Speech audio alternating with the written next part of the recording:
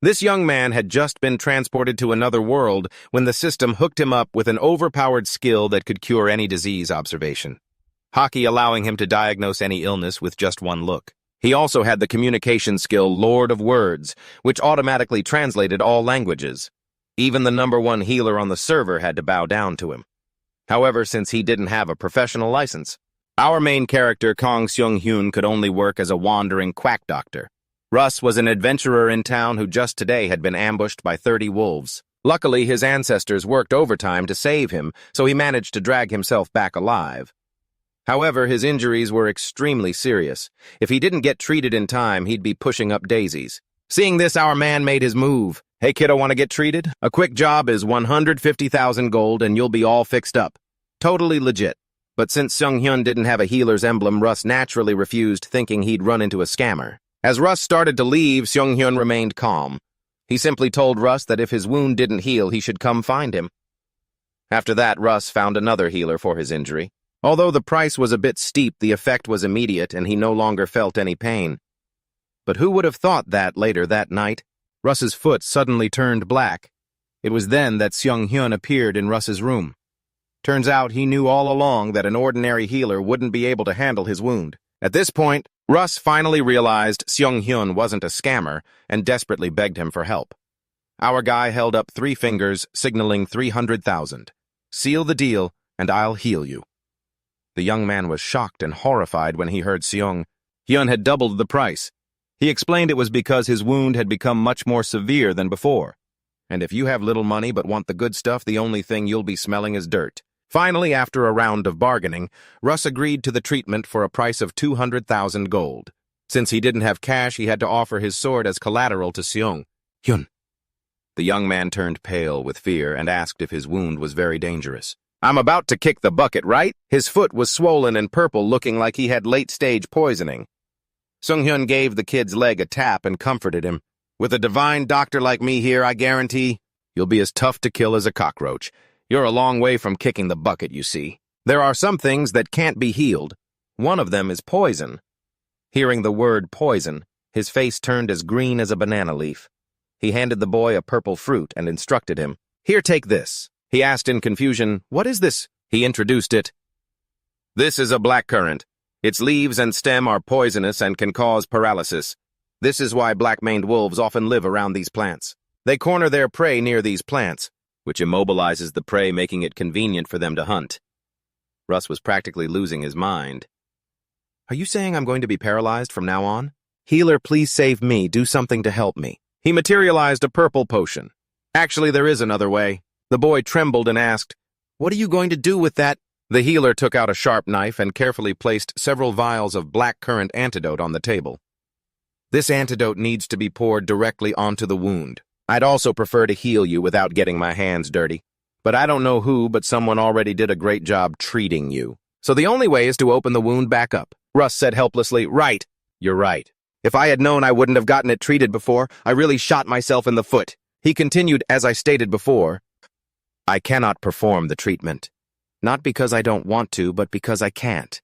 I don't have any painkillers, so feel free to scream as loud as you can, okay? As soon as he finished speaking, he prepared to bring the knife closer to the boy's leg. Tears and snot streamed down his face. Wait, I'm not ready.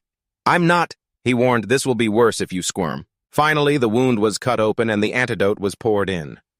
The boy thought to himself that it was common sense for a healer to perform a treatment. But then he took out another vial and said, one more time, endure it or pass out. That talented healer's name was Kang Seung-hyun. The S-class healer Kang Seung-hyun recalled, 3 years ago when I opened my eyes, I was in a strange cave. A notification popped up. You have been assigned a new profession. I had seen this scene many times before, and monsters were appearing everywhere. So many people had been attacked by wolves until, they were torn to shreds. The system had given him a mission to be a healer. At that time, he was still bewildered. A healer, it seems this isn't Earth. And I'm in another world. But the fortunate thing was, I wasn't the only one from Earth who was pulled here. Everyone fell into a panic. What should we do now? We need to find a way back home. We've only just begun. How can you already be thinking about going back? I know, but I like it here. I need to go back as soon as possible. I still have a family. Everyone had their own opinion, but Kang just sat in a corner silently thinking. This situation seems so fake. Too unbelievable, isn't it? Especially this. The status window showed his healer stats. But what was with the question mark at the end? A woman voiced her opinion. She's right. We have to find a way to survive. Even though the monsters are terrifying, if we work together, it won't be that hard to defeat them. Each of you has received your class and skills right. He suddenly noticed the skills window. The first skill was cut anything with a sharp object. Not this one, he thought. The next skill was language master. Automatically translates all languages. Not that one either. Finally, observer's eye. Observe anything with your eyes. Still not what he needed. This isn't it either. What the hell? My class is definitely healer, but I don't have any healing skills. Light shone into the room through a crack in the window as Kang wiped the blood from his hands with a cloth. All right, all done. The wound will heal quickly, but please try not to walk on it for 23 days. Russ whimpered, I'm still alive, even though I got all cut up. You're lucky to be alive, kiddo. He bowed his head repeatedly in thanks. Thank you, healer. Thank you. If it weren't for you, I would have died. He smiled and said, I told you this kind of injury wasn't fatal. He looked at the wound he had treated himself. It seemed to have gotten better already. I can do this. Even without healing abilities, Russ said, flustered. I'm sorry for yelling at you yesterday and for calling you a fraud. Kang gave him a friendly smile and replied, It's all right. I've heard it plenty of times, so I'm used to it. Who would believe a healer who has no healing abilities? In his heart, he silently praised Kang. He has such a kind heart. Kang even confided in Russ. It's also kind of fun to see the people who say those things to me come back begging me to save them. That's why I do this job. Russ thought to himself, so much for that kind heart. I completely misjudged him. After finishing everything, Kang went to the restaurant alone. Julia, 1 serving, please. She turned back cheerfully and replied, 1 serving for you, Kang. He sat down at a table and took a small notebook out of his pocket. Should I write in my journal while waiting for the food? He wondered. In the end, he quickly jotted down a few lines. Weather good. Location behind the village. Patient poisoned. After arriving in this world, I've formed a new habit. The place I was dragged to, the continent of On, is teeming with monsters and deadly pollution everywhere. It's a very difficult place to survive. So, to find a way back to Earth, I've been recording the daily events. A shout made him look up. Julia had carelessly cut her hand. He suddenly appeared behind her and asked, Are you okay? Julia jumped, startled. Oh my gosh, you scared me, he said with concern.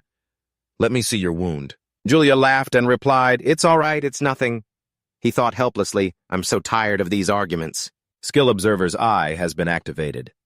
His eyes were now like a scanner displaying the target's injuries and physical condition. Abnormal status detected. Bleeding from the left index finger cut by a knife. It's nothing serious. I just need to stop the bleeding. Kang immediately tried to persuade her, If your hand is hurt, you won't be able to prepare meals. Julia found that reasonable.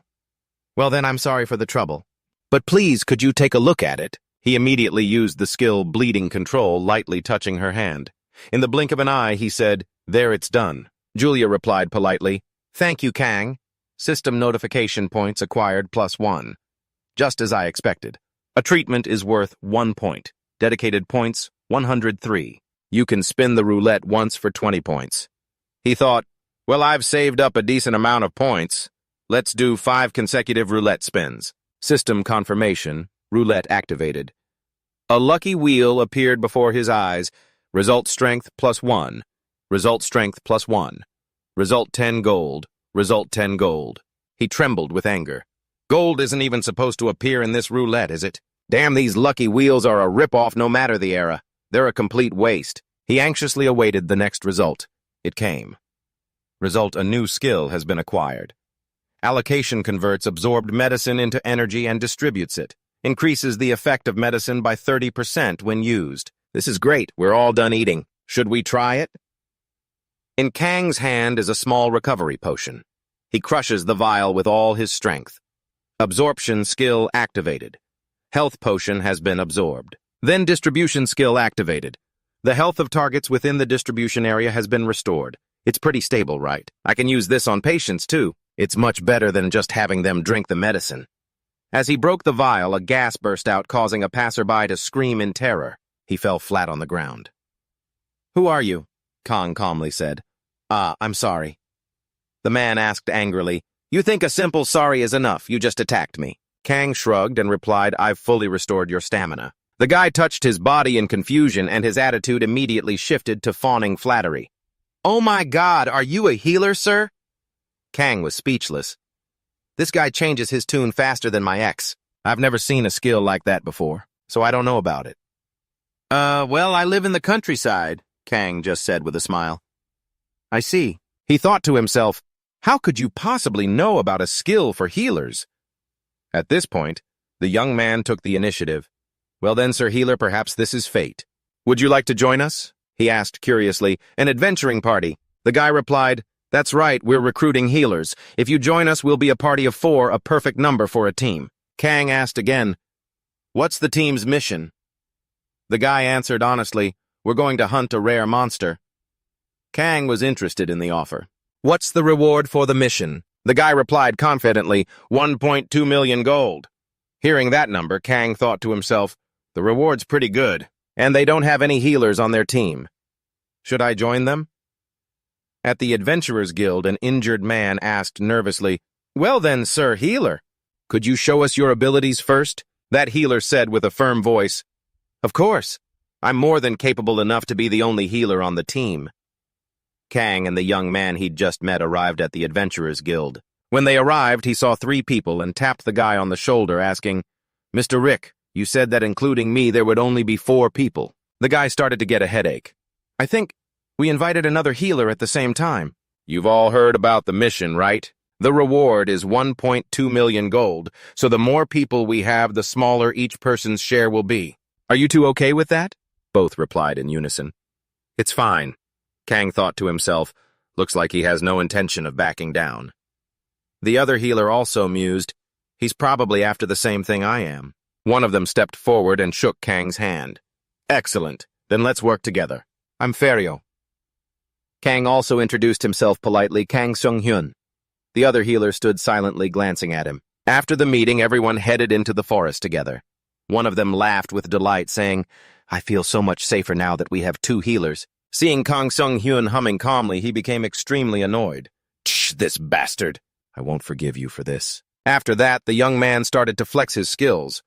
"Basically, I can use basic or even intermediate heal, bless, holy shield, first aid, and poison resistance. Recovery, resurrection, purifying light, arrow of light, and many other holy skills. That's about it." Everyone who heard him applauded in praise. So cool. What a talented healer. Rick turned around and asked, "So what about you?" Kang mumbled, well, I can do this." An aura appeared surrounding his body. Everyone asked in surprise, "What is that?" The other healer started to worry.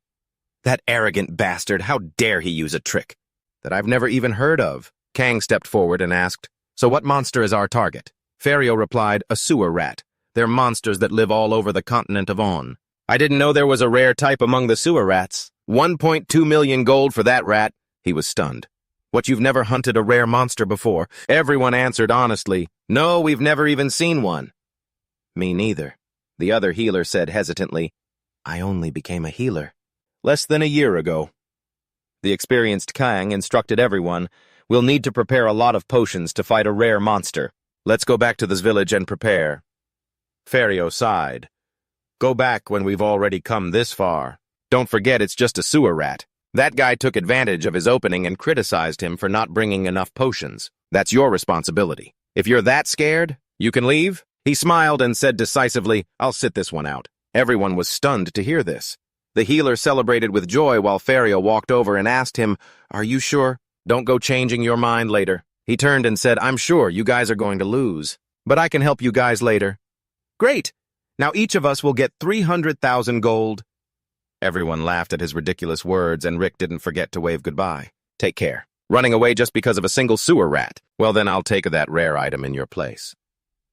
After a while of searching in the forest, they finally arrived at their destination. "Found it. The 1.2 million gold rat. I guess even a high roller in another world has to be different, right, boys?" The healer said not to worry about his stats, so the guy confidently said, "All right then, let's move in." Everyone simultaneously poured all their strength into the attack. Ferio charged forward like a madman. The clever sewer rat had already spotted the enemy. Ferio leaped up, intending to end its life. Die! He slammed his hand down hard, cracking the earth, but the rat was nowhere to be seen. Where did it go? The rat had appeared behind him before he knew it. Its whole body emitted a dazzlingly bright electrical energy. He quickly used his cloak to block it. What is this light? My mana is draining rapidly. Rick worriedly asked the healer. Are you okay? He urged him on. I'm still okay, hurry up. I'll use a spell to increase your attack blessing. Suddenly, his expression changed drastically. Everyone was bewildered. An earthquake? What is that? What is... An army of over 1,000 sewer rats was advancing towards them. They attacked relentlessly, giving everyone no time to fight back. Ferio screamed, Damn it! Henry! The healer couldn't believe his eyes. This is absurd. How did we lose so quickly? Meanwhile, Rick had taken the opportunity to find an escape route. The healer happened to see him. That cowardly bastard, he's running away on his own. I'm out of mana too. He saw Rick enter a space-time portal. Rick shut his eyes and ran for his life. Sorry, I'll save you guys in the next life. Suddenly, the two of them met again. The healer was dumbfounded. Why is he going this way? Rick was just as confused. I'm sure I ran away. Did we fall into a trap? Damn it! The healer shouted helplessly. You bastard! A blue potion fell out. A calm voice spoke up, asking, So you've all failed, haven't you? I knew this would happen. The healer was stunned to see Kang Seung-hyun appear. Kang continued, You should have thought of this sooner. Who would give you such a huge amount of money? Just for a single rat? I'll charge a fee of 500,000 gold per person. A blue aura attracted the swarm of sewer rats. The healer Marbello was astonished. Kang Seung-hyun, why are you here? He quickly planned the battle against the monsters. They'll attack us immediately. Marbello, you once said you know how to use God's shield, right? He trembled and said yes. Yes, but I don't have any mana left. I don't have any recovery potions either. So all you need is mana. Absorption skill activated. Mana absorption potion. Distribution skill activated. Potion effect increased by 30% due to application of distribution skill. All the skills and power were transferred into Marbello's body. He was utterly shocked. My mana was restored by a skill. A mana recovery skill. He suddenly recalled the words his old master had told him. You need mana to use skills. That's nonsense. Don't allow yourself to take the easy path. The only one who could do such a thing is a great god himself. Kang Seung-hyun appeared under a gentle halo. Marbello bowed his head low and asked, What in the world are you? God Evo, God Fritz, the prophesied incarnation. This lowly life is too crude for your grace. What's wrong with him? Marbello kept shouting his oath. By the god Evo, I swear to the gods that I will never tell anyone about what I've seen today. He smiled and thought to himself, this kid? If I told him the truth, I think he might faint from embarrassment. The sewer rats, following the scent of humans, approached the spot where the adventurers' party lay. Marbello immediately used his power, kicking a rat away with one foot. He also blasted a palm strike towards them. O great and benevolent god Evo, lend me this magnificent power. If your lordship permits a shield of God, a circle will be created to stop the rats from advancing. Kang glanced at the situation beside the boy, thinking to himself, so he made it all up. Just to make things look better, huh? Until the very last moment, he was still kneeling joyfully, telling him, Great Lord, I did it. He played along to complete the act. Do what you want and don't bother me. As he spoke, he took out a blue potion, single-handedly defeating 2 or 3 rats at once. The reason this mission is worth 1.2 million is because of this trap. Domination.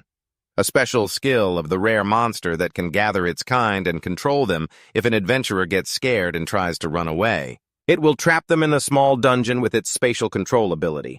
That's why I prepared this world's version of pesticide, Terran Mint Essence. He held the potion, which was emitting a vapor, and charged directly toward them. Terran Mint can be lethal even to small animals, though this amount isn't enough to kill hundreds of rats. The distribution skill has been activated. It's different from a normal distribution skill, and now their defenses are weak. He grabbed the fur of a rat and sliced its head open. Another rat noticed. Its comrade was under attack while he was busy dealing with this one. Another rat suddenly lunged out of nowhere. Luckily, he noticed this damn rat in time. He quickly dodged aside, causing the rat to slam into a tree trunk. That was dangerous. It must be the domination skill over here. Marbello knelt and prayed. The faith of a man who worships his god. I shouldn't disturb him. He ordered me not to disturb him. Right? Rats. A pile of rats were crawling all over Kang's body. Seeing this, Marbello screamed, "Oh, great lord!" Hearing that, Kang stopped him. Don't distribution health recovery. With the effect of the recovery potion, the restoration will last for a certain amount of time. He thought to himself, my stats are fine for now. Now I should take care of it before the potion's effect wears off. There are so many of them. Suddenly, while he wasn't paying attention, the rare one snuck up and took a bite out of his ankle. He winced, preparing to use his knife to deal with it, but the pain was so intense that he collapsed to the ground. Abnormal status bleeding. Bitten by a monster. Recovery potion effect has been cancelled. I'm bleeding again at a time like this. This rare monster is pretty smart. He used the hemostasis skill. He and the sewer rat glared at each other. Red alert system domination. You have been affected by a debuff skill. Damage taken and mana consumption will be doubled. Domination, huh? I've been hit with too many debuffs. So you think you can drain your opponent's mana until they have none left, rendering them unable to use skills. While he was deep in thought, the rat advanced on him. But he wasn't afraid in the slightest, declaring loudly, "But did you know that I don't use mana?" He plunged his hand straight into its throat for a critical blow. The rat grew weak and fell to the ground. He looked at his wound. My limbs are still intact and my ankle is fine. I really thought I was a goner. The system window displayed a notification. Achievement complete one-on-one with a rare. Completed the achievement by hunting a rare monster by yourself. Claim reward. A relieved smile appeared on his face. Finally, it's over. It was worth the effort. Marbello shouted, "Oh, great lord!" He smiled and thought to himself, that was a close call. Luckily, that idiot canceled his healing spell halfway through. He selected View Reward. Achievement reward is being randomly selected. The reward is a lottery spin too. You have received a new skill, Throwing. Throwing accuracy, plus 100%. Throwing damage, plus 100%. Effect increase, plus 25%. An attack skill, huh? I was hoping for something better. Wait a minute. Effect increase. So, if I throw a poison with a 1% chance of causing instant death, it'll increase to 26%. But what's this? Marbello ran over calling out, "Great Lord!" He turned around and praised him. "Marbello, you did a good job." His eyes lit up. "It is all thanks to your grace that we were able to survive. I will keep this a secret for the rest of my life," Kang told him. "Just forget about it. Wake everyone else up first." He immediately obeyed. "Yes, sir." Resurrection. They slowly began to wake up dazed. Ferio grimaced and asked, "What happened?" Seeing a rat with its tongue lolling out lying right next to him, his face turned pale and he screamed, "What the hell is this?" Kang, his face covered in goo, walked over and asked, "Sleep well?" He was stunned. "What happened? Did you kill it?" He found it amusing and said, "What you think, it died of old age?" He was astonished. He defeated that monster all by himself. No matter what happened, Kang Seung-hyun never forgot to talk about money. 300,000 gold each. Thanks in advance. He replied, "Yes, we'll pay you." Kang added something else and the three of them stared at him. Kang Seung-hyun touched the rat and said, "One more thing. This is what I was after. I'll be taking this." A sparkling purple gem. A bag of money was now in his hands. "Now I feel a little embarrassed." Ferio expressed his gratitude. "It's nothing, sir.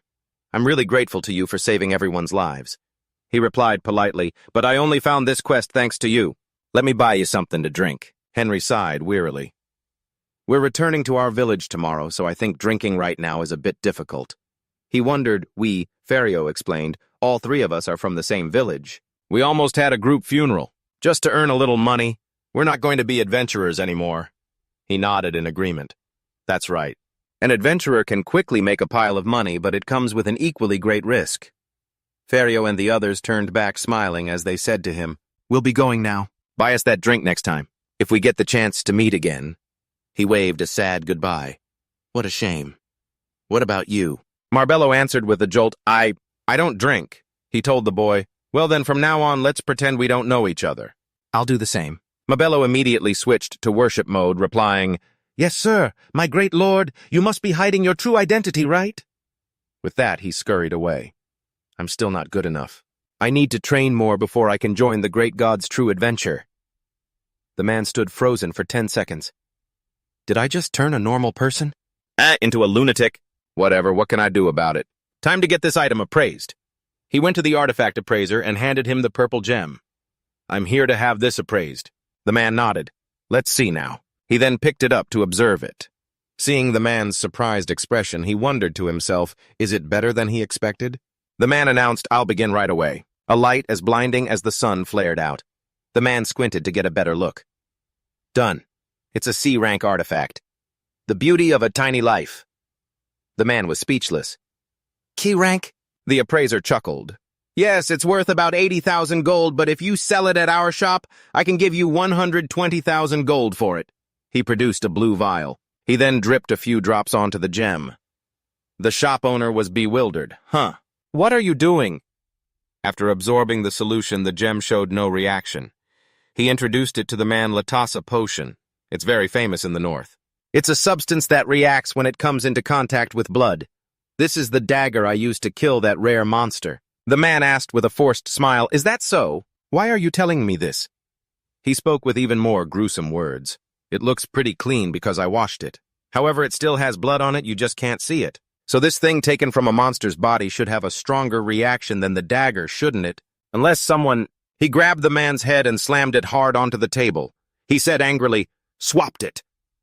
The sound of shattering objects echoed through the room. The artifact appraiser screamed in pain. You're making a mistake. We're inside the Adventurers Guild facility if I report this. Kang Sung-hyun suddenly remembered. Ah, that's right. He then slammed the man's head on the table again. Thanks for reminding me. He placed his hand on the man's head. Immediately, the hemostasis skill activated. Sung-hyun's voice became terrifying. It seems I forgot to introduce myself, didn't I? The appraiser trembled all over. The bleeding. It stopped. Could he be? I am the healer, Kang Sung-hyun. The man begged in a low voice, Help me. There's a saying on the continent of if you're going to scam a healer, then make sure you don't get caught. There are two types of healers who carry artifacts. One type is extremely powerful and the other is a madman who enjoys hunting monsters for fun. A while later, the appraiser had his wounds bandaged. He thought to himself, they were right. A healer who beats an enemy to the brink of death, then heals them only to beat them again. Suspicion filled his eyes. But I didn't sense any holy power from him. Kang Sung-hyun was observing the gem intently. So this is really a B-rank artifact, huh? Though unwilling, the man had to answer, Yes, a B-rank artifact, and with its spirit focus, it's A-rank. It's worth about 6.4 million gold. The man approached him menacingly, and he was going to buy it for 120,000 gold should I just kill him? He still didn't understand why it was so expensive. Item Spirit Focus Ring. When equipped, it allows the wearer to significantly increase their spiritual concentration. Increases mana, increases damage, increases casting speed, increases mental strength by 50%. The appraiser explained further. You know, if a mage panics, it's all over. Sung-hyun's expression was as calm as ever. Increases mental strength by 50%, huh? It's useful in many ways, which is why it's so expensive. After hearing that, he laughed coldly. Not bad. Go on, unseal it. And I'll be taking this charmed artifact as well. Don't try to trick me again. He bowed his head and replied, Yes, but what about the payment? His question received no answer. Sung-hyun was at the tavern. I've earned enough for a drink. But an old woman rushed over. I'm sorry, sir, but we're all full right now. I think you could share a table with someone, or visit another tavern. He felt a little disappointed. Is that so? Dr. Kang, someone called out to him. Sung-hyun turned his head and realized it was Kim Junho. He exclaimed in surprise, It really is you. So the two of them sat together and chatted. How long has it been? Sung-hyun answered uncertainly. About 2 months, the young man said cheerfully. You're in luck today. I made a pretty good haul this time, Sung-hyun asked curiously. How much? With an excited expression, he replied, Around 2 million gold. Amazing, right? Order anything you want, I'll pay for everything. Sung-hyun took him up on his offer. Well, then beer isn't going to cut it. He pointed to the raspberry wine. You should try this. Seeing the 1 million price tag, Junho freaked out. It's so expensive. Sung-hyun laughed and then said, In that case, let me pay for this one. 1 bottle of raspberry wine, please. The two continued their conversation. Junho said with admiration, You completed an amazing quest.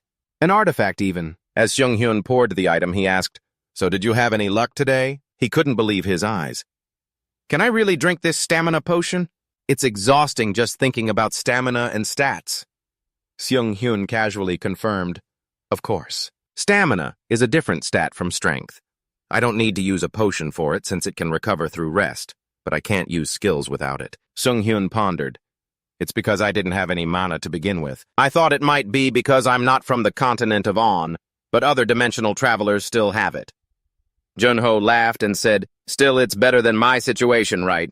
You can still use your skills without any trouble." He replied, "Well, it has some advantages since mana potions are so expensive." Junho was getting tipsy. "All right, let's drink as friends now. A toast to people like us living on the continent of On with these damn abilities." Not long after Junho was completely wasted and started rambling, "As expected, it's expensive for a reason." Sung-hyun spoke up, "Just take it easy." "Oh, right, there's something I want to ask you." "What is it? Is it important?" He glanced behind him. "There are too many people around. Turn off your divine communication first." The young man immediately understood.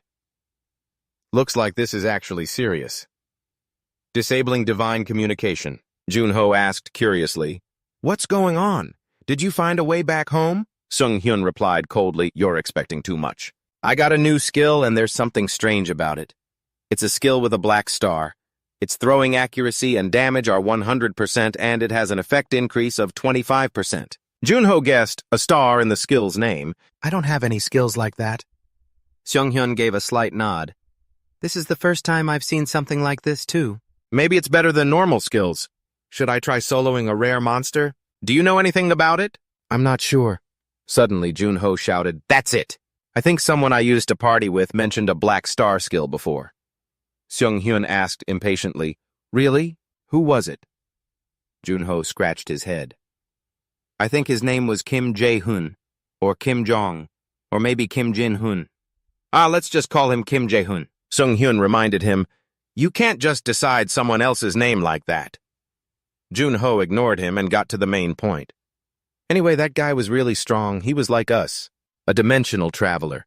But the difference in our power was huge. He killed all the monsters by himself, so I asked him what he ate to get so strong, and he said he had a black star skill. And on the last day, he started screaming." "What did he say in the end? Now for the fourth skill." Junho's expression became serious. "This might be the way back home." Hearing this, Sung-hyun lost his composure. "What? The way back home?" The two of them left the tavern. Junho staggered as he walked. "Thanks for the drink, someday. I'll make 4 million and buy you 2 bottles. Sung-hyun laughed. "I'll look forward to it. You're even taking the bottle?" "I'm heading back to the inn. What about you?" He answered, "I'm going to buy some potions." The young man waved his hand. "All right, I'm heading off first. See you later. Take care." Sung-hyun waved back, but a second later his expression changed. His brain started working at full capacity. If what he just said is true, then getting a 4-star skill. Maybe I can change something. Then I'll need to get one of those too, because it could be a clue to finding the way back home. Anyway, how did Kim Jae-hoon manage to collect 4 of them? I only got mine after risking my own life. How could he have forgotten such important information? He let out a sigh. What should I do tomorrow to earn more points? The next day at the Hin Village Market, a crowd gathered around a sign that read, "Cheap treatment. We accept payment in goods." On the sign, there was even a drawing of an injured head with a busted-up face. Was he afraid people wouldn't get it or something? Talk about being overly cautious. Sung-hyun greeted them with a bright smile. "Welcome. We'll take care of you for a cheap price." Someone asked hesitantly, "Are you a therapist?" With a face full of confidence, he affirmed, "That's right." Another voice cut in, "Hey, I know that guy. He's an oddball who couldn't even get a fake therapist badge because he can't use healing magic." Immediately murmurs spread. What I knew something was off. Come to think of it, he does look like a scammer. How can someone who can't heal be a therapist? Before long, only a lonely Sung-hyun remained. I kind of expected this to happen. Suddenly, a commoner approached. "Excuse me." He lit up and said, "Welcome." So my real customers aren't adventurers, but these people. The woman asked hesitantly, "Do you accept payment in goods?" "I have a few potatoes. I'm not sure if it's enough." He replied with a friendly expression, "That'll be fine." "So what's the problem?" She unwrapped the cloth from her wound. "Here, I was injured by a farming tool. An acquaintance of mine only had a small scratch on his finger, from a hoe, but I heard he got very sick and passed away.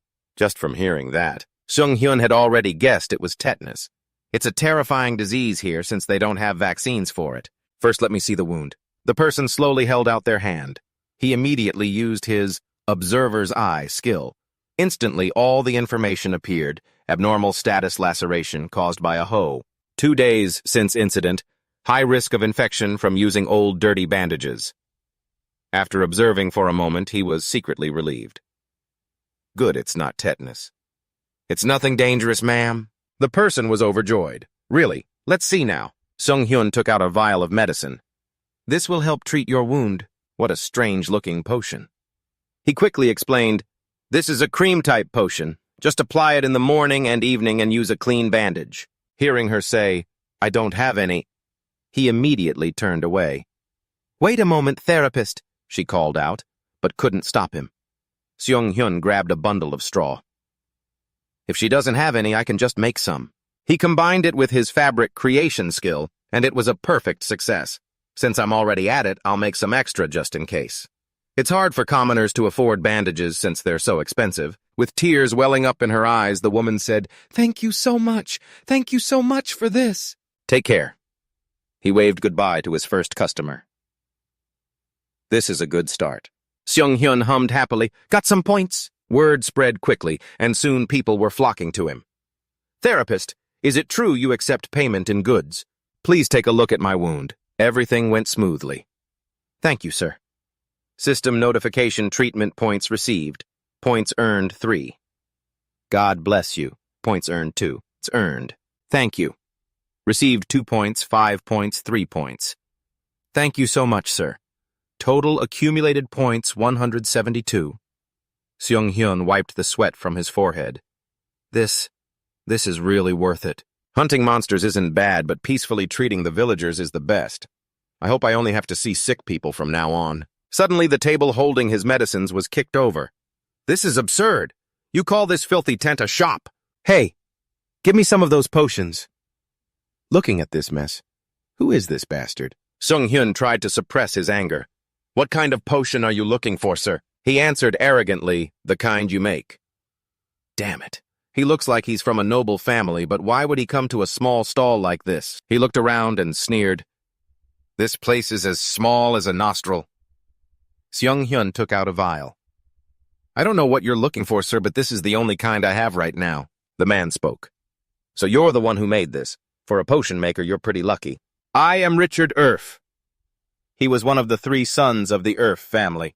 Junho was a little surprised. The Erfs are a pretty powerful family around here. And what brings you here? A soldier replied. It's nothing unusual. Our master wishes to hire you. Hearing this, Kang Junho couldn't help but be suspicious. Why would someone so noble come looking for me? You're talking too much to this guy, Richard snapped impatiently. The man hurriedly apologized. Young master, I was just following orders. A bag was thrown at him. What is this? He yelled. You don't even know what it is. This idiot. He froze in place. How am I supposed to know if you don't tell me? The soldier explained, they're ingredients used to make potions from Testry. He went on, that's a polluted land. Testry was actually once a beautiful place, but now we don't know why it became so polluted. The land is now rotting and constantly emitting toxins. The Lord who governs this region has been leading his army to exterminate the monsters to stop the pollution from spreading. But even without hearing the rest, he could already guess. He was also exposed to the toxins during that time. Yes, the soldier replied. One of the servants at the manor said that he received a potion from this place. Right now, the supply of antidotes for this poison is very far away, and it's not very effective anyway. Junho smirked to himself. So, that's why this young master came all the way here himself, huh? To fight off toxins, a cream-type potion is better than a liquid one, and right now I'm the only one who can make it. He calmly sat down. So you want me to concoct a potion? Richard, still acting difficult, sneered. So you don't understand plain language, do you? If you make a good impression on my father, he will grant you a much more magnificent shop than this tattered tent. It means you'll receive a favor you could never repay in your entire life. He feigned excitement. What an honor. That only made the boy even more arrogant. If you understand, then get to it and make the potion. Sung-hyun replied flatly, I refuse. The words hit Richard like a thunderclap. What did you just say? He repeated, I said I refuse. Losing his composure, the boy yelled, You arrogant bastard! This isn't something a mere potion maker like you has the right to refuse. It's an opportunity my father has bestowed upon you. He placed the bag back on the table. You've got the wrong person. First of all, I'm not a potion maker. Well, I could make a good bit of money if I took this job, but then I'd have to keep working for them. I need to earn more points. He glanced at the boy. And you should try being more polite if you're the one asking for help. You rude, insolent fool! You a healer? Don't make me laugh. Just then, someone rushed in, cutting Richard off. Dr. Kang, please help me, Sir Healer. My little sister. Sung-hyun immediately checked her condition. Abnormal status? Bleeding from a deep wound exposing the bone. Finger severed by a sharp sickle. Potentially fatal if left untreated. His expression grew tense. It's been completely severed. Even the blood vessels, nerves, and ligaments. The finger is just simply tied on. We have to clean the wound first. There are a lot of impurities from that sickle. So, can you save her, sir? The boy asked anxiously. Richard's laughter rang out. This is too ridiculous. I can't hold it in anymore. Only then did the boy notice Lord Richard's presence. Richard began to posture. A potion maker might be able to cure diseases or treat poison, but with a wound like this, and there's nothing he can do for this kind of injury. Only a healer like me using healing light can fix it. Sung-hyun was a little surprised. He's a healer. Then please heal her finger. He asked nonchalantly, and why should I do that? Can a lowly commoner like him even afford my fee? But if you beg for my forgiveness for your arrogance and agree to our request, then I will graciously save that commoner. Sung-hyun was skeptical. Would he really treat a commoner? A noble would normally never do such a thing. A thought flashed through his mind. This bastard. It seems he really does need my potion. He decisively turned away. No, you don't need to do that. I'll treat her myself. Richard gritted his teeth and asked, And just how do you plan to do that? Sung-hyun took out his tools. I just need to stitch it back on. As soon as he finished speaking, he got to work. The wound is cleaned, and the bleeding has been stopped. Luckily, I'd already made a saline solution. He just laughed loudly. Sew it on? Do you think people are toys? He thought to himself, Just get lost, don't distract me. Richard challenged, I'll bet my lucky necklace that he can't do it. But Sung-hyun wasn't one to back down. So if I can do it, I'll take your necklace and you will have to provide free treatment and food to the commoners for 3 days. How about it, young Master Richard? He reluctantly agreed. Fine, you quack. But if you fail, you'll make the potions we need and never call yourself a healer again. Deal, he accepted coolly. Even so, he felt a little uneasy. I said I'd sew it, but this is a pretty tough situation. That is if I were using normal thread. He immediately used his potion-making skill, along with his thread creation skill. With these, I can create a thread that's perfect for this surgery. Now to use the observer's eye skill. Richard grew impatient. How dare a mere potion brewer waste my time like this? I'll make you regret this when it's all over. Meanwhile, Sung-hyun remained highly focused. I learned a few principles during my time as a healer. The Healer's Survival Principles, Section 5. He used his skills one after another. Hemostasis Observer's Eye Suture. Don't expect to have one perfect skill. Instead, make the most of all the skills and knowledge you possess. Sung-hyun was reattaching the finger. This is an incredibly complex surgery, but with the right skills, there's nothing I can't do. It will take a lot of intelligence to connect each nerve one by one, but it's worth it for the rare items. A notification appeared. Your intelligence has been greatly increased by the effect of collected psyches. Okay now, if I just stitch the skin back. Suddenly, he froze. Damn it. My stamina. But Sung-hyun didn't stop. He pushed on. Just a little more. Just a little more. It's done. Looking at the reattached finger, Guan's eyes filled with tears. It's back on. He was silently relieved. That was close. Any longer and I would have passed out. First, I need to restore my stamina and finish this properly. He used the skill Full Recovery to speed up the patient's recovery rate. There. Done. Witnessing his success, Richard, furious, tried to find an excuse. Don't be ridiculous. There's no way the finger can move just from that. See for yourself. Without hesitating, he strode forward. Move, you arrogant fool. The girl slowly opened her eyes. Sung-hyun asked gently, Can you hear me? Can you make a fist and then open your hand? The girl did as she was told. There you go, that's perfect. He gasped in astonishment. Impossible, he asked with a smile. Do you remember what you said earlier? He stammered, What? Seung-hyun teased. Surely you're not going to go back on your word in the name of Earth the First, are you? How dare a mere potion maker like you! He slammed the lucky necklace on the ground. Damn it! Seung-hyun reminded him. The way you give is more important than the gift, sir. Then he picked up the item. Guan gushed. Dr. Kang, thank you so much, but do you really think he'll keep his promise? Seung-hyun was completely confident. Of course. His father will definitely be very strict about this. Please spread the word. Tell everyone that if they go to the city square, they can get free food and medical treatment. Back at Julia's inn, Julia asked eagerly, Dr. Kang, have you heard the rumor? His voice was heavy. A rumor! She hesitated. You're acting a bit strange. It's about the young master of the family. He has opened a free clinic in the city square and is also giving out free food, so tons of people are gathering there. Is that so? That's great, she said with concern. I was just worried that the number of your patients would drop. Seung-hyun's expression was calm. It's all right. To me, it's good that everyone is getting free treatment. That's more than good enough. Her eyes filled with admiration. What a kind man. He, on the other hand, was secretly gloating. Thinking about that guy's predicament is making my day. By the way, Miss Julia, I managed to get some potatoes today. If you'd like, please use these. She immediately accepted. All right, leave it to me. I'll cook something delicious to help you regain your energy. Seung-hyun said bashfully, thank you. But maybe not today, because the 10-time spin and the 200-point deduction, that gotcha wheel has completely wiped me out. Getting skills that many times in a row like before was a fluke. But a crystal of life. Expand inventory. I'll use this. It's a material for stamina gear, so at least it's useful. Someone asked curiously, isn't that a crystal? He immediately recognized him. Kim Junho, you're here too.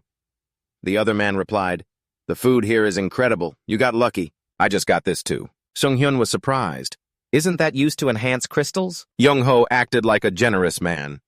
You take it. I don't need it. You'll make a lot of money if you sell this. After hearing that, Junho immediately asked again, so you're not taking it? He answered without hesitation, of course I am. Thank you. Seung-hyun's eyes fell on something. That ring.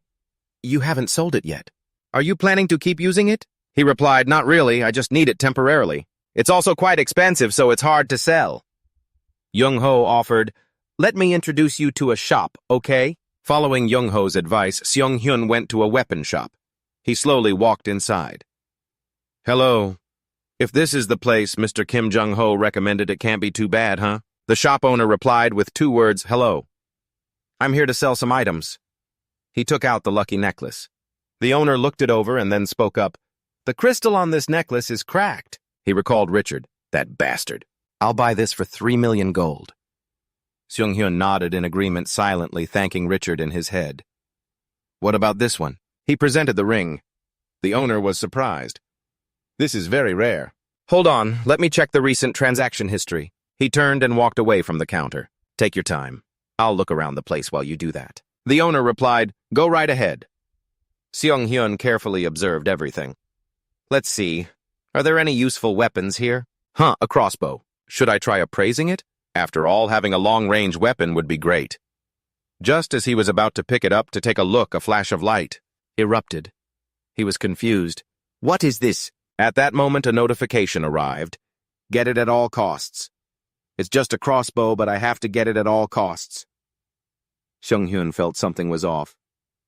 Get which one? I've received countless messages up until now, but I've never gotten one that sounded so human. He suddenly realized, but this, it feels like it's watching me. Sir. A voice rang out, startling him. It turned out to be the shop owner. Is there a problem? He replied, oh, sorry, I was just thinking about something. Is that crossbow some kind of special weapon or something? The owner immediately understood what Seung-hyun meant. You must be talking about Frika's crossbow. It's a precious weapon recently found in the ruins. It comes with this FA pouch. And if you put an item inside this... He put 1 gold coin inside, then took aim. The item will turn into an arrow. You can also fire 5 consecutive shots. Seung-hyun thought to himself, that must be expensive. So what's the price? We're pricing it at around 15 million. As soon as he finished speaking, Seung-hyun froze on the spot. How could I possibly afford that? If you want to buy it right now, I can sell it for 14 million. Hearing 14 million, Seung-hyun felt a glimmer of hope.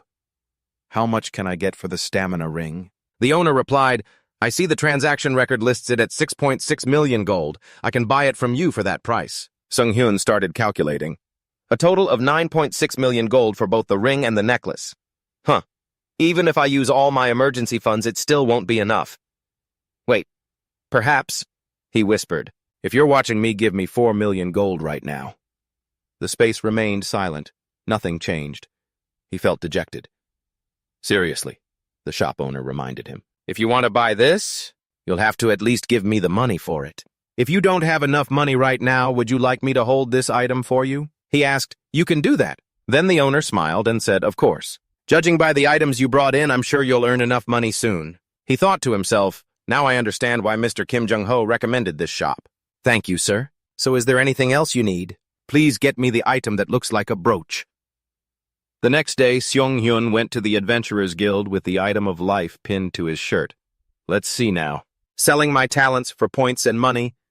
The whole place was bustling and noisy. Let me see the quests. Hey, if you're done reading, get out of the way. So this is the life of an adventurer. I was planning on borrowing some money from Mr. Kim Junho, but he told me I only have 5,000 gold. He was even poorer than Seung-hyun had thought. He asked curiously, by the way, do you ever think there's a chance we might never come back? He answered vaguely, I'm not sure anymore, but I think I have a small lead. That guy, the one who brought us here, contacted me after 3 years of silence. Maybe I can talk to him, if I can get that crossbow. Anyway, I'll let you know if I find anything. First, maybe Seung-hyun has to find a job. He pushed his way into the crowd. I wonder if there's anything useful here. So these are all for healers. He snatched a flyer. A girl saw this and spoke up, Mr. Kang Seung-hyun, I'm sorry, but only licensed healers can take those jobs. You need to have an emblem. Even though you've helped us so much, we still can't register you.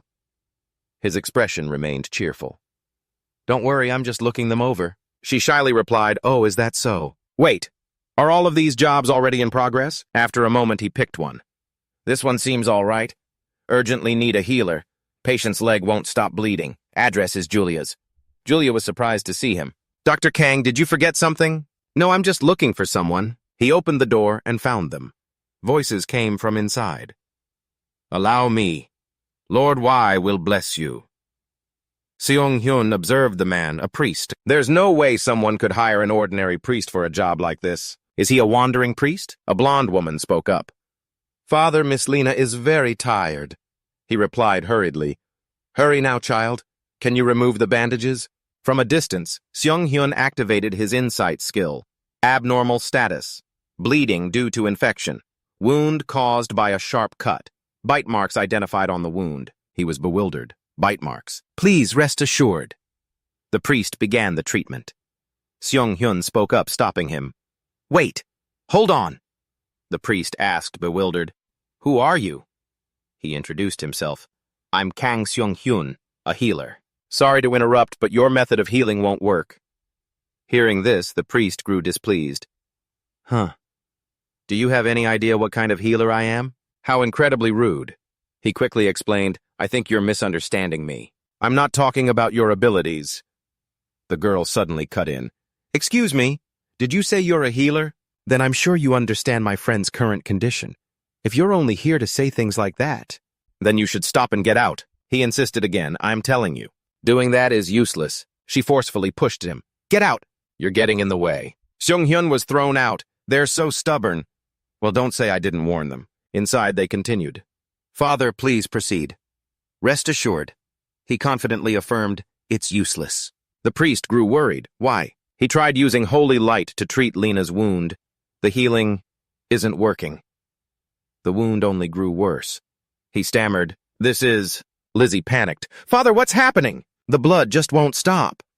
She stood there, lost in thought.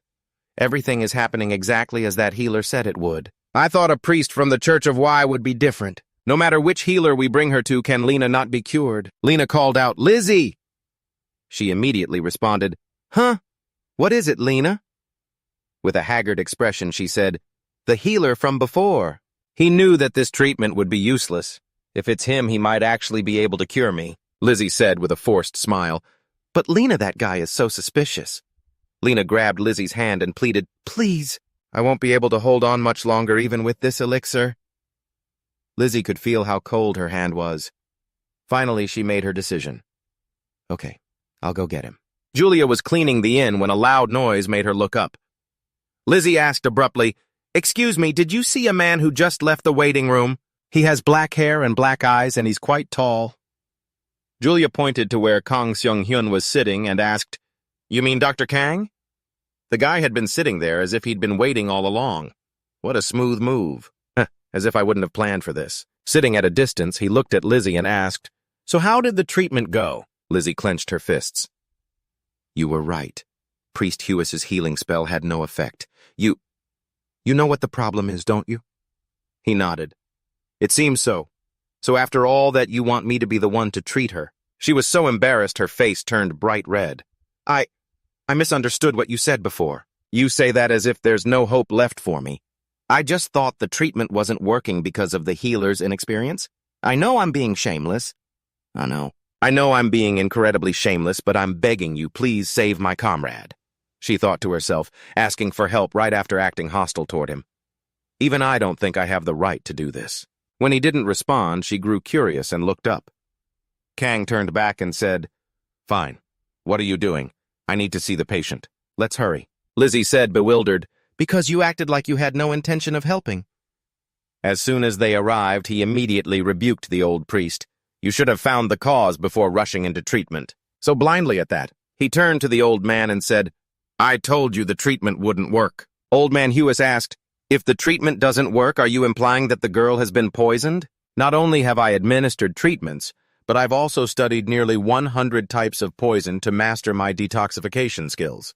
My thorough understanding of poisons is my greatest pride. I guarantee you this patient has not been poisoned. Kang glanced at the old man and thought, Subtly bragging, are we? A typical healer personality. He finally spoke up. Yes, and I'm not saying the culprit is poison either. This statement startled the old man. What? Kang paid him no mind and just did his job. What is your name? The girl whispered, Lena. He began to investigate the cause. Lena, let me see your wound. How did you get this? She began her story. A week ago, I was attacked by a gargoyle on the way to Hin Village. It wasn't a particularly strong monster. In fact, this wound wasn't serious at all at first. Lizzie, standing beside her, added, But what's strange is that I was attacked too. He asked curiously, Did you two come straight to the village after being attacked by the gargoyle? Lizzie calmly recalled, No. After that incident, we were chased by a group of goblins in the forest and then pursued by a pack of crocodiles in the Mika swamp. After hearing this, the priest was impressed. You two women really have overcome quite the set of obstacles, haven't you? Lizzie continued. Shortly after we set foot in the village, Lena's condition suddenly took a turn for the worse. Kang continued his inquiry. Does this wound cause you any pain? Lena looked at him and answered, Pain. She sat silently, trying to feel it carefully.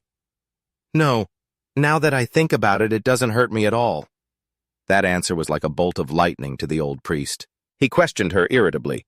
You're only telling us such a crucial piece of information now, Lena explained.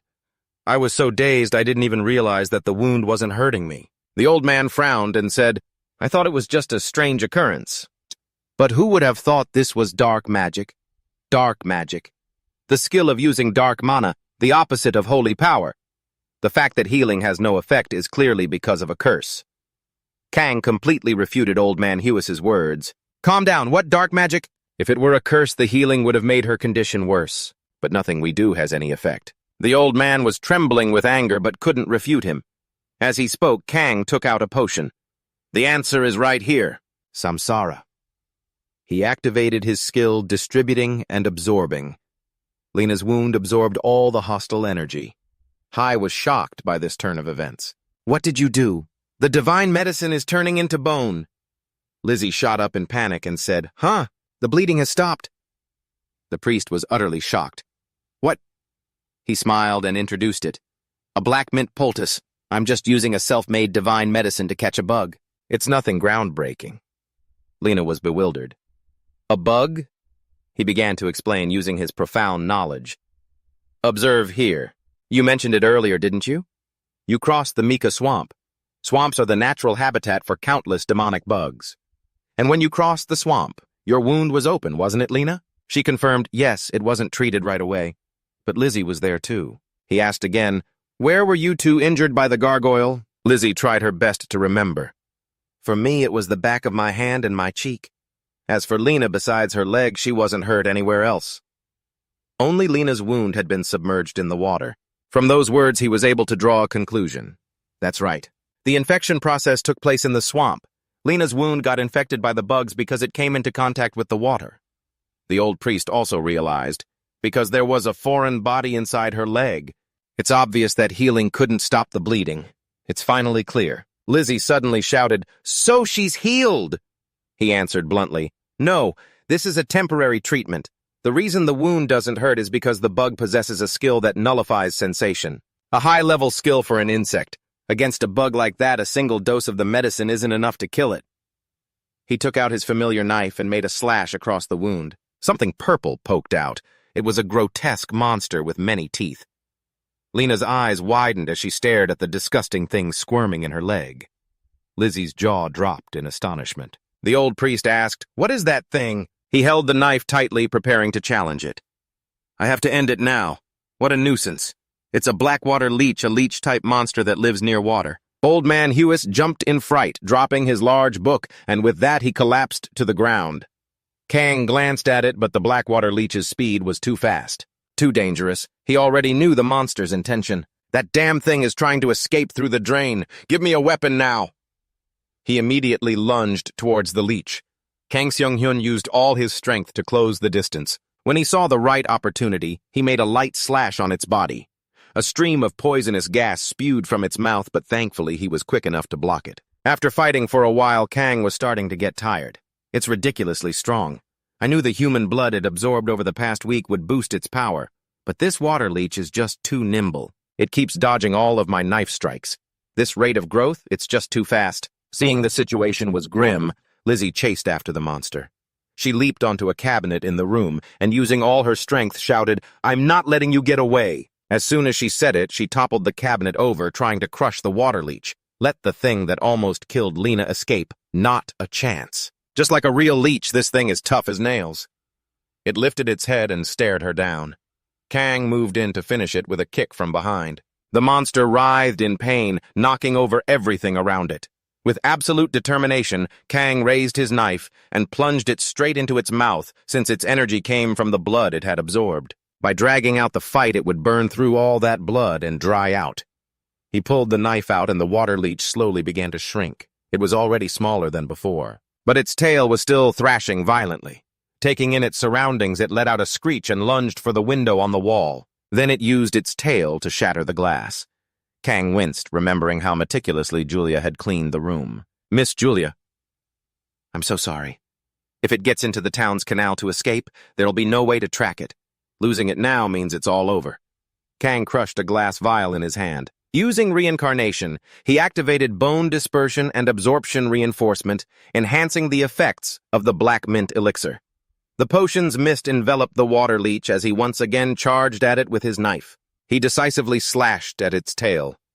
Abnormal status hemorrhage. The target is rapidly losing blood. Almost there, Kang told himself. If I can just land a critical hit now. He pulled the knife out and cursed his luck. The blade had snapped in half. Now it was just a useless hilt. Just then Father Hewis appeared and used his skill-forced light restraint. Chains materialized out of nowhere, binding the monster. The old man struggled to hold them tight and said, This spell takes a while to cast. I can't hold it for long, hurry up. Kang turned back and smiled. Perfect timing, huh? But even with the extra time, he had no weapon to use. Can't use a cutting skill with a broken blade. Suddenly Lizzie threw him a high-quality dagger and shouted, Sir Kang Seung-hyun, use this! The monster summoned all its strength, its body swelling as it shattered the chains. Father Hewis grimaced. It's broken free. Kang let out a roar and charged forward, dicing its body into 100 pieces. It was over. The priest asked, Is it dead? Kang replied with certainty. Yes, we couldn't have caught it without you, Father Hewis. Do you want to keep this? Hewis replied, I don't want to touch that filthy thing. Lena was amazed at his skill, and Lizzie was in awe of his technique, the speed at which he sutured the skin. He's like a portable sewing machine. Wiping his hands, Kang explained. Stitching it with magic thread will boost her immunity. This way her leg won't be in pain later. After a moment, Lena, with tears in her eyes, said, Honestly, I was so scared. I really thought I was going to die. Thank you, healer. He gave her a kind smile and replied, I'm just doing my job. The duty of a healer. Father Hewis, now go back and report that you failed this mission. The old man shot him a look. What? Kang replied. That's the only way I can get the reward. At the Adventurers Guild, Father Hewis announced, I'm here to report on my mission. It was a failure. The receptionist's eyes went wide. What a failure. The old man trembled as he forced himself to answer, That's right. She was stunned. No way. Father Hewis is one of the highest-ranking priests from Church Y. If he wanted to, he could easily hold an even higher position. Why would he? Just then, Kang Seong-hyun walked in from a distance. She recognized him, so it was that guy. The potbreaker Kang Seong-hyun. Lizzie was at the front desk. So based on what we've discussed, can I cancel the request? The receptionist answered sullenly, Yes, that is an acceptable reason. According to the Adventurers Guild's regulations, we will refund half of the fee you paid and cancel the mission. Kang, sitting in the back, thought to himself, Even though I can't accept missions as an official healer, I have the right to take on missions canceled by the guild. People sometimes say things like this. Have you no self-respect? How can you just butt into someone else's mission? You don't even know how to use healing arts. I understand why you all resent me, but it's your own fault for not stitching them up properly in the first place. That's the reason I became a healer. Lizzie handed him a pouch of money. Here, it's not much, but please accept it as a token of our gratitude. The half of the fee that the guild refunded is in there, too. He took the pouch. Thank you. I really need this. Oh, and your dagger? Lizzie shook her head. You should keep it. Yours is broken after all. It's crafted from lapisilverite. Feels good in your hand, right? When I said I was going to become an adventurer, the people in my village made it for me as a gift. He asked curiously, It's that important to you? Are you sure about this? She hesitated before replying, Well, I also wanted to apologize. To me, nothing is more important than my comrades' lives. He nodded and smiled brightly. I see. Well, thank you. I'll give you a 10% discount next time. But don't get yourself hurt too soon. Lizzie laughed and replied, You got it. He opened his money pouch and started counting. 600, 650,000, a total of 700,000 gold. I urgently need 2 million gold. Buying that crossbow will cost a little over 2 million, and I need to keep some for emergencies too. All right, let's spin the roulette 5 times in a row. Spinning the roulette wheel cost 100 points. Result miscellaneous item 1 gold coin. All 4 spins yielded the exact same result. He was too frustrated to speak. It's all gold, and while I really do need money, a few spare coins like this are useless. Trying to get a fair roll from these prize spins is just a scam. Well, what do you know? Spin result, new skill acquired. At least I got 1 skill from the final spin. Aeration allows the caster to concoct elixirs. It has a similar attribute. He thought, intrigued. An air attribute, huh? So, wind potions. Not bad. Just then, a hut appeared before him. He bravely stepped inside. Excuse me, a voice spoke up. A doctor, and so tense judging by the sound of your voice. Whatever you need, just take it. She was Rati, the pharmacist. Hearing him say, I'm here to sell, not to buy, she tossed an octopus to the side. Well, what are you waiting for? Hand it over. He found it strange. A shopkeeper who'd rather have customers sell than buy from her. What kind of bizarre shop is this? I just found this. She observed it and asked, a blackwater leech. So someone went to the Mika swamp. He answered honestly. Yes, but that person wasn't me. She touched it and made her appraisal. It's been chopped in half, damaged, and has scratches all over it. This thing isn't going to be worth much. The leech's amazing set of teeth caught her eye. Meanwhile, he, while playing with a carnivorous plant, asked, So how much is it worth? Around 30,000, huh? She countered. How about 3 million? He froze upon hearing that price. What, but you just said it wasn't worth much. Are you actually fascinated by this thing? Rate replied bluntly. Of course not. Look, The color of its teeth is different from others of its kind. A normal leech's teeth are black. This is a mutated blackwater leech. A mutation is a type of monster variant. They're stronger than the common ones and have special abilities. He immediately asked, "So it's basically a rare monster, right?" She explained, "Actually, there's a pretty big difference. Even when perfectly preserved parts from a rare monster can only be used as crafting ingredients. Variants are extremely rare, and they haven't been researched thoroughly either. That's why they're so valuable." He smiled and said, "No wonder you're so interested, Miss Pharmacist." She glanced over and asked, "So what's your decision?" As someone whose eyes light up at the sight of money, he immediately agreed. "Of course it's a deal." The two shook hands.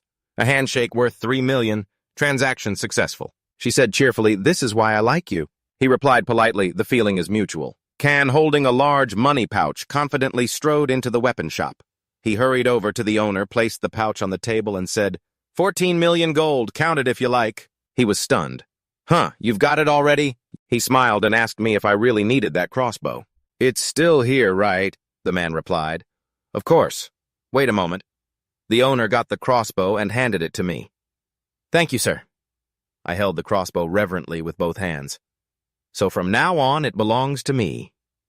I put on a cool expression and asked, "Satisfied now?" Mysterious voice, "Show yourself." Did I do something wrong? The owner, bewildered by my strange expression, wondered to himself, where is he even looking? At the Autumn Rhythm Inn, I walked inside looking around. Just getting this isn't enough. I took out the divine crossbow and stored it in my inventory. The system confirmed you have succeeded. I thought, come on, when the system screen suddenly glitched. I was completely shocked. What is this? What's wrong with it? What the hell is happening to it? A system notification appeared with words missing. I guess this is a message telling me that I've completed it. Quest, you have acquired the legacy and achieved the status. But what about the rest? A strange voice spoke up. Excuse me, but I think the system is broken. I gritted my teeth, annoyed. Don't mess with me. I got the crossbow you asked for. Stop following me and show yourself. Come here and talk to me. Suddenly, the system displayed a black star. Does this symbol represent the one who's watching me? The system displayed in large letters, I understand. I will answer 5 questions. I recalled the first time I was transported to the continent of On, along with the other people who were transported with me. They either had to struggle to survive or had already died. In the cave, people couldn't cooperate. They argued about whether to stay here or find a way back to Earth. I was the only one who stood up and said, no matter what we do, we need money. So how about this? Let's find well-paying jobs. Find that suit everyone's skills after we split up and adapt to this world on our own. Those who wanted to return to Earth tried to find a way, and 3 years later, I thought 5 questions. I have a chance to find out how to get back to my world. The messages are getting shorter and shorter. This thing is limited to some extent. I need to think about this carefully. The first question I asked was, are you the entity that brought us to the continent of On? The system showed a big round 0. 4 questions left. Just as I thought. Then who the hell are you? What is your purpose? The system again showed only the letter O. I realized with frustration, so it can only answer yes or no. The next question was posed, is there a way for me to return to Earth? I'm sure you can all guess the result. The third question, has anyone successfully returned yet? A huge X appeared, not a single person, so not even Kim Junho could do it. The only way to get a lot of information from yes or no questions is, I bet you didn't bring us here for no reason. You must have some kind of purpose, although it seems you haven't achieved it yet. What do you want from us Earthlings? I wrote 2 options in my notebook. Which of these is closest to your purpose? 1, collect points or collect items. 2, use skills to become stronger.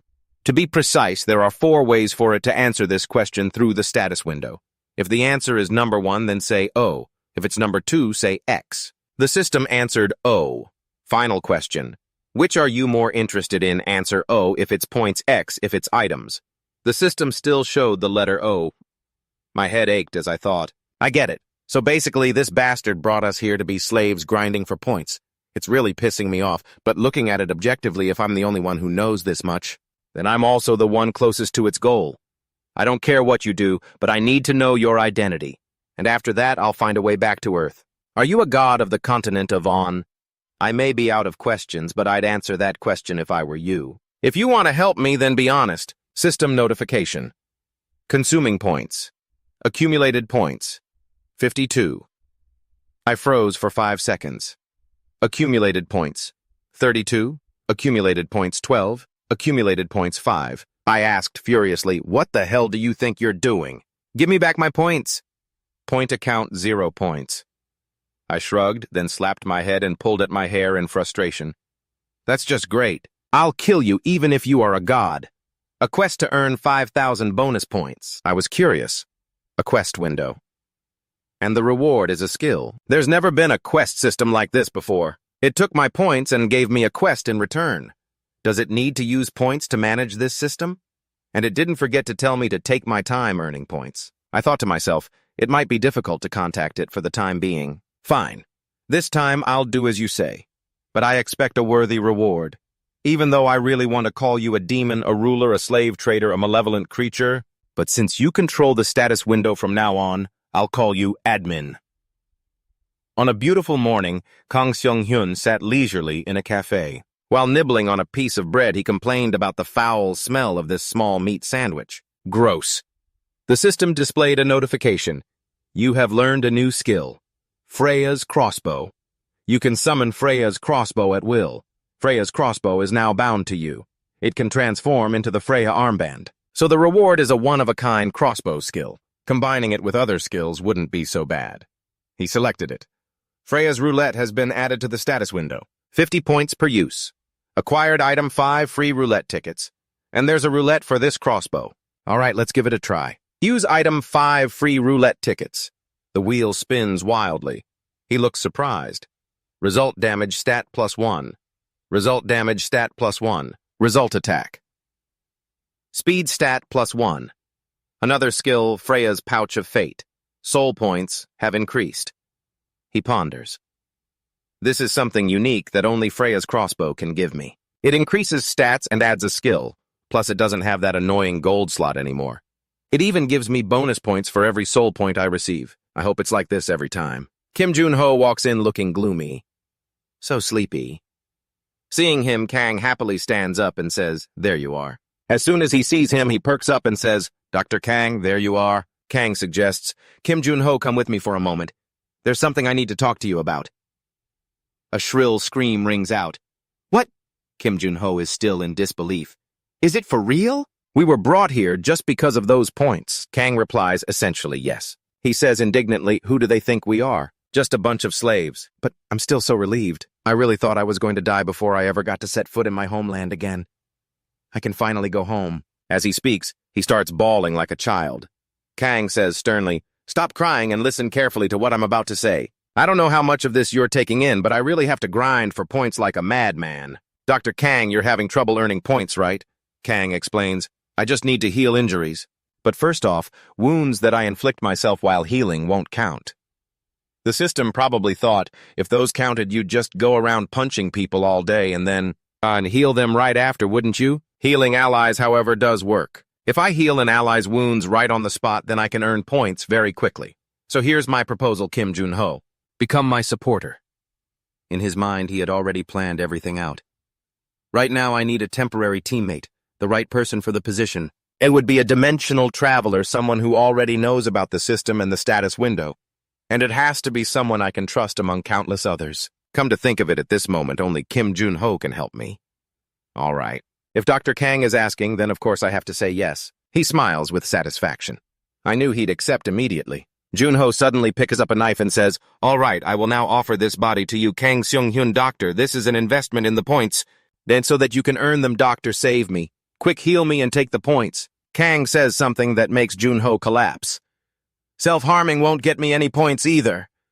Kim Junho screams in despair, "No!" After Kang treats his wound, Junho also realizes that he just needs to take down monsters like usual. I just have to do that, right? But this is way too rushed. Kang encourages Junho, "Everyone should live diligently. Now let's go." The familiar staff member speaks up, "Welcome to the Adventurers Guild." But when she takes a closer look, she realizes it's that contract wrecker. It hasn't even been that long and he's back again. Look at his face. That's the face of someone excited to destroy all the contracts. I have to hide the healing contracts. Kim Junho sees her sour expression and asks, What did you do to make her look like that? Kang says, it was nothing major, let's see. Are there any feasible contracts here? Hey Kim Junho, look at this. A contract in the Broad Mountains. For some reason today, there are a lot of contracts from the Blood Mountains. Junho explains, oh, that's because the number of monsters has suddenly increased lately. The staff member suddenly appears behind them. It's currently the monster mutation period in the Blood Mountains, so we will be posting extermination contracts periodically during this time. The Adventurers Guild has pre-pitched tents available for use. Are you two interested? Oh, you're interested in the campsite too, Mr. Kang. What better place to earn husband-raising points than an area packed with adventurers like this? These extermination contracts are perfect. We'll take them. The girl was overjoyed as if everything was going according to plan. I've confirmed the contract. Good luck to you both. Welcome to the Mount Blog campsite. My name is Velo. At the campsite, we will give you rewards based on the number of monsters you catch. The western path you came from may be safe. However, the other areas are full of secrets, so please be careful. Kim Jong-ho and Kang Sung-hyun were fully armed and equipped. He asked excitedly, "Are you ready, Junho?" Junho fired up replied, "Of course I am. Time to rake in the gold." Suddenly, dirt and rocks flew everywhere as a pack of iron-clawed moles appeared. He used the Freya's Bag of Destiny skill. They attacked the moment we left the campsite. The number of crossbows in storage has been confirmed. Creating stone arrow. An arrow shot out, sinking deep into one of the moles. Thanks to this skill, I don't have to load them, one by one each time I fire. The damage is also higher than I thought.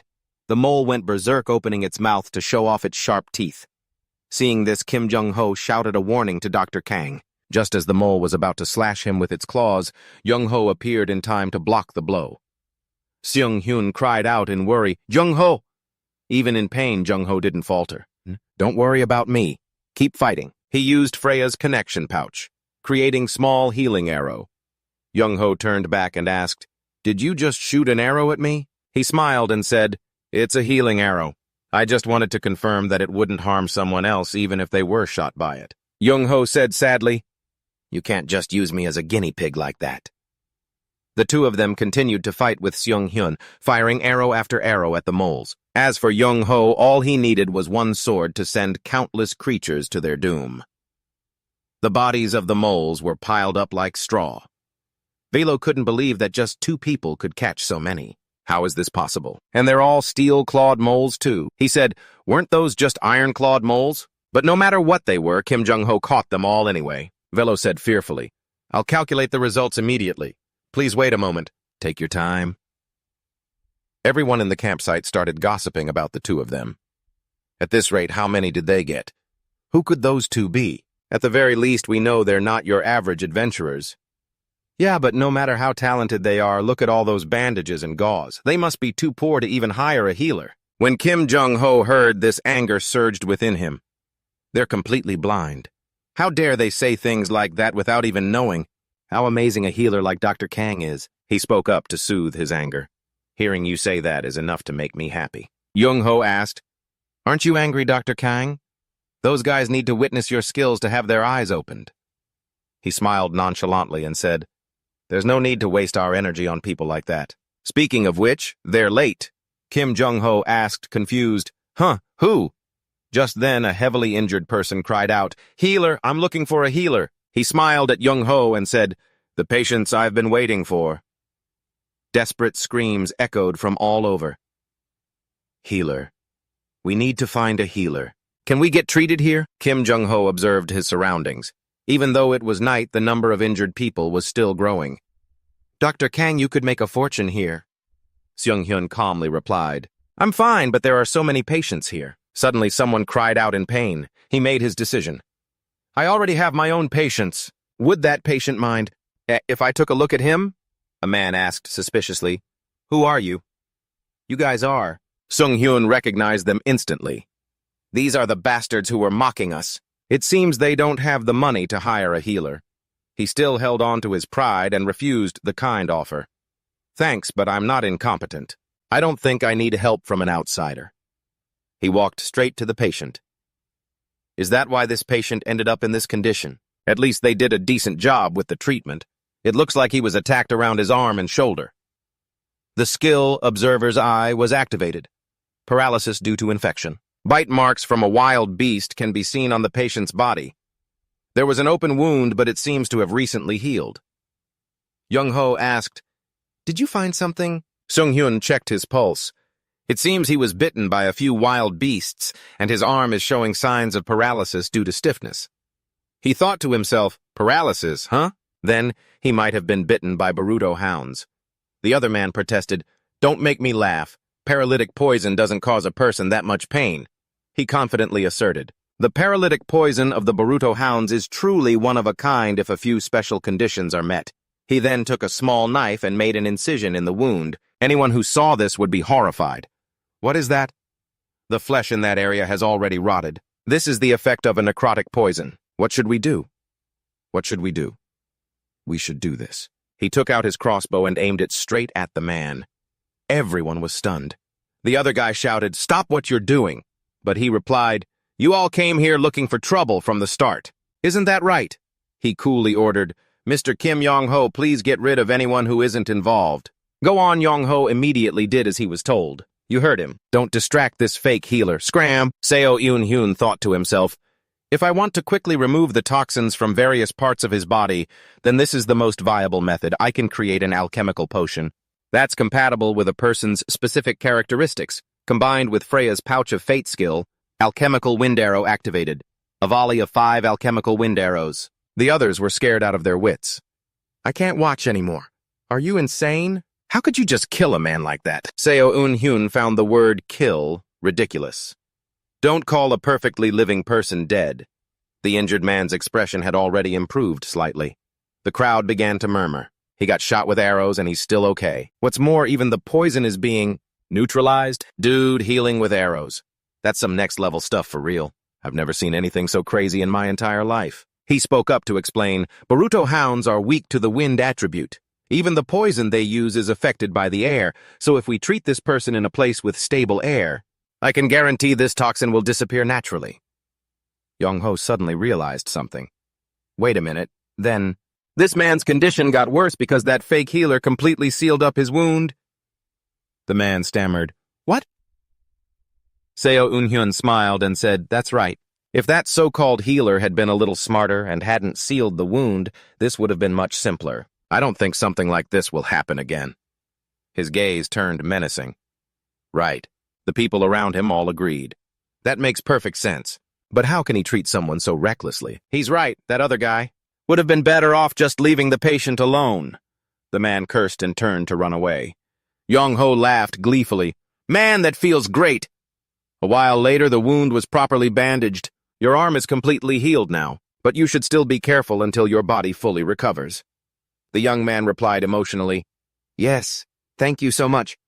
Yong-ho suddenly realized something. But isn't this really strange? Why is this guy here all by himself? Where'd his party go? Eun-hyun had also overlooked that detail. Now that you mention it, I just noticed. There's no way someone would be hunting alone at night. Hey you, where are the rest of the people in your group? The man answered, Our team was ambushed and now everyone's been separated. He trembled, blaming himself. It can't be. Am I the only one who survived? Oh God, I shouldn't have run away by myself. The pack of Boruto hounds just kept coming out of nowhere. Yong-ho felt that something was off. That's really weird, isn't it? Boruto hounds don't usually attack in such a large pack. Seo Eun-hyun also realized something was wrong. Could the sudden increase in monsters and the missing party members be the work of a rare monster? That's the most logical explanation. It seems like they're trapped inside a dungeon. The man held up a lantern and followed him. What if they're all dead? Let's hope not. Suddenly, he stopped. Did you hear that? Someone's voice cried out. Damn it, you mangy dogs! Eun-hyun realized something was wrong. Kim Yong-ho, the light! Yong-ho immediately responded, Got it. Then ferocious hounds charged at them. An alchemical wind arrow was instantly created and fired straight at them. He asked with concern, Are you okay? The young man trembled all over. Yes. Thank you. Yong-ho shouted in alarm. Dr. Kang over there! In the distance, there were bodies everywhere. He surmised, it looks like they entered their territory. He analyzed, these corpses are a mix of humans and beasts. It looks like they've been decomposing for a while now. It doesn't look like they all died recently. Don't you think Boruto hounds prefer fresh meat? I'm sure they don't have a habit of hoarding their prey like this. Still, some of them do enjoy rotten flesh. They're undead ghouls creatures that were already dead. But they can move again thanks to dark magic. They are the things that pastors hate the most. Kang Seung-hyun took out his crossbow. This is going to be a pain, Junho asked nervously. Can the two of us really handle all of them? The hounds let out a howl and charged all at once. Don't even think about it! Junho managed to block them in time. He yelled, "Get down!" Kim Jung-ho then immediately used his skill Freya's pouch, crafting a wind toxin arrow. Hyun! He suddenly called out to Kim Jung-ho and aimed the crossbow at him. Turns out he was just giving him a shot. You scared the hell out of me. At least give me a warning next time. A long while later, the battle was still not over. Damn it, there are too many of them. Suddenly, they all froze. Jung-ho was ecstatic. The wind toxin arrow really works, and Hyun was still fighting relentlessly. He accidentally noticed one of the dogs seemed strange. What is it doing? It hasn't made a single move since the battle started. It's like it's waiting for all its comrades to die. Don't tell me it's... You finish off the last one. Immediately, the dog in the distance howled and transformed. Seung-hyun had already guessed it. That dog is a necromancer. He was horrified when he heard this. A dog that can use necromancy. What do we do now? At this rate, this will take all night. Junho asked seriously, "Do you think you can defeat it? If I get close enough?" Hearing the answer was yes, he immediately took a step forward. "Then I'll handle these guys." Seung-hyun suddenly remembered. That's right. Although he looks like a frail mage, Kim Jung-ho's role is the tank. He used his skill, Provoking Roar of the Seven Herds. Under the effect of this spell, the monsters will increase their speed, which means this kind of spell could get me killed instantly. Dr. Kang, I'm counting on you. Seung-hyun gave a slight nod. Thank you, Kim Jung-ho. And now, dealing with one ghoul should be easy enough. According to what Latte said, the source of a rare monster's power is shaped like a sacred object. If you run into a troublesome one, just find that thing and smash it. He charged forward with the skill Insight. Found it. The sacred object is in its chin. Then he used the skill Throwing Dagger. Here's my chance. Next is the skill Freya's Pouch, crafting a wind toxin arrow. Suddenly something jumped out from the nearby bushes. Seung-hyun realized it. He planted one in hiding. Its jaws had already clamped down on his arm. You foolish human! How dare you touch the sacred object? When he turned his head, he was right in front of its mouth. I will swallow you whole. Seung-hyun focused intently, using the skill Freya's crossbow. Then dismiss Freya's crossbow. He felt a bit of relief. That was lucky. Then he continued, resummon Freya's crossbow. Where's my other arm? It was useless now. It didn't see this coming. He shot it straight in the chin. Die, you mangy dog. I did it. I'm never doing this again. Seung-hyun hurriedly used his hemostasis skill on his wrist. Where did it roll off to? The person he had saved earlier brought it over. Here. He took his wrist. Thanks for finding it. The man replied politely. I should be the one thanking you. Let me help you heal your wrist. Seung-hyun asked curiously, Are you a healer? The man replied, Yes, my name is Keithel, but thank you, I can do it myself. He turned to the side. How about you check on the person over there for me? I think he needs your help more than I do. The man was surprised. There are other survivors. Yes. Seung-hyun ran around. Where are you, Kim Jung-ho? Dr. Kang, pull me out. He was trapped and couldn't move. He realized, there's someone over here who needs help too. Jung-ho stood up and dusted himself off. Man, I thought I was a goner crushed flat. Both of them survived. Jung-ho was worried. Your wrist is still completely severed, but he calmly said, This is actually pretty lucky. Jung-ho was speechless. How can you be so optimistic? Jung-ho asked again. So what do we do about this place? Seung-hyun replied, We'll let the guys from the Church of Eva handle it. Upon returning to the Skong base camp, Seung-hyun immediately began treatment. First, I should adjust the position of the severed wrist, then use my mouth to hold the suture and fix the wound in place. Even if the stitches are loose, it's stable for now. I'll quickly use my other hand to stitch it up properly. Done. Jung-ho, who was beside him, spoke up. You really did it yourself. Why didn't you ask your friend Keithel for help? He replied, I hate depending on other healers. Suddenly, someone called for him. Kang Seong-hyun, the pastors are here. I'm coming.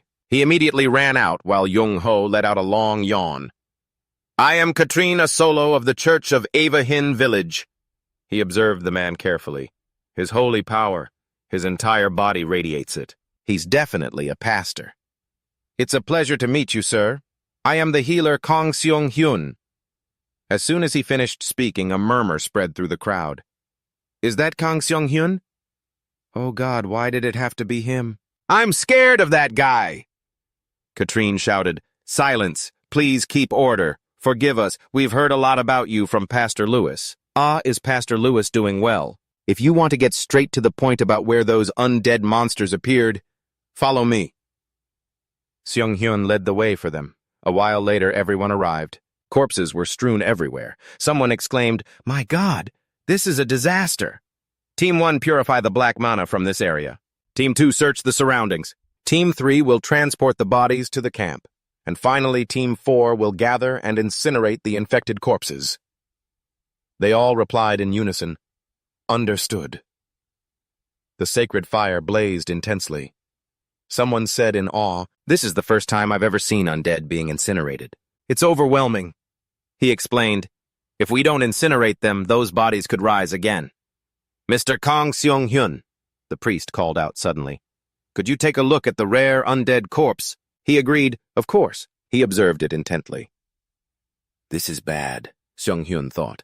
Truly bad. But he must be referring to the black mana. The priest added, I would like to bring this body back to the church, to investigate the primary cause of its appearance. Of course, I don't intend to take it for free. This is holy water created by the Church of Iva. It's called Dawn Holy Water. Vela was aghast. Dawn Holy Water. He still didn't understand how valuable it was. The priest began to explain. Dawn Holy Water is made by placing pure water in a chapel at dawn and praying over it for an entire year. It requires a great deal of effort and piety. Even in the camp, it radiates immense holy power.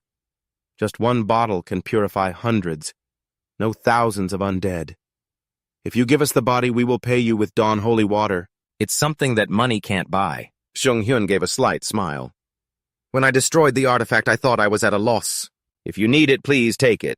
Of course I'll give it to you. The priest thanked him politely. Also, I say this on behalf of the Church of Eva in Hin Village. Thank you for your diligent work in finding these wretched creatures and defeating them in a lonely battle. We sincerely thank you.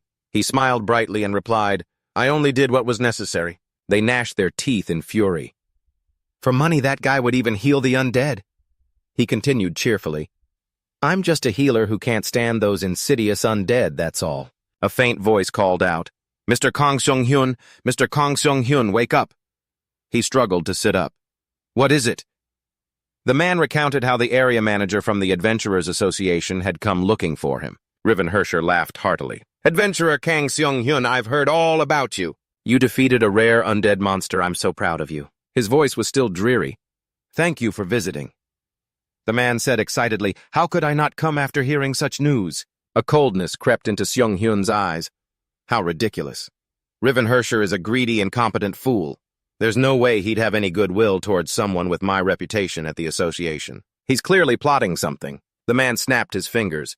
I am very grateful for your efforts in protecting the peace of Hin Village.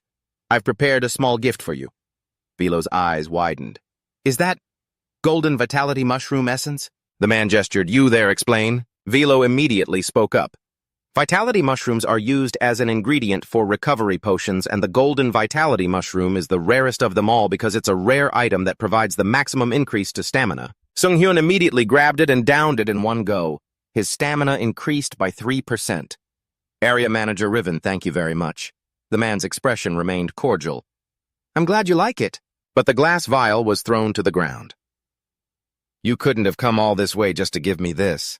I'm tired now, so let us not waste any more time. You want the Dawn Holy Water, don't you? A sinister smile spread across the man's face. I like how quick you are. Money can't buy that. So I want to trade you for something else money can't buy.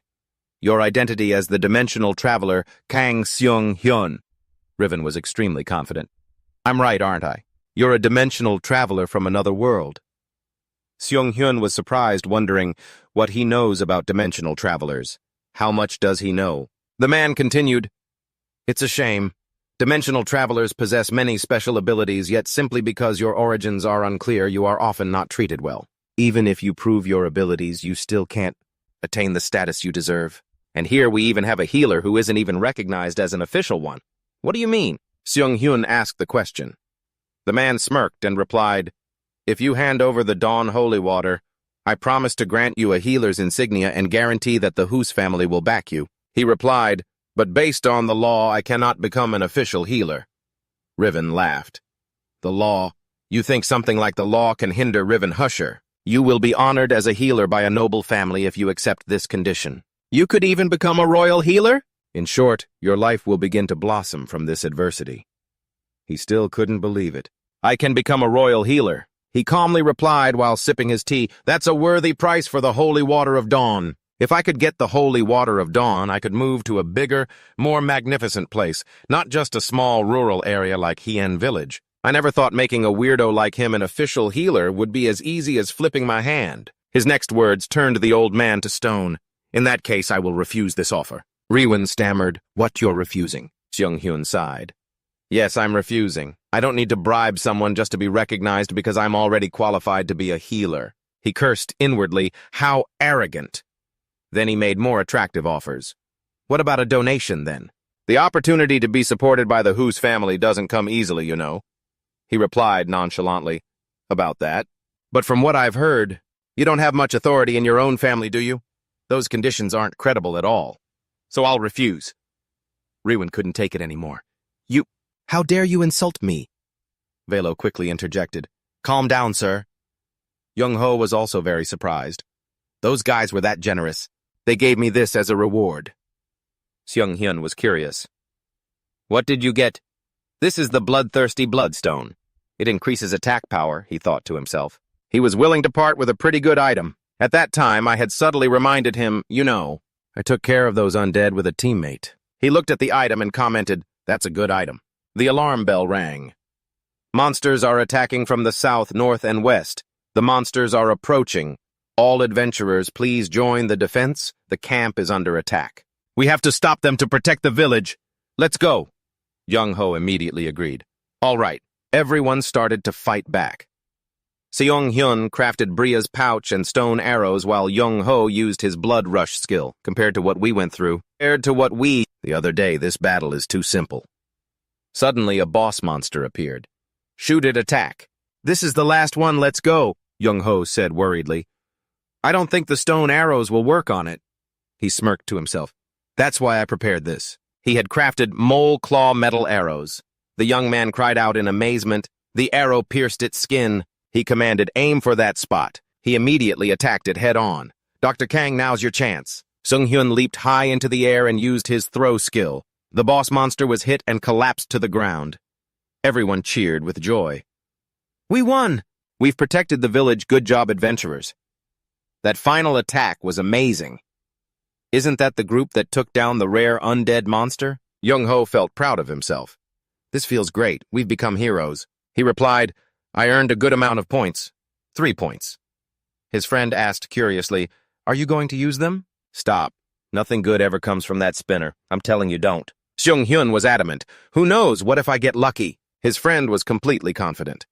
"I'll bet you 100,000 gold that you'll only get junk." The result of the spin was just as Junho had predicted. "Didn't I tell you?" "Wait, Mr. Kang Seong-hyun," Seong-hyun asked. "Velo, what is it?" he panted. "We managed to prevent a great disaster thanks to you two. Thank you so much." "It was nothing. Why haven't they moved this camp?" He replied, "They've delayed their departure until the priests conduct their survey. And this is a special reward from our camp for the two of you." Junho was surprised. "This is mead." The two of them went to a tavern together. Junho cheered happily.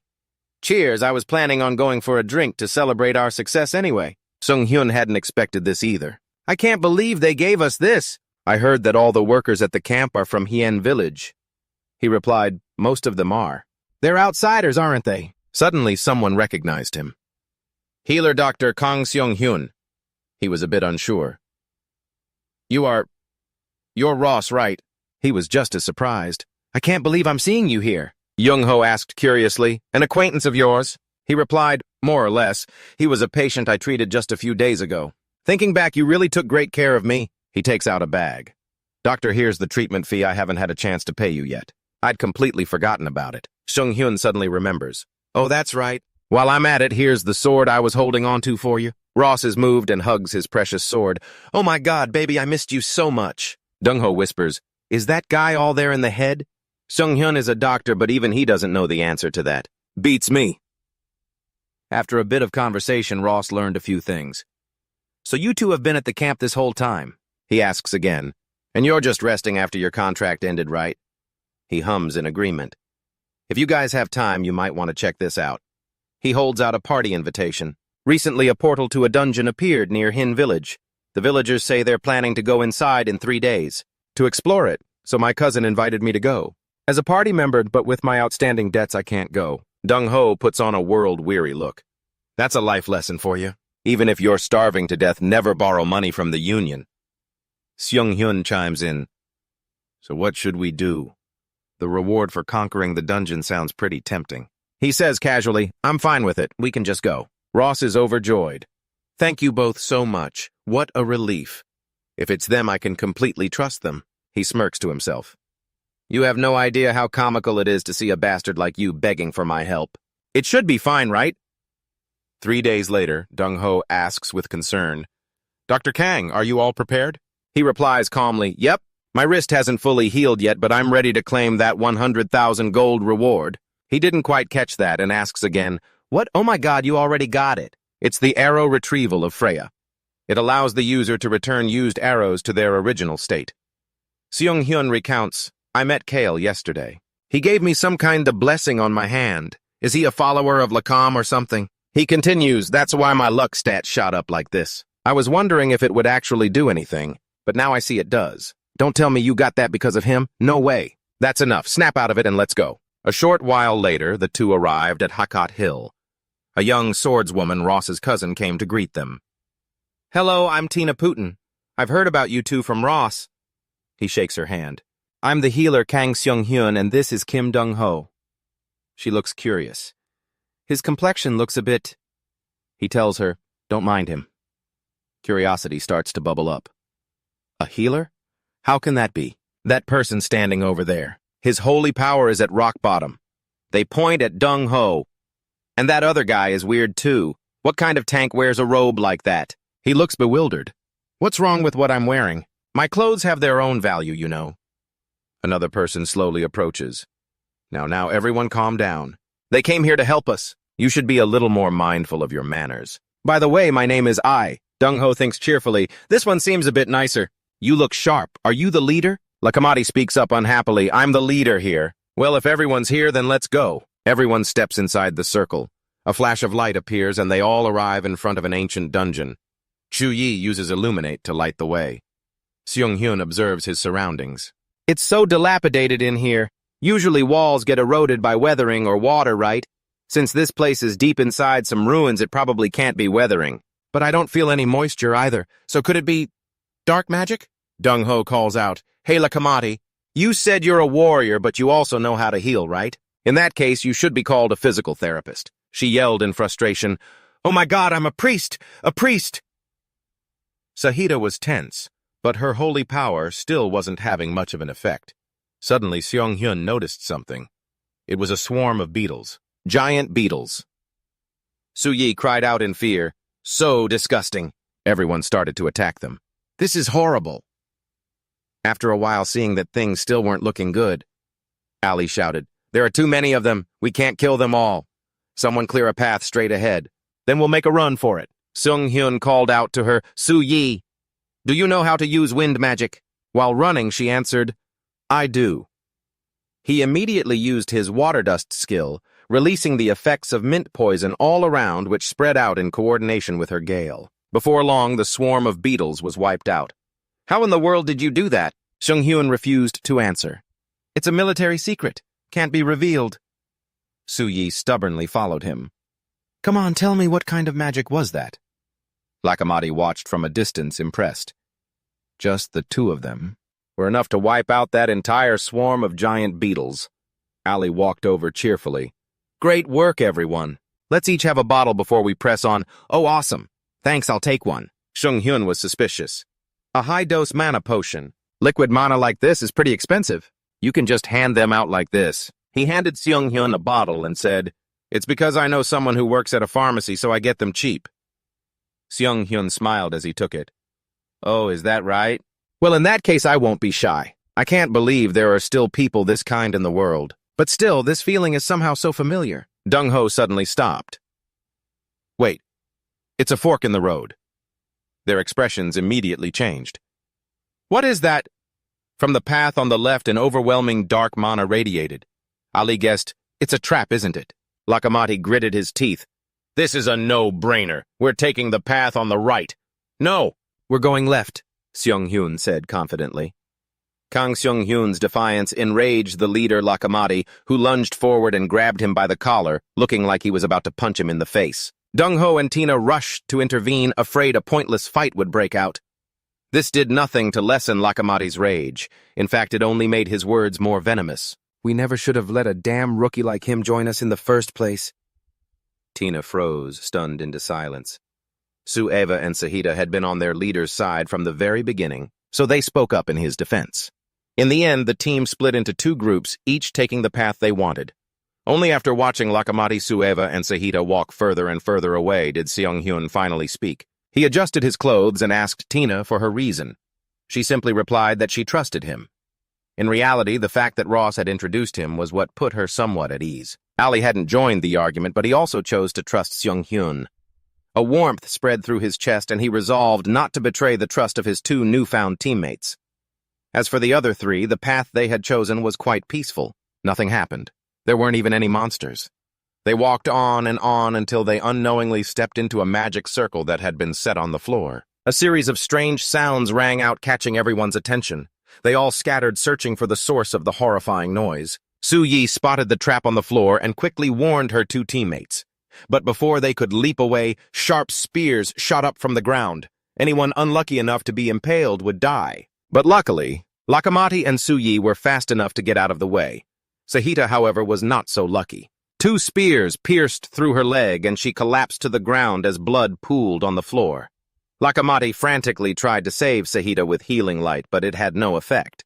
In fact, it only made the wound worse. Lakamati realized Sahita had been afflicted with a cursed wound, a type of dark magic, and only a priest could remove this curse. Seeing the young woman screaming in agony made the leader Lakamati feel his stomach churn. Just then, Junho's group arrived.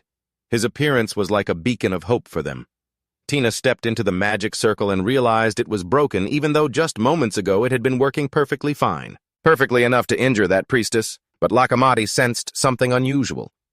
The dark magic seal reacted violently to holy power. This trap. It was set specifically for a priest. How could that be? But he couldn't dwell on it. Lakamati urgently demanded that he heal Sahita, but Junho coldly refused. And why should I do that? You were the ones who refused to listen to a fellow team member's opinion. Lakamati was enraged, but seeing his comrade on the verge of death, he had no other choice. The man lowered his voice and apologized to Junho, then even knelt down sincerely begging him to save her. Seeing that the man had finally submitted, Junho smirked to himself and quickly used his skill to heal her. Junho couldn't help but wonder, but you don't have any holy power skills. How can you possibly break it? While I may not have a high-level skill like that, yeah, I do have a vial of pure holy water, Junho said. A single drop is all I need for a curse like this. With that, he dropped it onto the spreading wound on her leg. Miraculously, a light flashed and began to slowly heal Sahita. She was no longer screaming, the intense pain finally subsiding. Lakamati's mind once again filled with dark thoughts, worried that Sahita was still going to die here. But before he could even finish the thought, Junho walked out cheerfully, carrying Sahita on his back. The wound on her leg was already starting to fade. Exhausted, she leaned against Junho. After what she had just been through, the poor girl must have been terrified. The leader, along with Su Yi and Tina, all rushed over to Sahita, overjoyed to see that she was okay. And I'm truly in awe of Cleric Junho for healing that patient. I didn't realize there was a healer as amazing as you here. I've made a huge mistake. Seeing the three of them rushing over so aggressively, Junho had to shout a warning for them to be careful, since they were the ones who had just been in an accident. Seung-hyun just laughed awkwardly. With all misunderstandings finally cleared up, Ali looked towards them, his face showing not a hint of emotion. Their party turned back to the path on the left, following Seung-hyun's directions. At the end of the path was the boss room. Lakamati pushed the door open, and they were greeted by a one-eyed, two-horned demon chained to the wall. "Welcome, you useless sacrifices!" The demonic wind from the fiend was strong enough to blow them away. A person could tell right away this was a bad sign. Its dark magic was too powerful. But to retreat after coming this far wouldn't be very heroic. Whether they could even defeat it was another question entirely. The monster began to cast a spell. The fireball in its hand gathered more and more power, and the dark aura it emitted grew thicker by the second. Everyone got into their fighting stances. "It's only launching a single attack. We have to be able to counter it." The two-horned demon grew arrogant. It scorned the foolish humans who had walked right in to offer up their lives. But it didn't get to be smug for long before someone attacked it, blowing away half of its body. While it was still stunned, wondering what had just happened, it vanished into thin air. The one behind this was Seung-hyun. He had used his strongest skill to annihilate the monster. It happened in the blink of an eye. While everyone was still in shock over the beast, Junho turned to Seung-hyun and whispered, "You shouldn't have finished the boss off with your strongest skill, you know." He just smiled calmly and replied, "It'd be weirder to use my strongest skill after a string of useless ones." With that, he raised his hand to retrieve Bria's arrow and the Holy Dawn. The final demon boss had been defeated. Yi was about to use her staff to draw a magic circle to escape when she was stopped. Ali stopped her. "We still have time. Why don't we check this place out before we go back? Maintaining that magic circle costs a lot of mana, you know."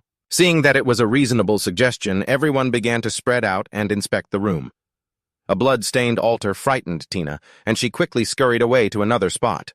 Seung-hyun observed it with curiosity. He thought that there was definitely something underneath that altar. So he flipped it over. A box with a strange symbol hidden underneath was discovered.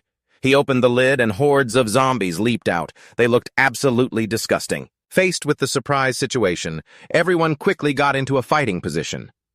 Lakamati focused her power and used her holy fist to take them down.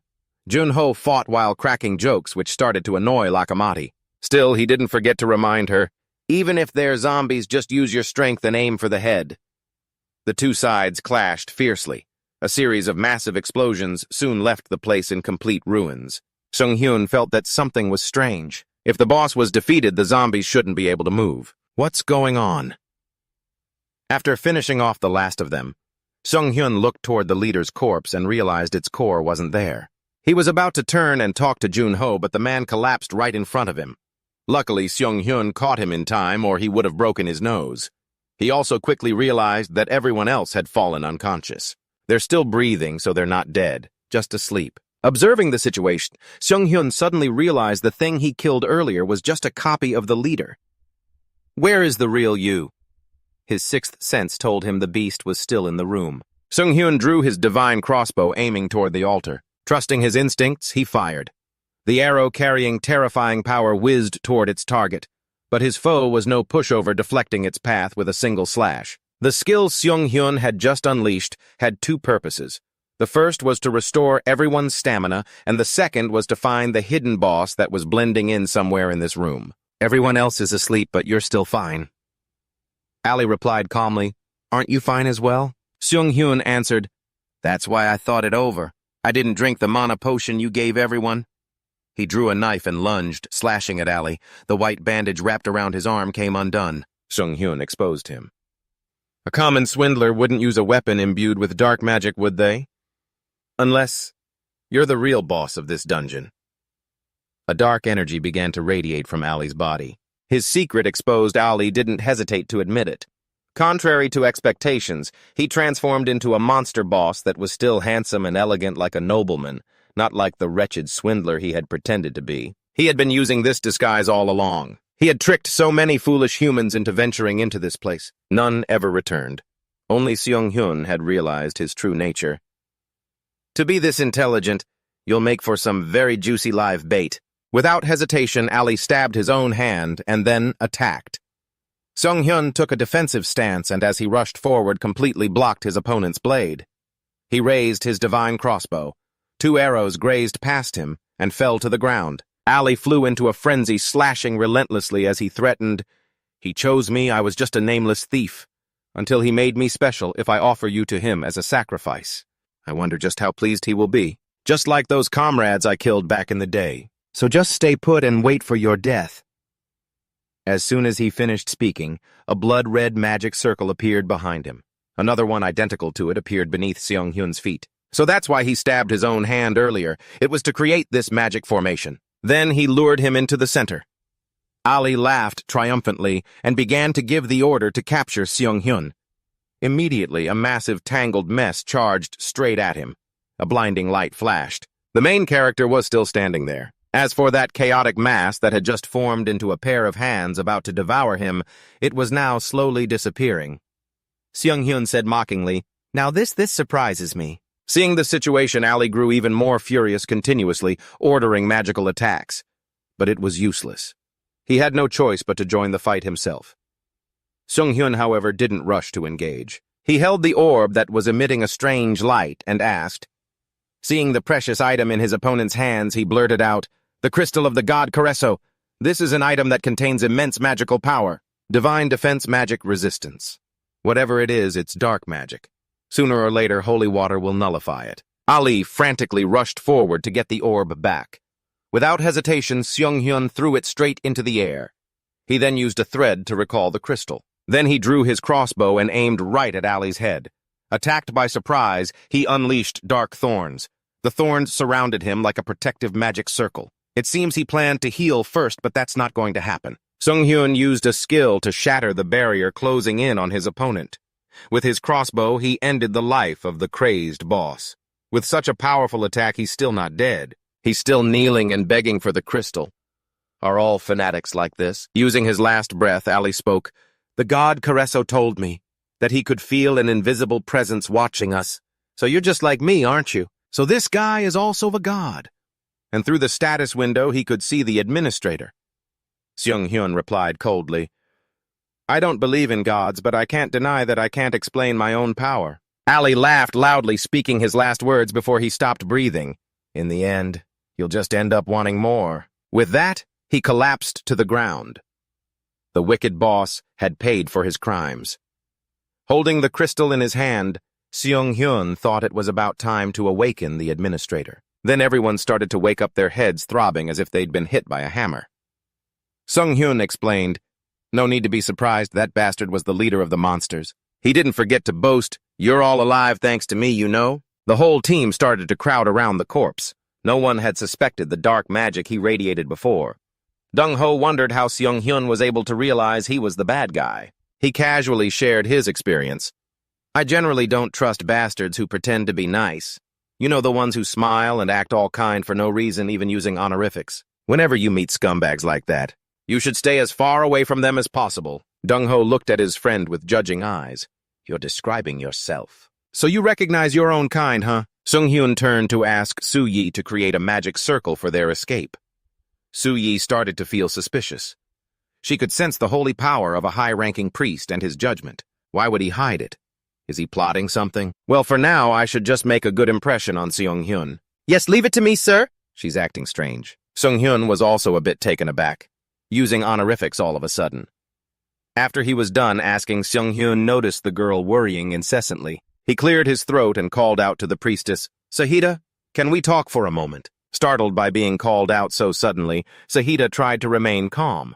According to Seung-hyun, he believed these monsters were the adventurers Ali had sacrificed earlier. Sahida timidly offered her opinion. She wanted to pray for the dead. They placed them inside the magic circle and sincerely prayed for the souls of the departed, hoping they would find peace. As soon as they finished, the system window displayed a new achievement, obtained by participating in a purification ritual to pray for the resting dead. Seung-hyun raised his hand to select it, and saw Junho doing the exact same thing. The two of them understood each other without a word. Meanwhile, Tina created a mana sheet to cover the bodies. It was a bit thin, but it was better than nothing. Su-yi was walking along, unaware of a figure appearing behind her. Sensing something was wrong, Seung-hyun immediately turned his head. He was just in time to shout a warning, but it was too late. She was stabbed by Ali and immediately collapsed motionless. Seong-hyun had carelessly forgotten that the god Caresso had passed his power on to Ali. He immediately ordered, "Get the bodies and Su-yi out of here." "Let's go, priestess! We have to eliminate that piece of trash!" Sahida's face turned pale. She was already timid and scared, and now she was being forced into a battle. As fast as a flash, Ali leaped forward and slashed at Seong-hyun with a knife, but he managed to block it. This guy's power is immense. He asked Sahida to unleash her energy. Though she was terrified, she focused and channeled triumph, causing Seong-hyun's power to increase dramatically. He pushed him back. This time, Ali's target was Sahida.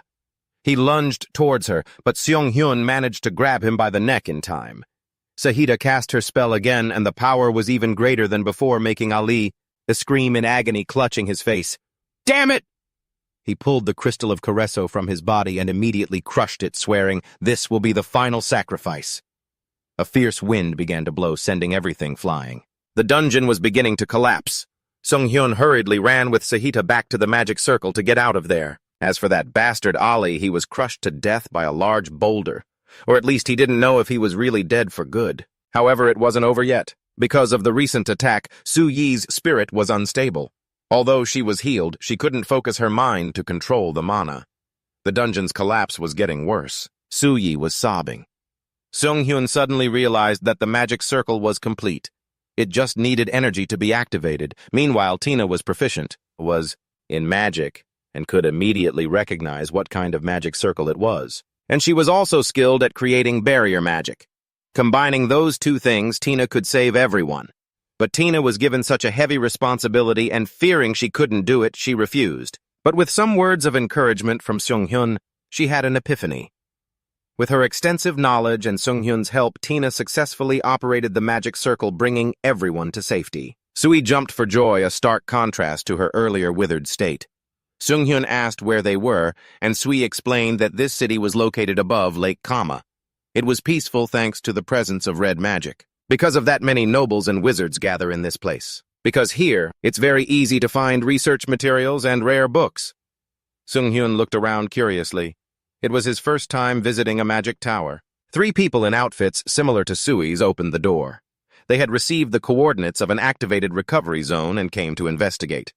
Sui realized they were people she knew, but her joy was short-lived as her professor bonked her on the head. What followed was a chase scene between the professor and student. After hearing the full story, Tanenrola teased her for abandoning her path as a magic tower wizard to become an adventurer. And now she comes crawling back after nearly dying, leaving the poor girl speechless. Then she turned to praise Seong-hyun for a job well done, before showing them to the guest rooms. Perhaps it was because of the unfamiliar place, but Seong-hyun tossed and turned, unable to sleep. He decided to put on the coat and go for a walk. Suddenly a voice spoke to him. "What are you doing up at this hour?" Kang Seong-hyun, surprised, asked back, "It's late, why are you still awake?" "Ms. Tina." She also exclaimed in surprise, "Healer Seong-hyun." "It's been a while since I've been back to the tower, so I'm feeling a bit nostalgic." Hearing this, he smiled faintly and replied, "So you're from a tower too, then?" After nodding in confirmation, Tina expressed her guilt. "I'm sorry about what happened earlier. It was a dangerous situation. I hesitated too much." Seong-hyun quickly reassured her.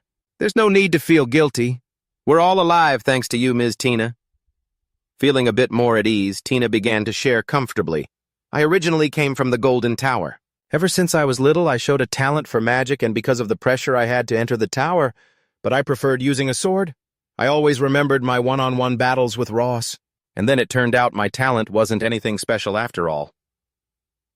In response to Seong-hyun's question, "Is that why you left the tower?" Tina admitted without hesitation. "Yes.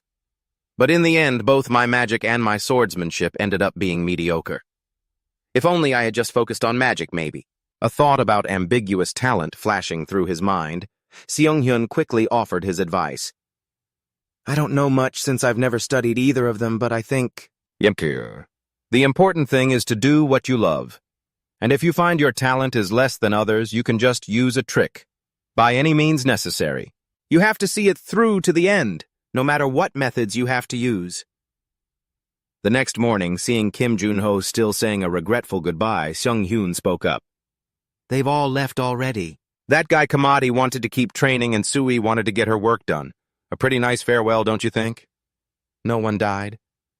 Then he quickly turned to look at Tina, asking, "What about you, Miss Tina?" Junho also eagerly made an offer. "If you don't have any plans yet, you could come with us." After hesitating for a moment, Tina declared clearly, "I want to become a magic swordsman. People might laugh at me, but I want to choose my own path." Seunghyun smiled and added, "I knew you would. If you want to become a magic swordsman, you should visit this place. Linfaroli village, the coldest place in the north. Right there's a madman there, a very powerful magic swordsman that I know. I guarantee he's skilled, so just observing him will be incredibly helpful for you." Tina was extremely excited by this guidance and kept repeating, "Thank you, thank you."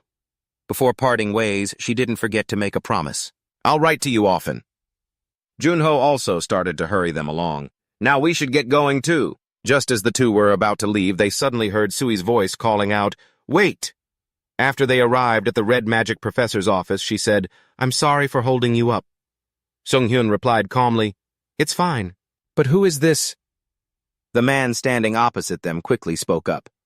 "It's a pleasure to meet you. I'm Cyan from Black Magic." He gave a brief explanation of his tower. It's generally known as the Tower of Black Mages. Our main goal is to find suitable methods to utilize black magic and black mana. At that moment, a thought flashed through Seunghyun's mind. Looks like using black magic is still legal if you have a license, even though the Holy See must hate it. He then heard Professor Tenseo begin to speak. He heard about the incident and begged me to let him meet you. Cyan quickly added, "I heard that the boss monster was an incredibly powerful black mage. Did you happen to pick up any of its belongings? Any of his personal items? I'd like to purchase them for my experiments." Hearing this offer, Seunghyun focused his thoughts. "I have Gorgazod's crystal, but I don't want to hand that over.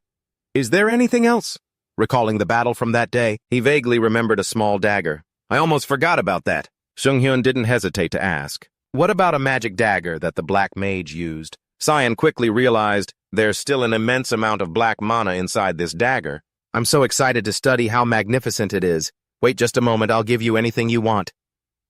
In his mind, Seunghyun also felt satisfied. This stuff would definitely interest wizards. Magic books and a whole bunch of other things. Something on the table suddenly caught his eye. "What's that?" After picking it up to examine it, Seunghyun was astonished by it. When this strange thing began to play melodies and dance nonstop in front of everyone. Cyan quickly grabbed it and explained, "This thing is called a hyperactive music box." "Huh. So the toy my friend gave me is here. It absorbs mana from the air and converts it into vitality. Wait." Seunghyun realized it's helping me recover my stamina points. He then hastily declared, "I'll take that one." The result couldn't have been more satisfying for Seunghyun, as the man gave him an extra scroll and a whole pile of books to go with it. Still, Seunghyun couldn't help but wonder. This scroll, it's the formula for a freezing potion. I do need some more potions and ingredients. This is perfect. Seunghyun then came up with a suggestion. "Hey, Junho, why don't we stick around for a little longer? Professor Tenseo gave me a permit." He had given it to him with such a grateful attitude. "This is a small token of my gratitude for saving my student, now that you're at the Magic Tower. Why don't you take a look around?" Junho was also completely surprised. "Looks like they're not so arrogant after all, huh? I thought all mages were just a bunch of stuck-up jerks. All right, fine. Staying a little longer should be okay. I heard there are a lot of good items and high-quality potions in the tower." Seunghyun laughed in response. "That's exactly my goal."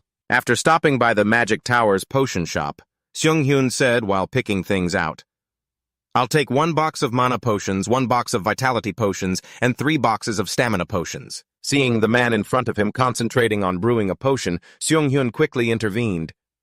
"Excuse me. I think it's better if you don't put that in there." The man glanced over at him with a disdainful look. Clearly this was someone who knew nothing about mana. He then snapped, "Nonsense," and went right back to what he was doing. Seeing this, Junho quickly remarked, "I guess they really are all arrogant jerks. What's with that attitude?" Seunghyun just smiled and urged, "Come on, let's just go." After the two of them left the shop, Junho asked curiously, "Hey, Kang, why'd you tell that guy not to put that stuff in?" Seunghyun was about to explain. But before he could finish his sentence, a loud explosion erupted behind them. Even so, he calmly continued, "That's why." Junho, still terrified, couldn't help but shout, "What? What just happened? Meanwhile, inside the potion shop, the people inside were coughing and staggering around. Which bastard caused this? One asked angrily. Why would they do this? It might be poisonous smoke. Use a magic shield. A magic shield was immediately raised, but it didn't seem to be very effective in this situation. As it was slowly being pierced, the man who cast it, despite his best efforts, cried out in helplessness. The magic shield isn't working. It's hot, so hot, he thought to himself. This can't be happening. I have to get out of here first. But he was unexpectedly blocked by Kang Seung-hyun. And where do you think you're going?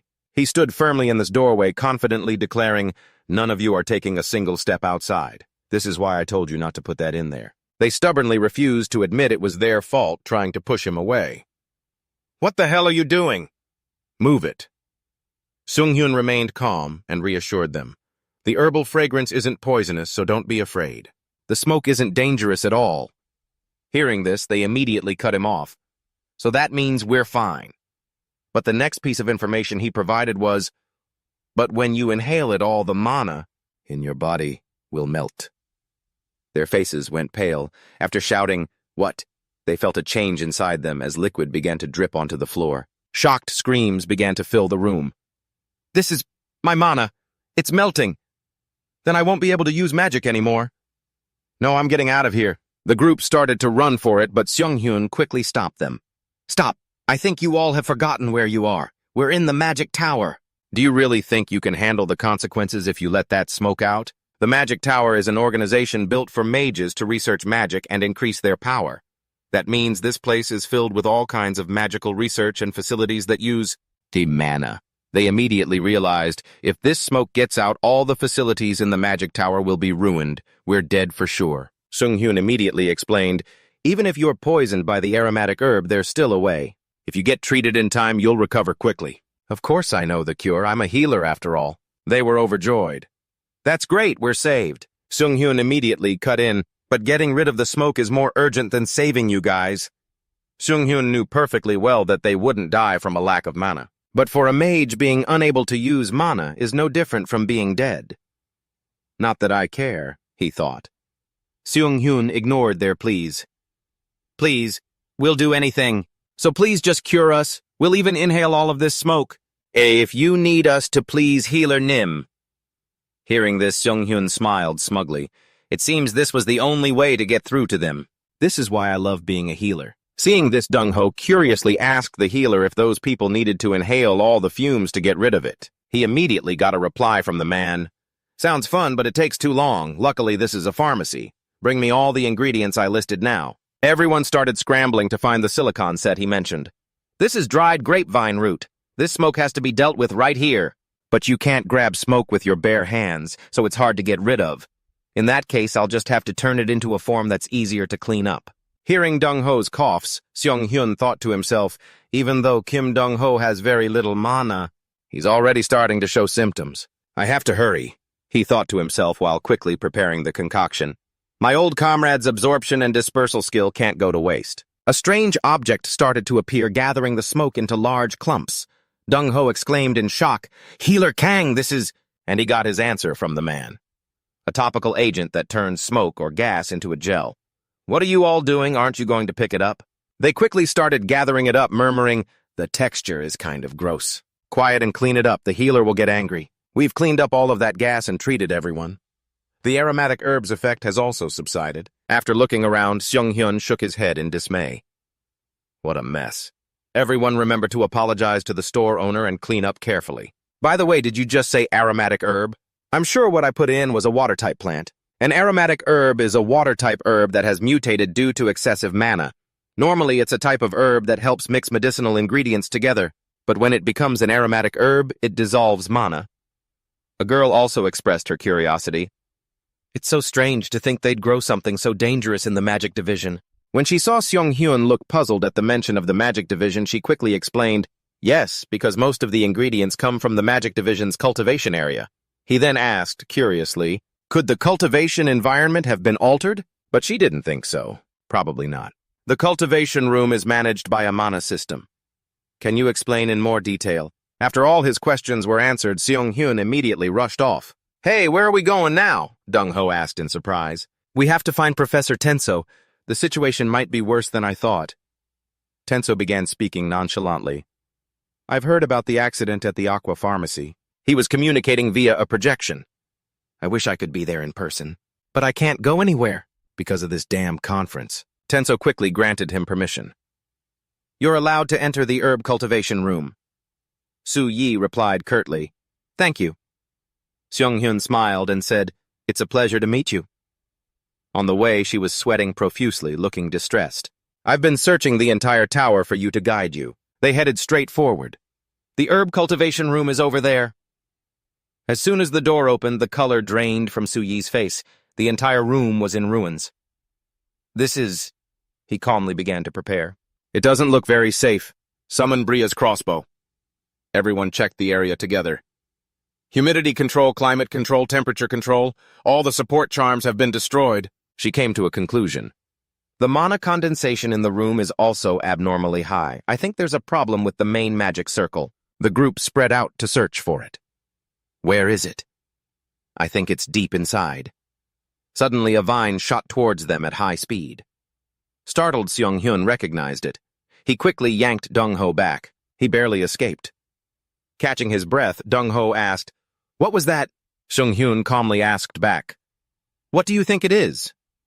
The answer was simple. A monster that grew by absorbing mana. A Marian ivy.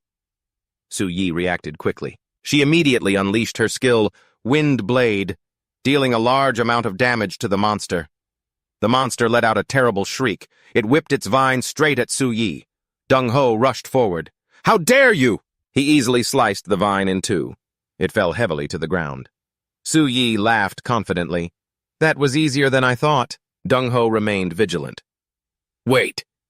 At the spot where the plant monster had been cut, thick white foam bubbled up. It immediately grew into a new vine. Both Su Yi and Dong-ho were caught in the surprise attack. Seung-hyun's brows furrowed. Is it healing the injured part of its stem? Bria's pouch was creating poison-tipped arrows. He quickly shot down a few vines at once, but they just grew back again. He sat up stunned. What is this? If I'd run into this thing, I would have bailed immediately. Seung-hyun calmly made an observation. With his sharp eyes, he noticed the healing speed varied. It heals faster when Su Yi attacks it. Su Yi ventured a guess. Perhaps it's because of the mana-infused attacks. He agreed. Right. All the herbs here grow rapidly because of the excess mana. Seung-hyun came to a conclusion. I think that monster has the ability to absorb mana. She launched a fire mist attack straight at its face. It had no effect whatsoever. The plant monster even counterattacked immediately after. Su Yi managed to dodge by a hair's breadth. Burning it has no effect either, Dong-ho said, stunned. I don't think we can kill it that way. They both concluded it was time to retreat. This whole room is filled with mana.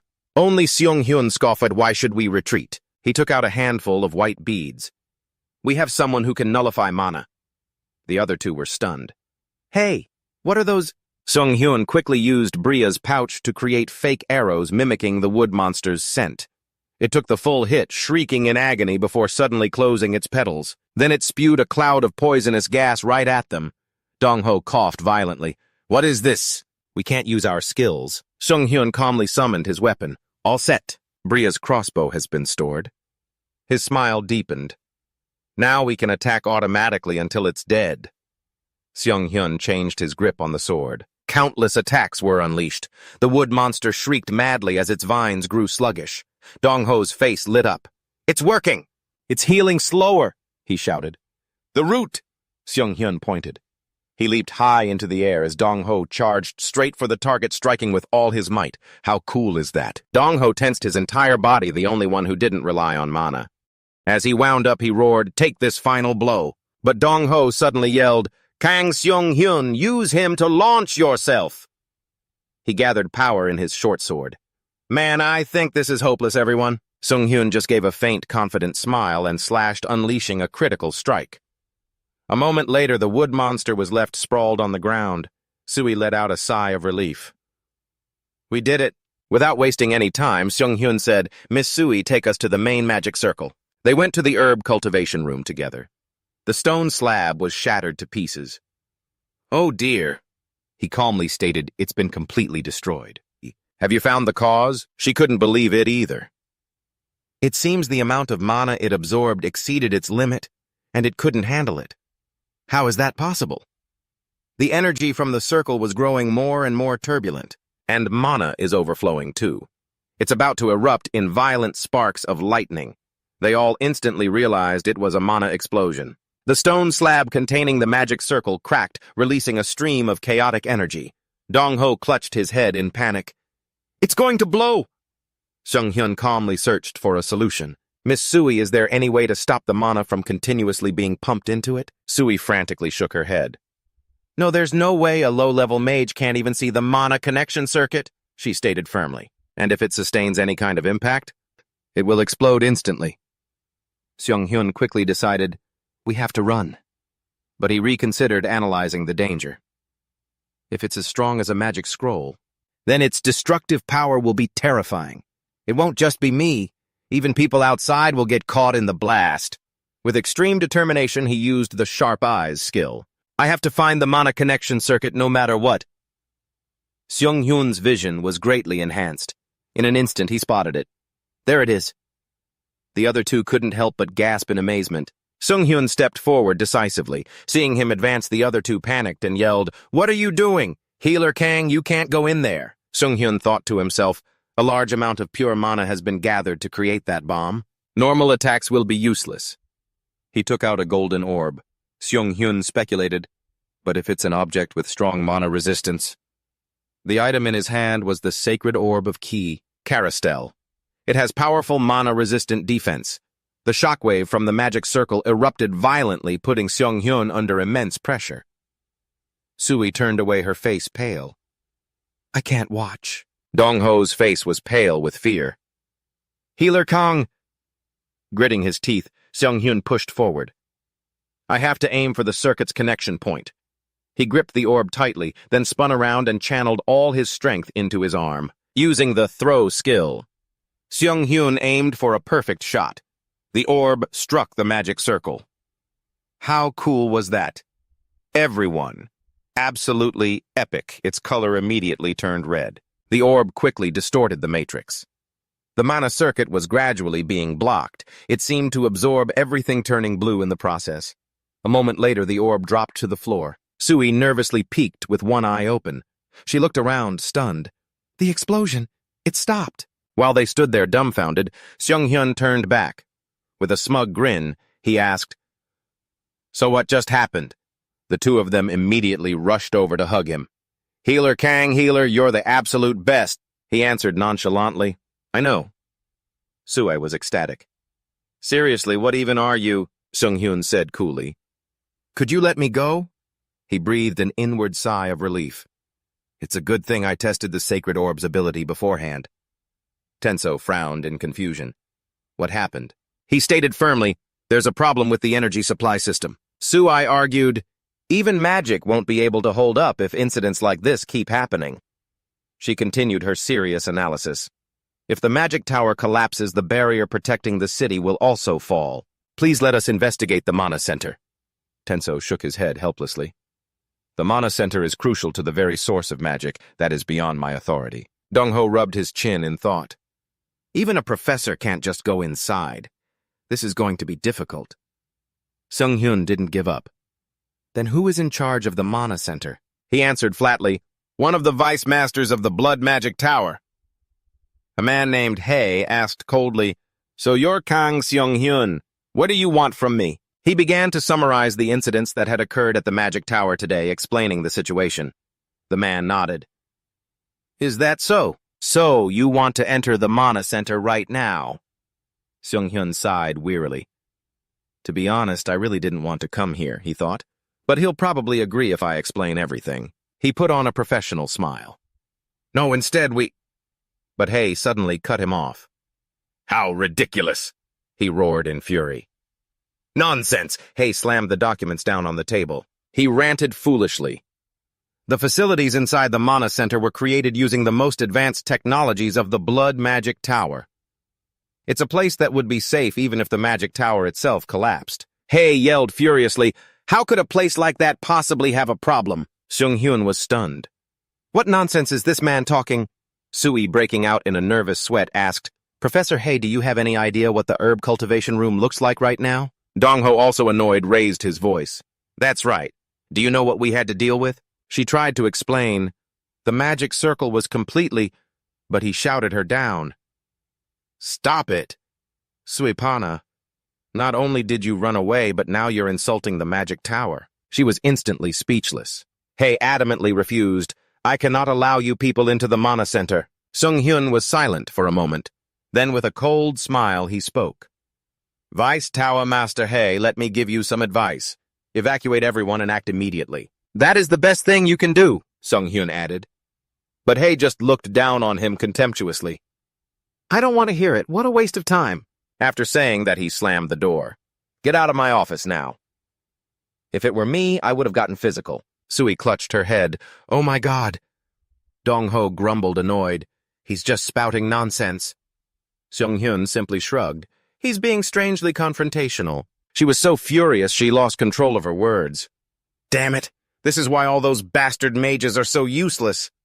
He just chuckled to himself. It doesn't matter. In the end, he will. A moment ago, Sung-hyun used his insight skill. A series of red warnings surrounded him. Danger. Danger. Extremely dangerous. He knew for sure that man was going to die. In his room, the man was sighing non-stop, pacing restlessly. How much do those bastards know? He broke out in a cold sweat, his mind racing. Could it be that there's a really big problem? Do they know the mana supply system has failed? He clutched his head in anguish. I was so focused on preparing for the Tower Master succession ceremony, I completely neglected the mana core. He was practically tearing his hair out. If anyone else finds out about this, I'll be disqualified as a candidate. He made up his mind. At the very least, I have to keep this under wraps until the ceremony is over. I can deal with this quietly. As he was lost in thought, the wall behind him began to crack. He turned around. What was that? He frowned, confused by the situation, when suddenly the entire room exploded. Dust and debris filled the air, and the whole mansion was reduced to rubble. He barely managed to survive. What the hell was that? But he was pinned beneath the stones. I can't move. I have to move this rubble. The mana in his hands flared out of control. He was hit by a backlash, the pain so intense he almost passed out. He gritted his teeth, not understanding. A mana reversal. He screamed for help. Is anyone out there? Come and help me. The sound of approaching footsteps filled him with joy. Over here, save me.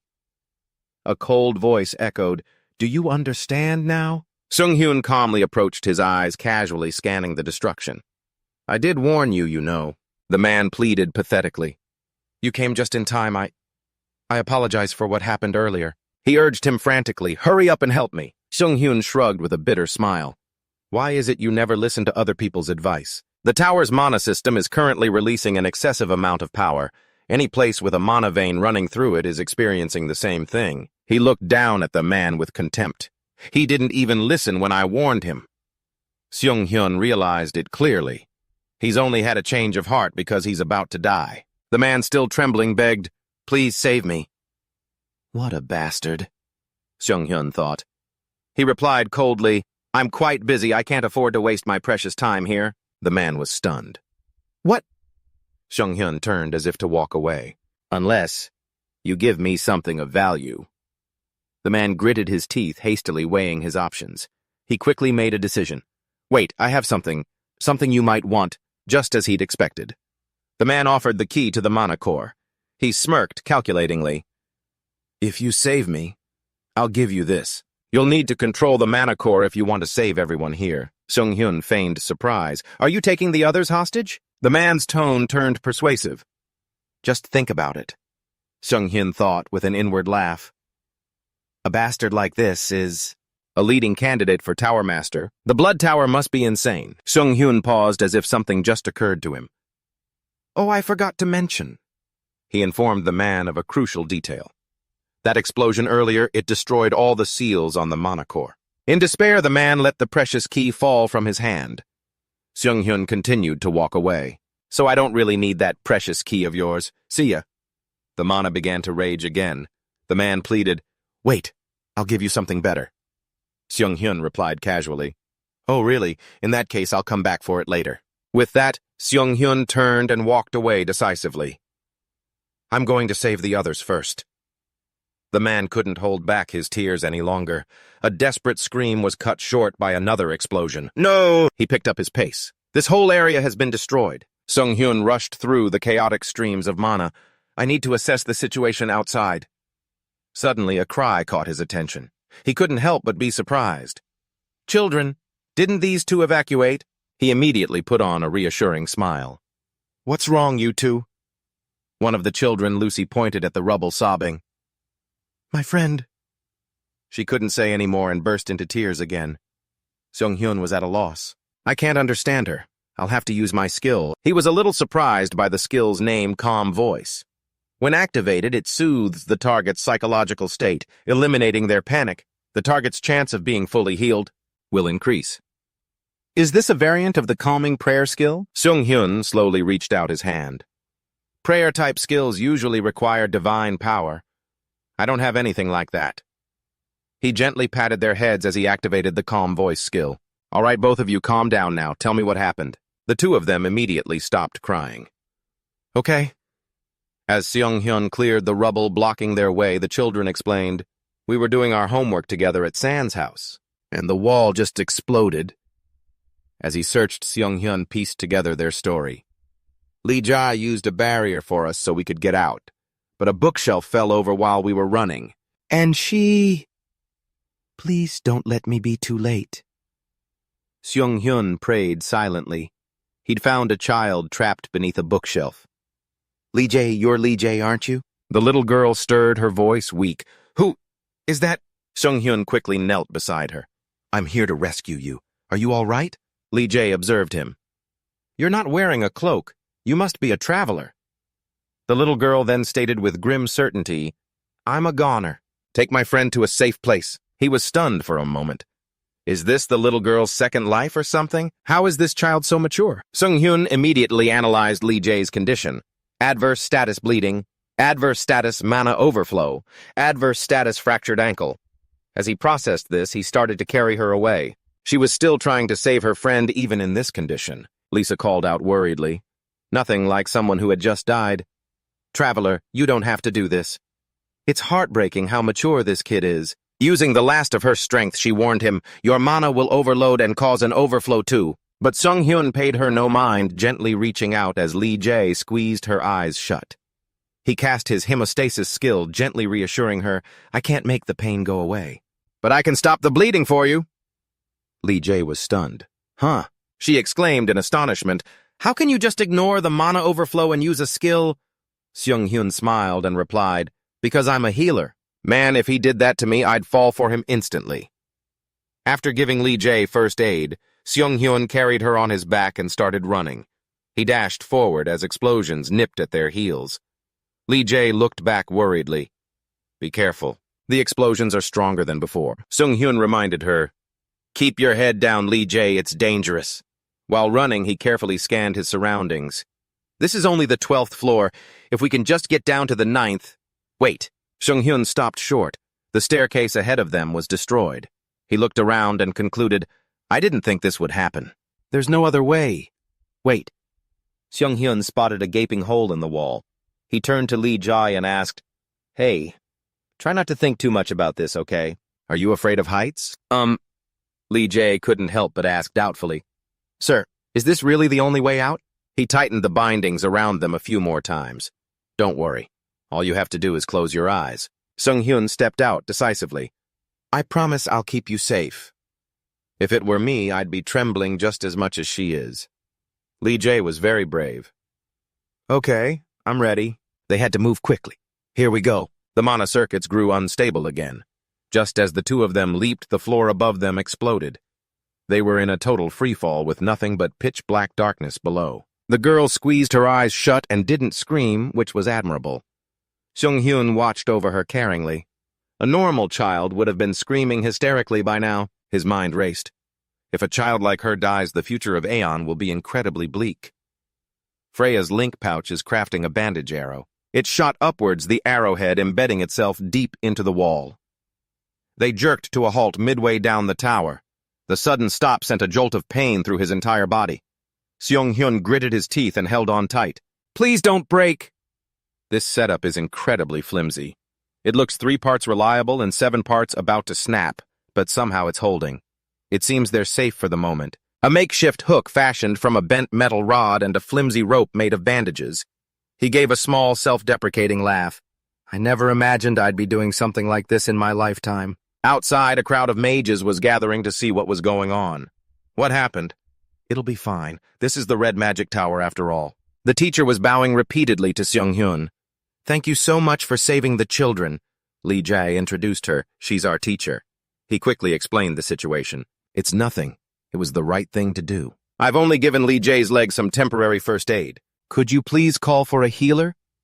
The girl quickly asked, Are you going to the Mana Center now? Seong-hyun confirmed. Yes, that's right.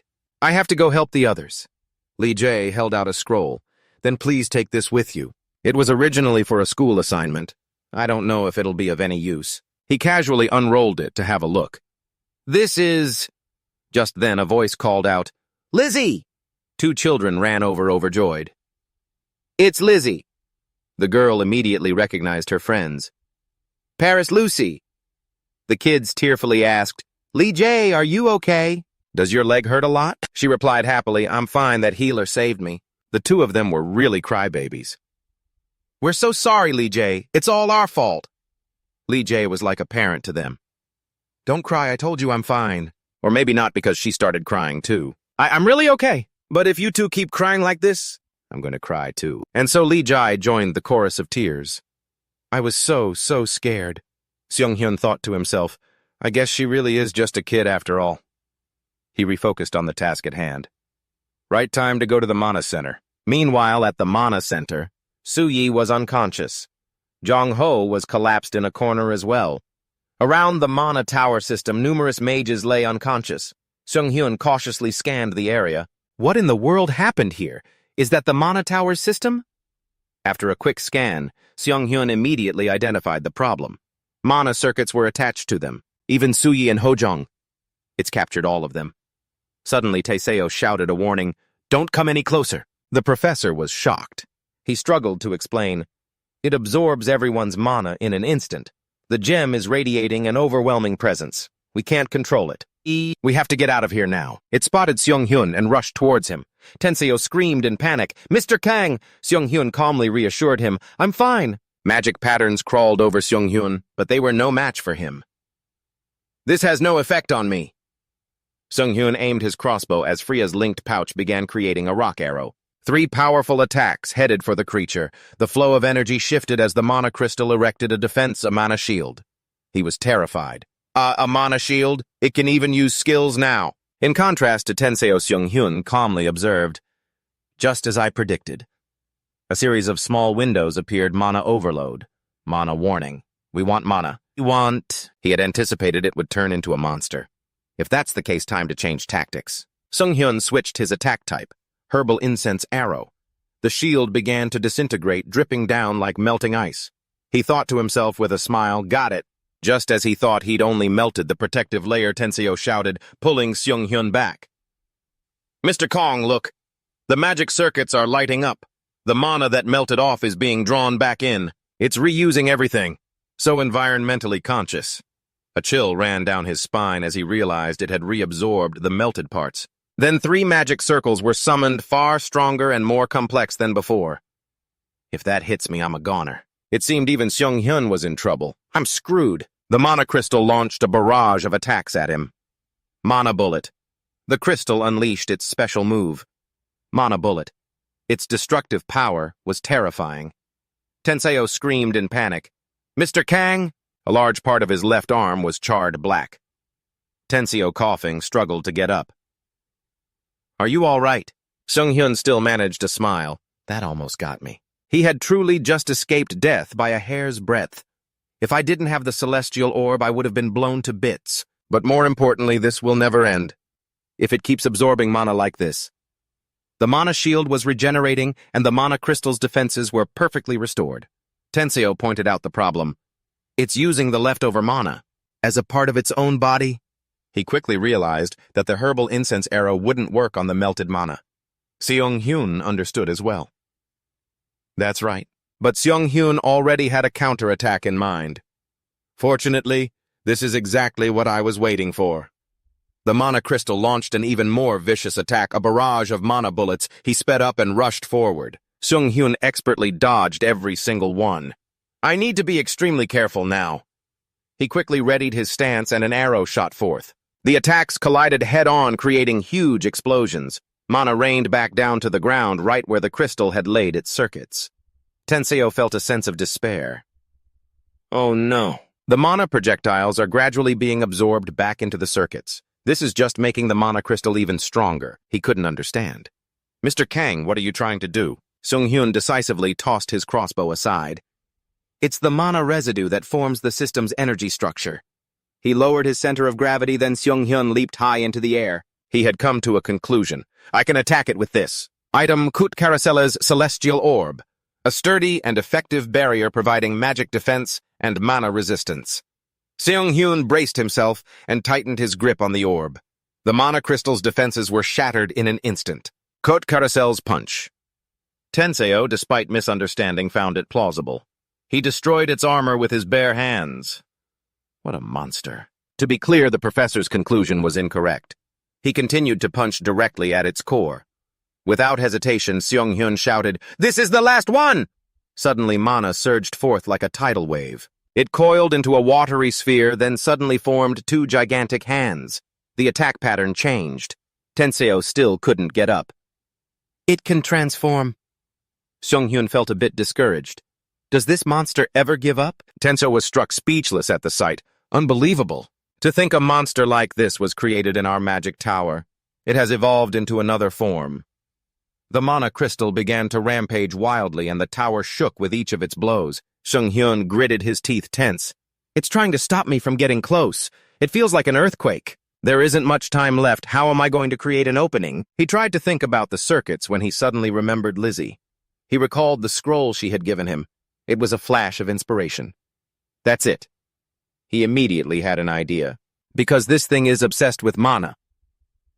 Resummoning Freya's crossbow, Seung-hyun declared, Freya's linked pouch is now creating a great mana potion arrow. He aimed at the wall behind it. There's no way it can ignore this. Just as planned.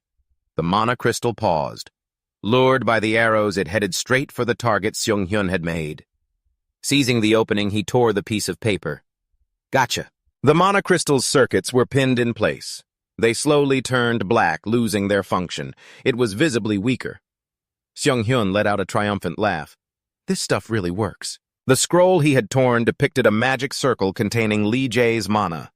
Freya's linked pouch is now creating a rock arrow. The mana crystal tried to defend itself, but it was useless. The arrow plunged directly into its core.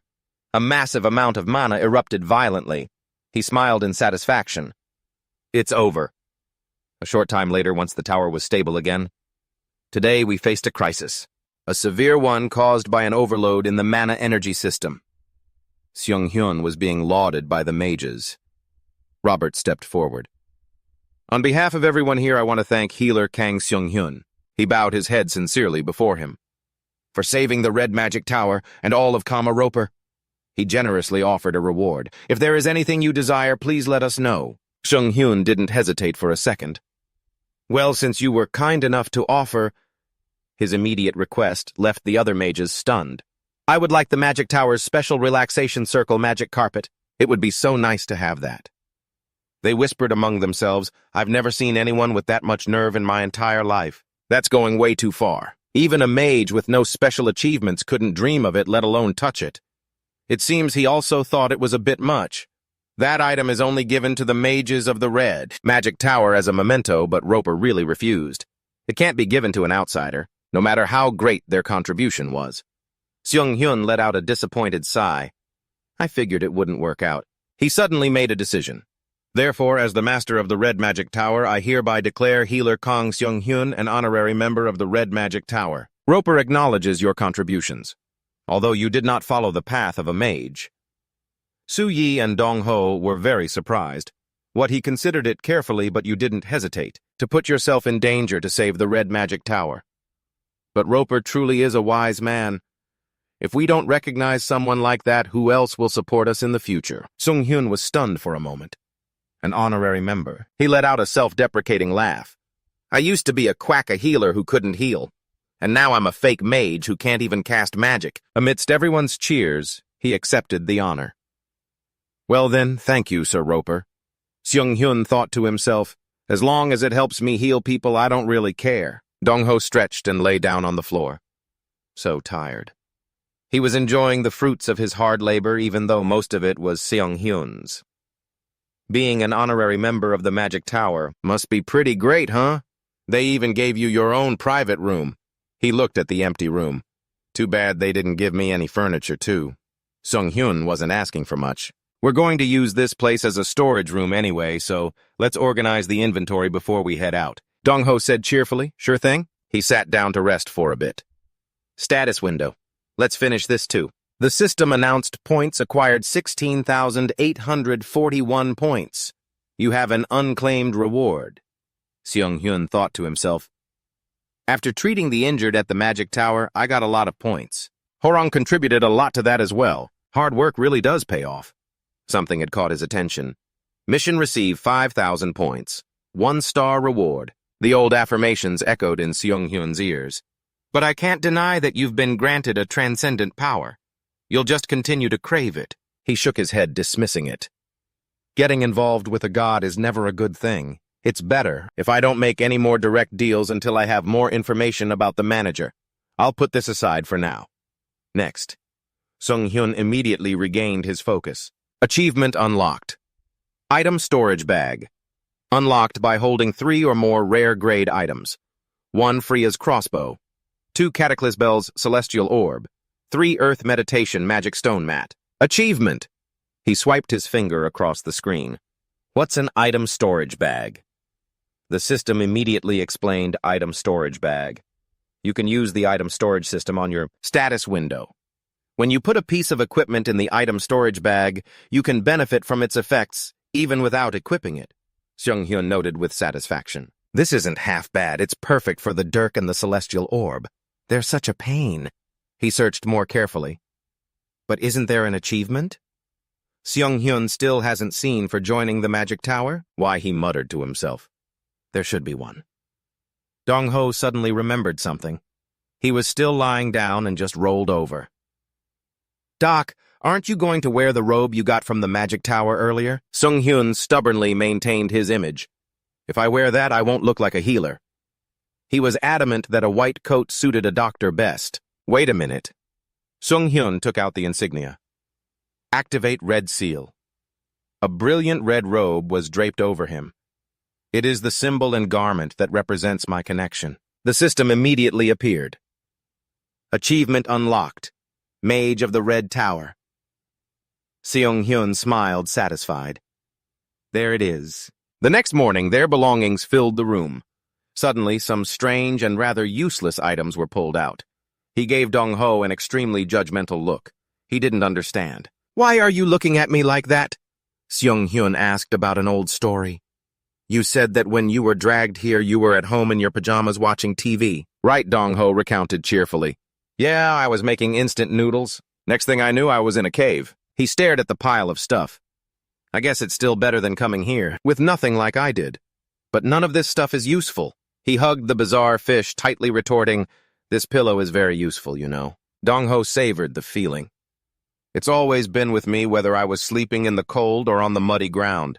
He was willing to share. Do you want to borrow it? You. Junho dusted off a picture frame. Why would I want something that stinks like that? Junho immediately shot back. It doesn't stink.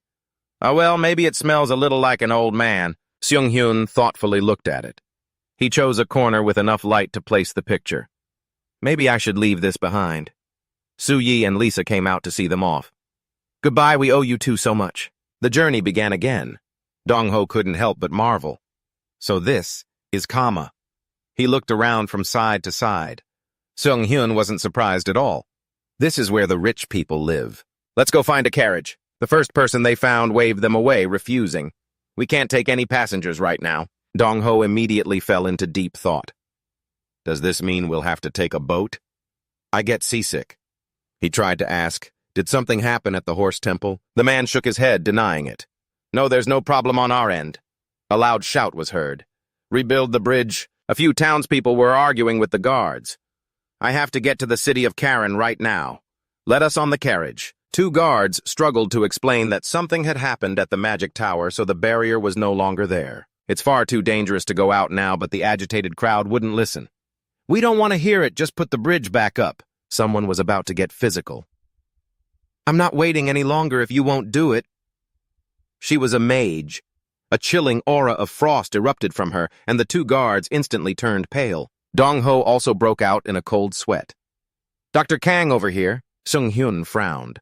Suddenly, countless air bubbles rose to the surface of the sea. Something leaped up from below. Slimy, monstrously webbed hands appeared. Countless merfolk crawled out. "I can sense them. Get ready to fight." The crowd scattered and fled in a panic. "It's merfolk. They're coming out." The guards urgently spread the word. "They're entering, prepare for battle." The situation was utter chaos. Their teeth were unbelievably hard and sharp. The crude equipment was no match for the merfolk at all. "Oh God." Suddenly an arrow flew by. It shrieked in pain. While he was still stunned, Seung-hyun had already provided support. "What was that?" He gathered his energy. Seung-hyun unleashed a barrage of rapid attacks.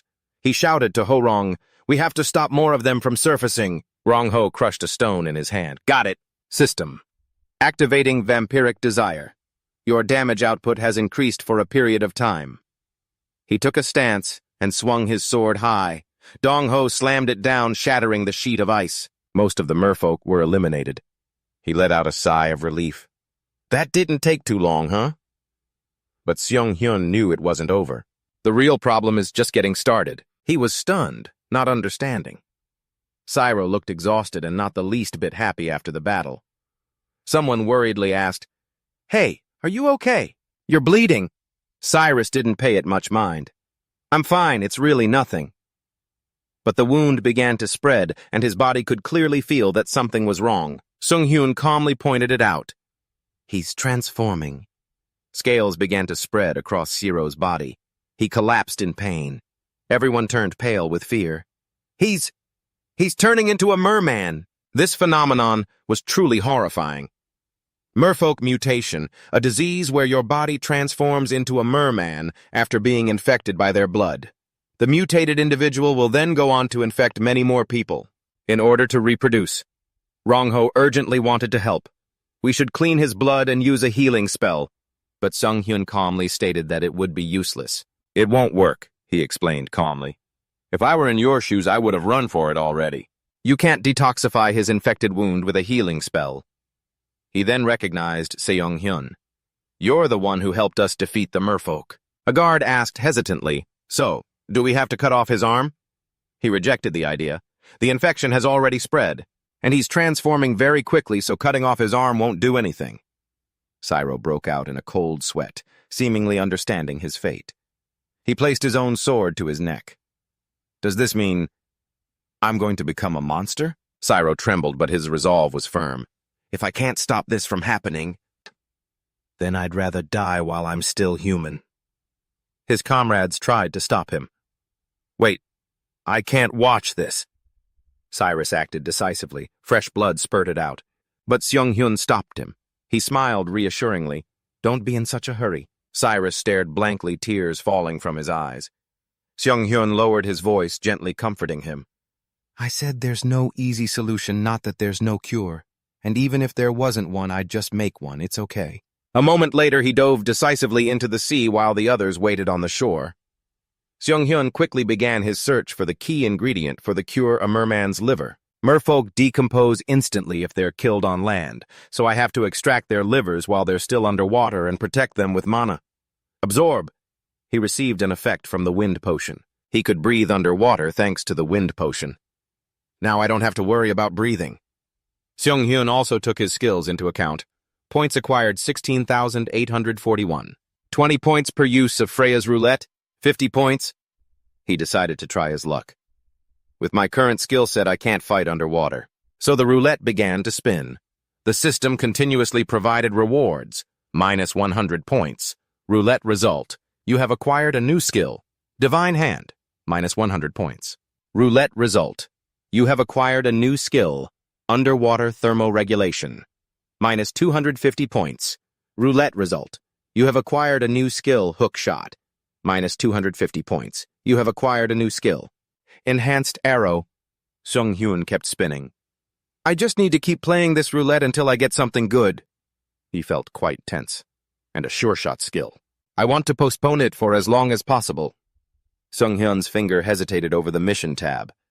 Claim 5,000 points, 1-star reward. Mission complete. He had no other choice. But I guess the time has come. Suddenly, a swirling current of water shot past Sung-hyun's cheek. He froze and scanned his surroundings. A water cannon! The merfolk had come to block Sung-hyun's path.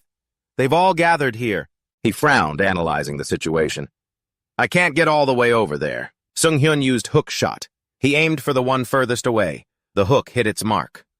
You're done for. Sung-hyun pulled the merman towards him. He quickly finished it off. Caught a big one. The other merfolk roared in fury. They immediately rushed forward to surround Sung-hyun. A few more arrows were fired. Moments later, dark blue-green currents spread through the water. The battle was almost a one-sided slaughter. He confidently took the upper hand. This is easy. I don't think I need to use a 1-star skill just yet.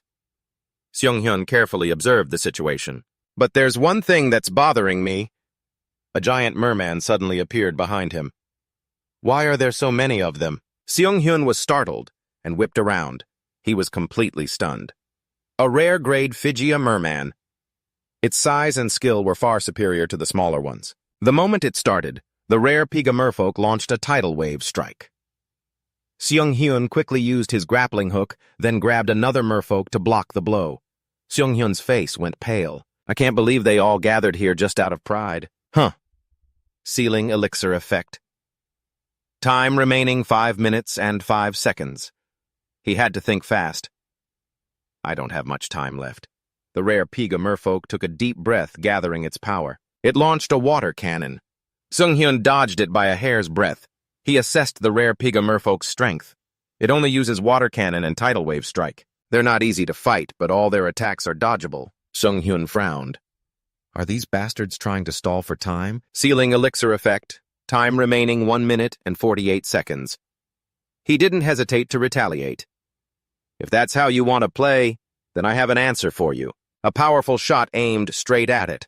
The rare Piga merfolk growled, deftly dodging the arrow from Sung-hyun. He calmly noted, Got you. A black poison began to spread from the arrow. A system notification appeared. Arrow of failed merfolk antidote concoction has been destroyed. I bet its entire clan never saw this coming. The rare Piga merfolk writhed in agony, panicking.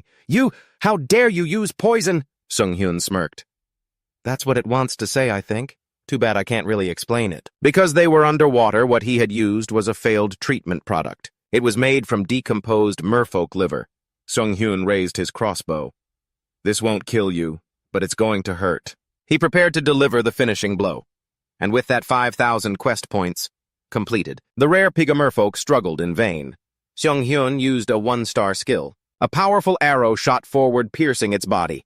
He continuously fired a barrage of 1-star harpoon arrows. Sung-hyun was eager to end the battle. Hurry up, give me the rare relic and get lost. Meanwhile, at the north gate of Kama, Dong-ho stared anxiously at the lake. I think he's getting restless. Something might have happened. Suddenly bubbles rose to the surface. Dong-ho was overjoyed. He's here, Dr. Kang. Doctor, are you okay? Soaking wet, Sung-hyun stepped onto the shore. He smiled as he wrung out his shirt and replied, Of course. The scales on Cyro's body began to disappear. Sung-hyun confirmed again, Not one trace left right. The crowd started murmuring excitedly. He actually made a cure. We can give him first aid now. The man was incredibly grateful. Thank you, sir. How can I ever repay you? Sung-hyun breathed a sigh of relief. Don't worry about it. Just focus on recovering and then protect Kama. That's more than enough. Urgent report, Captain. We have an emergency. The captain turned. What is it? The soldier panted in panic. I checked the situation at the east and west gates. It looks like things have gotten much worse, and it seems they've been attacked by a horde of Piga merfolk at the Kama military infirmary. Agonizing screams echoed as dozens of soldiers were turning into merfolk. My body, I can't, I'm a goner. Sung-hyun kicked the door in like a savior. He raised his crossbow and swiftly began treatment. Freya's linked pouch created arrows of merfolk mutation cure, and each shot landed squarely on the soldiers' necks. Fortunately, they were saved. However, some had already completely transformed. Dong-ho swore helplessly. "Damn it, we were too late for a few of them." Sung-hyun calmly continued. "There's nothing we can do for the ones who have already transformed." The merfolk grabbed a hospital bed and hurled it right at them. They dodged it easily. He said with annoyance, "Hey, don't you dare!" Dong-ho decisively swung his sword to attack. The merfolk bared its sharp teeth, and with a single bite, it snapped his sword in half. "Holy crap!" Sung-hyun managed to provide backup just in time, as Sung-hyun used harpoon arrow. Dong-ho was startled and shouted a warning. "Damn it, Dr. Kang, you're surrounded by two of them." The situation looked grim, but Dong-ho charged forward without a second thought. His sword was broken, so he used his own body to block it. "I'll give you everything I've got, you bastard." Sung-hyun spun around, driving an elbow into a merfolk, and quickly formed another harpoon arrow. It was hit square in the face, completely obliterating it. Finally, the situation was handled. Dong-ho grimaced as he picked up the pieces of his weapon. "Oh, for crying out loud. Why did my sword have to break at a time like this?" Sung-hyun laughed. "It's because you were swinging it too hard," he quickly asked with concern. "But Dong-ho, the cure?" He replied casually, "I'm fine." Even though his wound was gushing like a fountain, Dong-ho declared confidently, "It doesn't matter even if I get bitten." Sung-hyun understood. "Ah, right." Just then the captain rushed in horrified. "Oh no, my soldiers." He gave a brief report. "We saved everyone we could. But there were a few we couldn't save." Sung-hyun said, "I'm sorry." The captain gritted his teeth in anguish. "Thank you, sincerely. You helped us avoid devastating losses. We are truly incredibly grateful." Sung-hyun replied politely, "It was nothing." He then began to negotiate his reward. "I'm sure you'll provide a worthy reward for my efforts." Suddenly a voice shouted from the crowd, "There he is!" A group of people aggressively rushed forward, demanding, "You're Sung-hyun Kang, right? Give us the antidote." Sung-hyun recognized them. They were the residents of Kama from before. He discreetly used his clairvoyance skill. The status of all three immediately appeared healthy, healthy, healthy. Sung-hyun couldn't believe it. "What the? These people are perfectly fine. They aren't even injured." The men demanded loudly, "We were there when the merfolk attacked." Every single one of them was being completely unreasonable. "We could have been turned into merfolk, you know.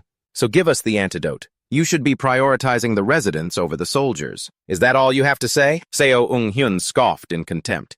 He knew for a fact the South Gate would have at least been safe if they hadn't built that bridge in the first place. So shameless. Seo Ung-hyun decided to compromise. "If that's the case, I'll give everyone the cure for the mermaid mutation." Their faces lit up. "That's right. Of course you have to give it to us." The greedy crowd started to fight.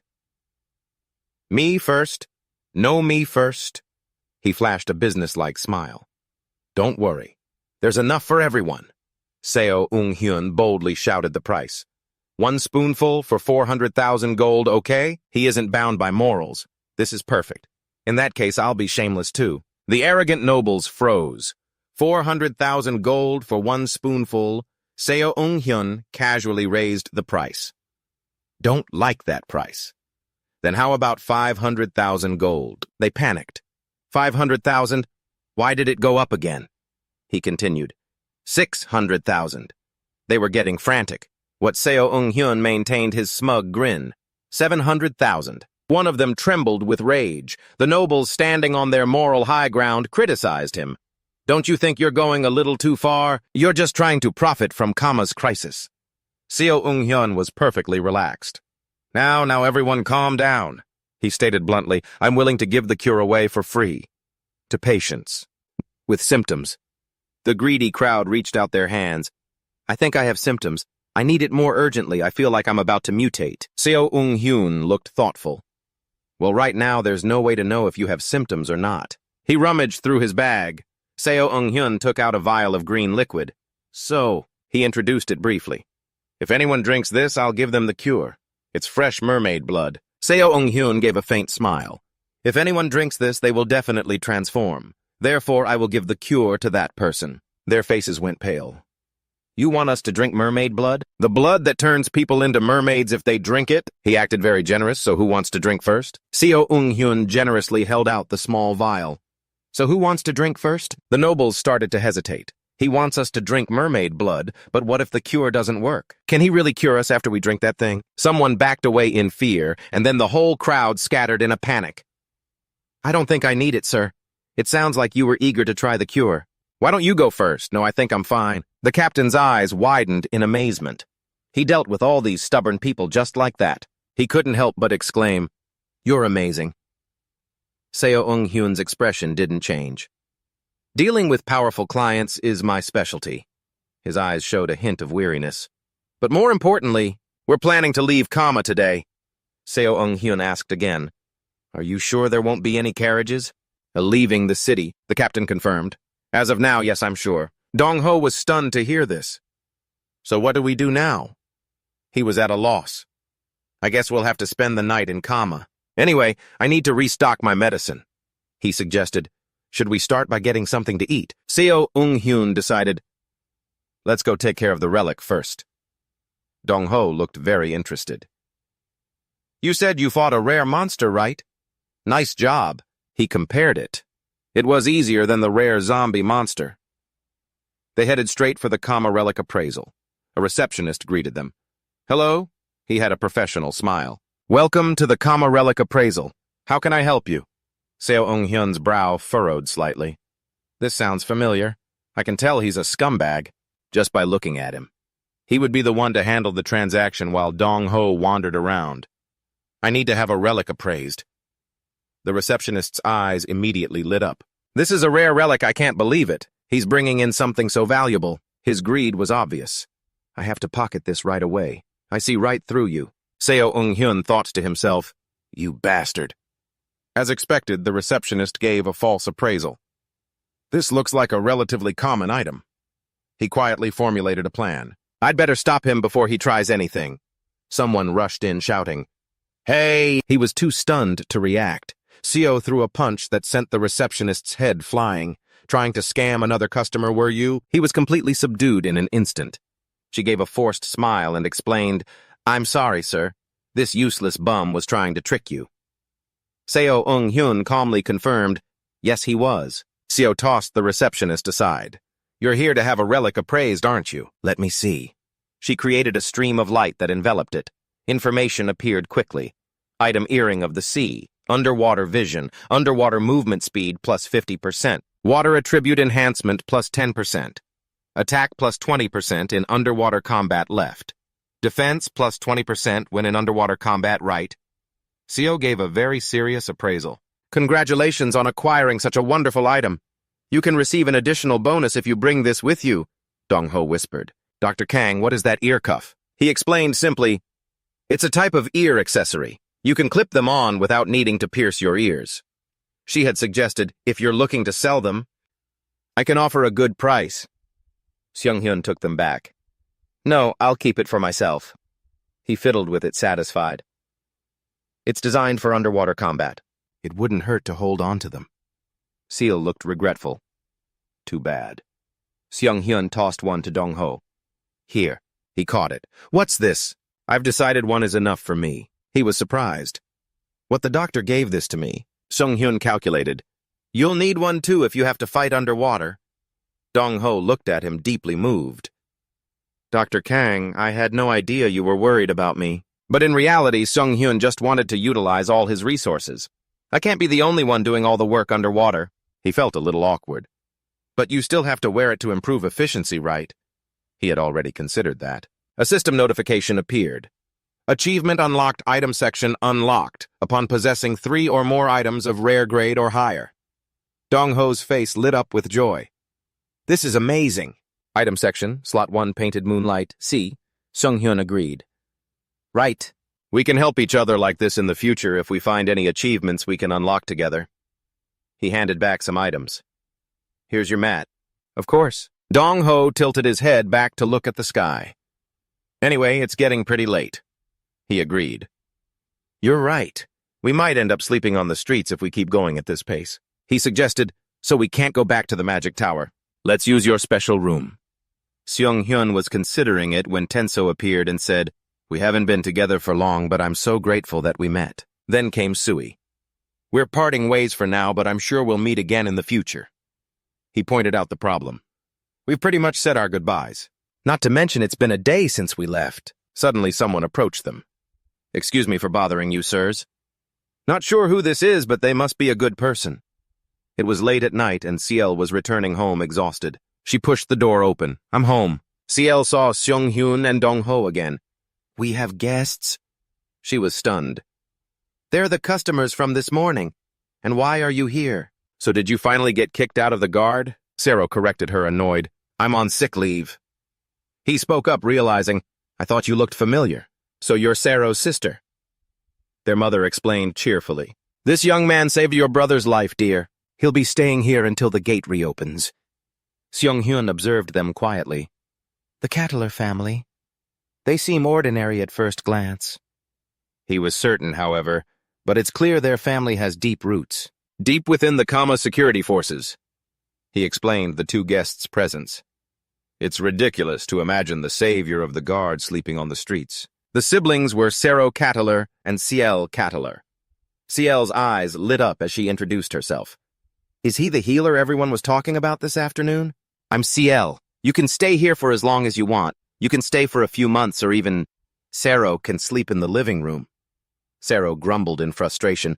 "Who said I'm sleeping in the living room? I'll be back with the army, all right." Dong-ho seemed to be enjoying the warm family atmosphere. Yep, they're definitely siblings. As night fell, Seong-hyun suddenly woke up in the middle of the night. He sat up and looked around. "What time is it?" Seong-hyun put on a coat and glanced outside. "Something feels off." Something strange in the distance offshore. "Fog."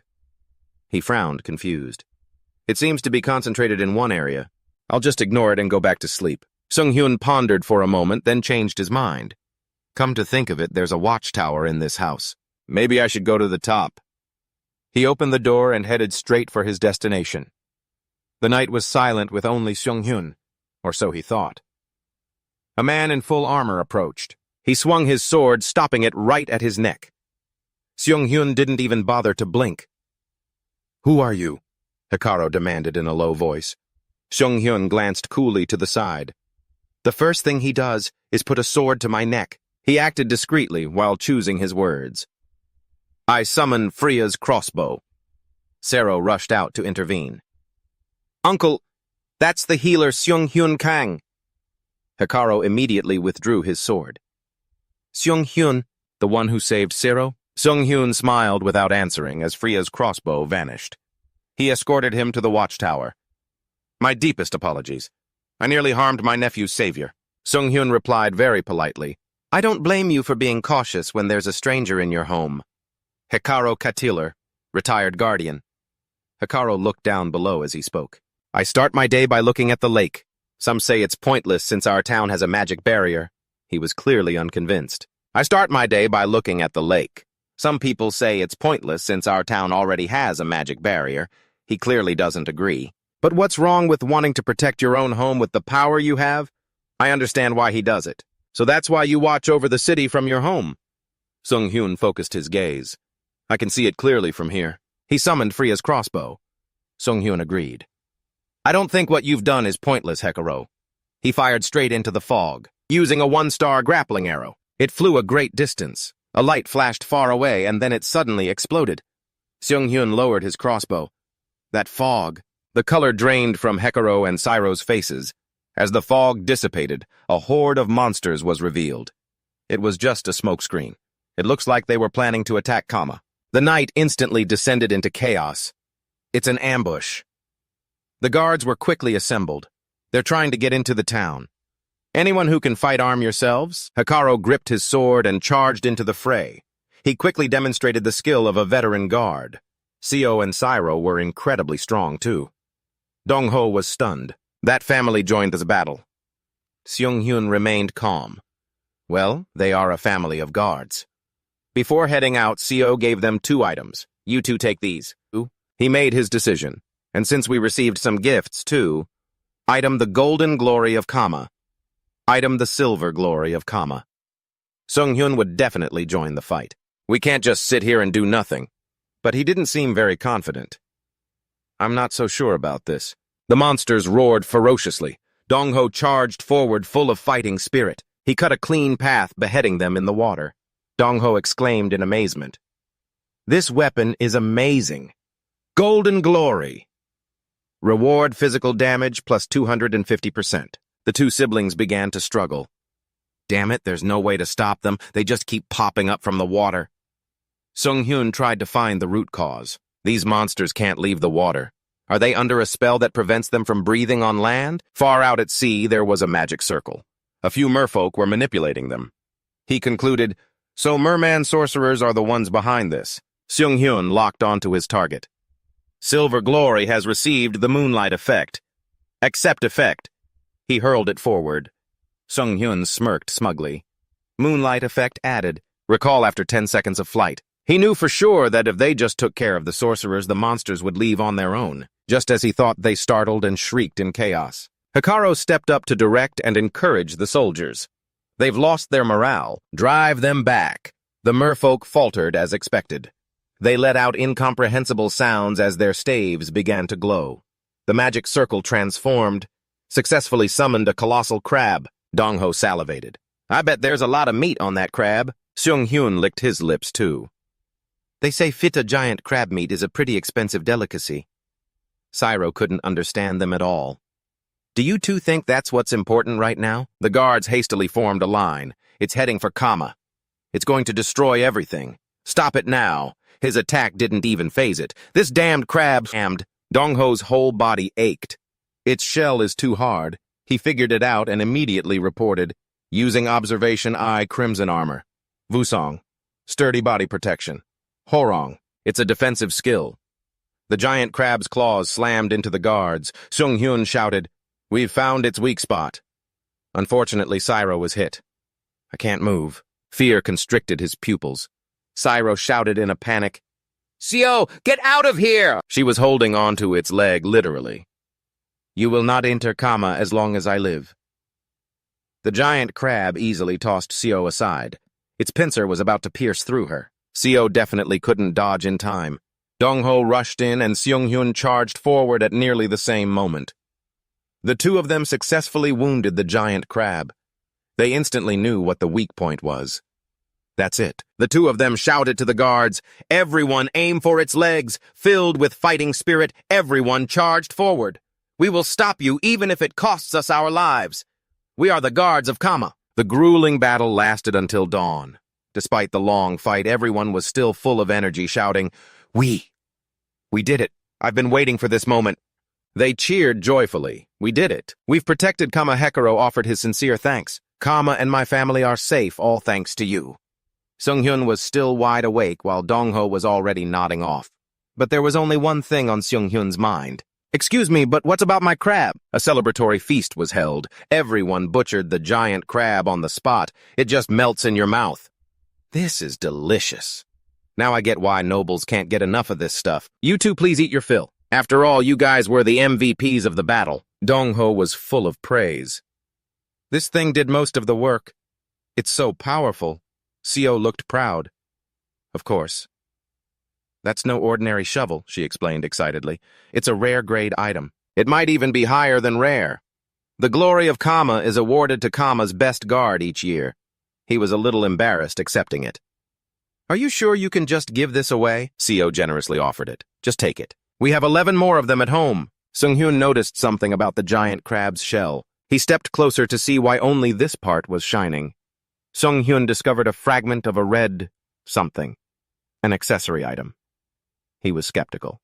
An accessory item. Sung-hyun picked it up, and the system immediately reacted. Precious artifact unlocked after killing a strong A-rank or higher monster and obtaining the artifact it leaves behind. Reward, new skill learned. Artifact collector. Chance of obtaining a monster's artifact plus 3%. He thought to himself, I can't believe I unlocked an achievement here. Sung-hyun decided that no one would say a thing even if he took it. I'll just keep it from now on. Hikaru struck up a conversation with him. Kang, I have some news for you. Sung-hyun was a bit surprised. Sir Hikaru. His gaze fell on the person next to him. And you are? The captain nodded in greeting. Seung-hyun, it's a pleasure to see you again, Dr. Kang. He was a little puzzled. What are the guards doing here? He announced I've received an offer from my superiors. The captain relayed the message formally. As a thank you for what you have done, the Lord of Kama has sent you an invitation. A carriage took them to Kama Castle. Gavin rushed out to greet his guests. Welcome. Are you the one who saved Kama Hikaru? Responded on their behalf. It's an honor to receive your invitation, my lord. Dong-ho's curious voice whispered, Sir, what kind of person is the Lord of Kama? Seung-hyun gave a brief summary. He's from the Crimson Magic Tower, a genius mage and theoretically the strongest person there. However, despite his talents, they say he isn't arrogant like other mages and is always hard-working. Sounds like a rare good person. He noticed something odd in that description. He sounds too good to be true, but why theoretically? He hesitated, not finishing the thought. Well, he suddenly choked up. Gavin suddenly burst into tears. They said the monsters had almost destroyed the city. His tears streamed down like rain. If it weren't for him, we would have... Hikaru, also pale, tried to calm him down. My lord, please compose yourself. So this is really Gavinze Antagas, the Lord of Kama. Seung-hyun concluded, he's a crybaby and a coward. Dong-ho's voice was extremely judgmental. Gavin invited them into the reception room. I have always thought that Kama relies too much on the town's magic barrier. He explained the current situation. We told our people that we must be prepared, in case something happens to the barrier, but everyone was against it. They said it was a waste of money. He also commented, compared to the size of the city's defense force is lacking and weak. Gavin suddenly turned towards Hikaru. Despite that, I am planning to create the first night order in Kama's history. He was startled. Are you saying... Gavin declared, I entrust the Cattler family with reorganizing the guards into a night order. It would be my honor, Hikaru replied, leaping to his feet in excitement, my lord. Dong-ho clapped in appreciation. Your entire family is on the rise. He was moved to tears. I can't believe that my family's wish for generations has been fulfilled in my lifetime. Seung-hyun spoke in a low voice. A knighthood in exchange for saving Kama. He gave Gavin a calculating smile. Does that mean there's a similar reward for the adventurers who saved Kama? He beamed brighter than a flower. You're so humble.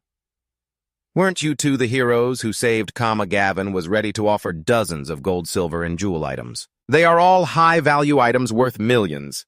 Take as much as you like. On top of that, I grant you the right to work for Antagas and our continued support. Seung-hyun coldly refused. No, thank you. His eyes widened. What? He doesn't care about treasure.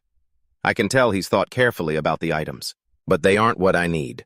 I have to get something from him that I can't get on my own, something very expensive. While Gavin was crying, Seung-hyun began to explain. Dong-ho and I come from a place called Han Village. It's a small village, but an influential one. Because of its location, many travelers pass through, and countless adventurers also frequent it because of all the monsters in the region. As a result, the Adventurers Guild established itself there early on, and the church is also spreading its influence in the village. Seung-hyun hinted at his idea. It's strange that there's only an Adventurers Guild, and the church in such an important village. Isn't it? Gavin understood the point. Are you trying to tell me? He made a serious proposal. I want you to establish a branch of the Magic Association in the village. The Magic Association is a facility exclusively for mages where one can buy and sell magic items, find quests, or rent lodging. Seung-hyun's plan was quite malicious. If the Magic Association opens a branch in Han, it'll be harder for the Church and the Adventurers Guild to maintain the control they have. I can't wait to see the looks on their faces. Gavin trembled nonstop. The Crimson Magic Tower will cooperate if you tell them I sent you. I can certainly get a construction permit, and if the Magic Tower cooperates. But the cost. He closed his eyes, considering it carefully. Gavin approved. Very well. If that is your wish, I will ensure it is done. Dong-ho chuckled with delight. You got a whole building as a reward. But Seung-hyun's demands weren't finished yet, and I hope you can provide us with enough money and supplies for our journey back to Han Village. He was annoyed. He rattled off a dozen things. First, money for food and a set of potions. and we'll need a boat and a guide to cross the lake.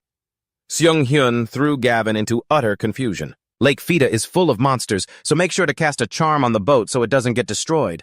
My good friend here gets seasick easily, so an anti-seasickness spell would also be helpful. He frantically interrupted. Wait, isn't the Magic Association a big enough reward? He had calculated this from the start. That was for me. This is for my comrade. He looked visibly pleased. Unlike Dr. Kang, I'm not a mage. The two of them practically made Gavin foam at the mouth, so a magic association being established or not has nothing to do with me.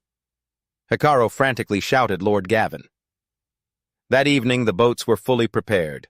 Seung-hyun greeted him politely. You must be our guide. It's a pleasure to meet you, Valix replied nervously. It's an honor to meet you, sir. The boat quickly set sail. Sero cheerfully saw them off. Goodbye, Saren added. Contact us if anything happens during your adventures. As they got further and further from the town, Seung-hyun remarked, The magic tower. It looks truly beautiful in the sunset. The moment of peace didn't last long. Their boat ran right into a monster in the middle of the sea. How did things end up like this? 1 hour before the disaster struck, Seung-hyun was calculating the route. We'll cross the lake and rent a car in Charkoti village. He pointed out the problem. We'll have to pass through the Red Forest to get to the village, but it's obviously too vast and dark, making it the perfect place for an outsider to get lost. You three are all from Charkoti village, right? Valak seemed rather introverted. Valak from Jakoti village? Yes. We came to Kama to pick up our daughter Rudy for her treatment. The other two people on the boat with them were Daisy Valak's wife and Rudy Valak's daughter. He explained awkwardly, we couldn't go back because there weren't any boats heading back here. Our other children are still at home, Valix explained further. Just when we were about to despair, Sir Gavin asked for volunteers to guide you through the Red Forest. One could just imagine Gavin crying and begging. Please don't take them from me, Seung-hyun smirked. He must be a good person. Dong-ho was the same way. Yes, he asked with concern. The anti-seasickness spell is working well, right? Dong-ho hummed cheerfully. Yeah, the boat is a bit shaky, but I still feel fine. Then just sit back and relax until we arrive. He opened the system to check. Friend list. Crimson Magic Tower, Master of Magic Weaving, Katilur Knight. Order Katilur's Guide to Night Combat. Seung-hyun leaned back leisurely. The increased friend list was also related to his affiliated organizations. He checked his unlocked achievements. Mage of the Crimson Tower. This was the second time since he received the reward. At the Crimson Magic Tower, Dong-ho and I were recognized as founding members of the Katilur Knight Order. Hikaru was extremely insistent. We are not from Katilur, but they insisted we were comrades in arms who had gone through life and death together, and in the end we received the title of Knight. Seung-hyun chuckled to himself, but no matter what my sixth survival rule is to use anything and everything you can. He swiped his finger to the missions and the Knight's Combat Guide. Seung-hyun seriously considered the mission earn 10,000 reward points. I've got a new mission. He felt it was unfair. 10,000 points. These requirements are getting more and more ridiculous. Seung-hyun wanted to complain, Sir, you're squeezing me dry. The system just arrogantly ignored him. He wondered, should I just throw everything away? Skills or not. Valak saw the distant shore ahead. Hey, you guys! We're almost at the forest! Seung-hyun raised an eyebrow in surprise. It really is red. A chill went down Dong-ho's spine. It makes me feel uneasy. I really want to turn back right now. He clutched his chest and sighed in relief. I was just worried about a monster showing up, but I guess it was nothing. He widened his eyes, warning, You shouldn't say that. Dong-ho broke into a sweat. Why not? Seung-hyun explained. You just jinxed it. Right after a swarm of small monsters started leaping up. They thrashed about, trying to bite people. He immediately rushed forward. Seung-hyun made short work of the monsters. He grabbed Valak by the collar and reassured him. Don't mind them, Valak. Just keep rowing. He turned pale with fear. Yes, sir. Daisy, holding her daughter, frantically called out, Dr. Kang! She saw a dark shadow in the water. Something's coming. It seemed to be the leader of the pack. Seung-hyun summoned Freya's crossbow. He immediately recognized it as a Kamafon fish. What's it doing here? It swam swiftly underwater, nimbly dodging the attacks. Suddenly, the Kamafan dived and vanished. It's gone. He watched cautiously. No, I don't think so. The boat suddenly rocked violently. It was being thrown up from below, trying to capsize them. Dongho cried out in terror, his vision filled by that giant mouth. "Look out below, it's going to eat us." Seung-hyun calmly assessed the situation. Pretty smart for a fish. He identified its attributes and how to finish it. Freya's pouch create arrow. Its whole body was instantly frozen stiff. Dongho was shocked. "It's frozen!" Seung-hyun seized the opportunity. "Dongho, break the ice!" He summoned his shovel. "Got it!" Thunderclap. A critical blow rained down. A moment later, Daisy asked worriedly, "Rudy, are you okay?" The little girl had been moved onto the floating ice. "Yes, but it's so cold," Valix panted, exhausted. "Is this what adventurers go through every day?" He looked at the frozen Kamafon and said, "Something's bothering me." Dongho was confused. "What is it?" Seung-hyun pointed out, "Kamafon fish usually live at the bottom of the river avoiding light. They don't normally surface." He thought, "I guess it doesn't like the light." He used his observation eyes. "But it attacked us before sunset." The information appeared in full. Kamafon fish. A part of its body is frozen. Head has been smashed. It appears to have been dead for 3 days. Seung-hyun made a clean cut. 3 days! Vines immediately poured out. Dongho recoiled in horror. "What is this?" He informed him it's a type of parasitic plant. Seung-hyun continued to observe. It seems it was controlling the Kamafon fish. Parasitic wave plant. A parasitic plant monster. A mutant that has come into contact with strong magic. One line put him on high alert, ceases activity when the main body dies. Main body. The sea surface began to shake violently again. 2 whirlpools suddenly erupted upwards. They were giant tentacles. Seung-hyun understood. "So, this is why I didn't unlock any achievements. There's a worm monster here." Dongho decided on a plan. The monster was heading straight for the sea. Seo Eung-hyun was speechless as the creature extended its long tentacles and attacked. It was aiming for the Valix family. They were all ensnared by its tentacles. He immediately fired, severing the ones holding the couple with a grappling hook arrow. But it wasn't over yet. Damn it. Rudy was still in danger. The little girl was snatched right before Dongho's eyes. A haunting memory came flooding back to him. A small child's voice calling out, "Daddy!" A chill ran down Dongho's spine as he staggered to his feet. Dongho lunged forward to grab Rudy. "No!" the Valix cried out in terror. "Rudy!" Daisy frantically tried to rush forward. "Rudy, my baby!" Her husband quickly held her back. "Honey, don't—" Seo Eung-hyun tried to reassure her. "Please try to calm down first." In a soothing voice, he said with conviction, "I will save your child." Daisy collapsed, sobbing. Seo Eung-hyun tried to remain calm, but he was in shock. He couldn't believe Dongho had fallen with the child. If I don't do something? If he could have predicted the worst possible future, it would have been this Dongho trying to save that child. And in the end, they would all die. He was trying to chop off all the tentacles, but these things were just too stubborn. Dongho was completely overwhelmed. They just kept regenerating, no matter how many times he cut them. He knew for sure he could get out of here safely, but only by himself. Dongho held Rudy tightly resolute. "But I can't just leave this kid to die here. No matter what, he wouldn't give up. I'm running out of air." A light flashed from the water's surface. It was Seung-hyun arriving just in time to help. Freya's connection pouch creates a wind arrow. He shot down into the water. Seung-hyun dealt with the tentacles swiftly. Dongho was overjoyed. He called out, "Dr. Kong." He smirked mockingly. "You haven't changed a bit, have you?" Seung-hyun's attacks were fast. The tide of the battle seemed to be turning. The monster's recovery seemed to have slowed. Dongho warned him, "Doctor, be careful. Its tentacles keep regenerating." But the severed ends were frozen solid. His eyes widened in astonishment. "It's frozen!" Seung-hyun came prepared. This wasn't an ordinary sashimi knife. He observed carefully. "I had to improvise by grinding some stone, but I got lucky." System announcement. Achievement unlocked. Manual magic. Extremely low chance of unlocking when creating a handcrafted item. Reward. Random magic skill. Seung-hyun thought to himself a random achievement. While blocking the monster's path, he ordered, "Don't worry about me.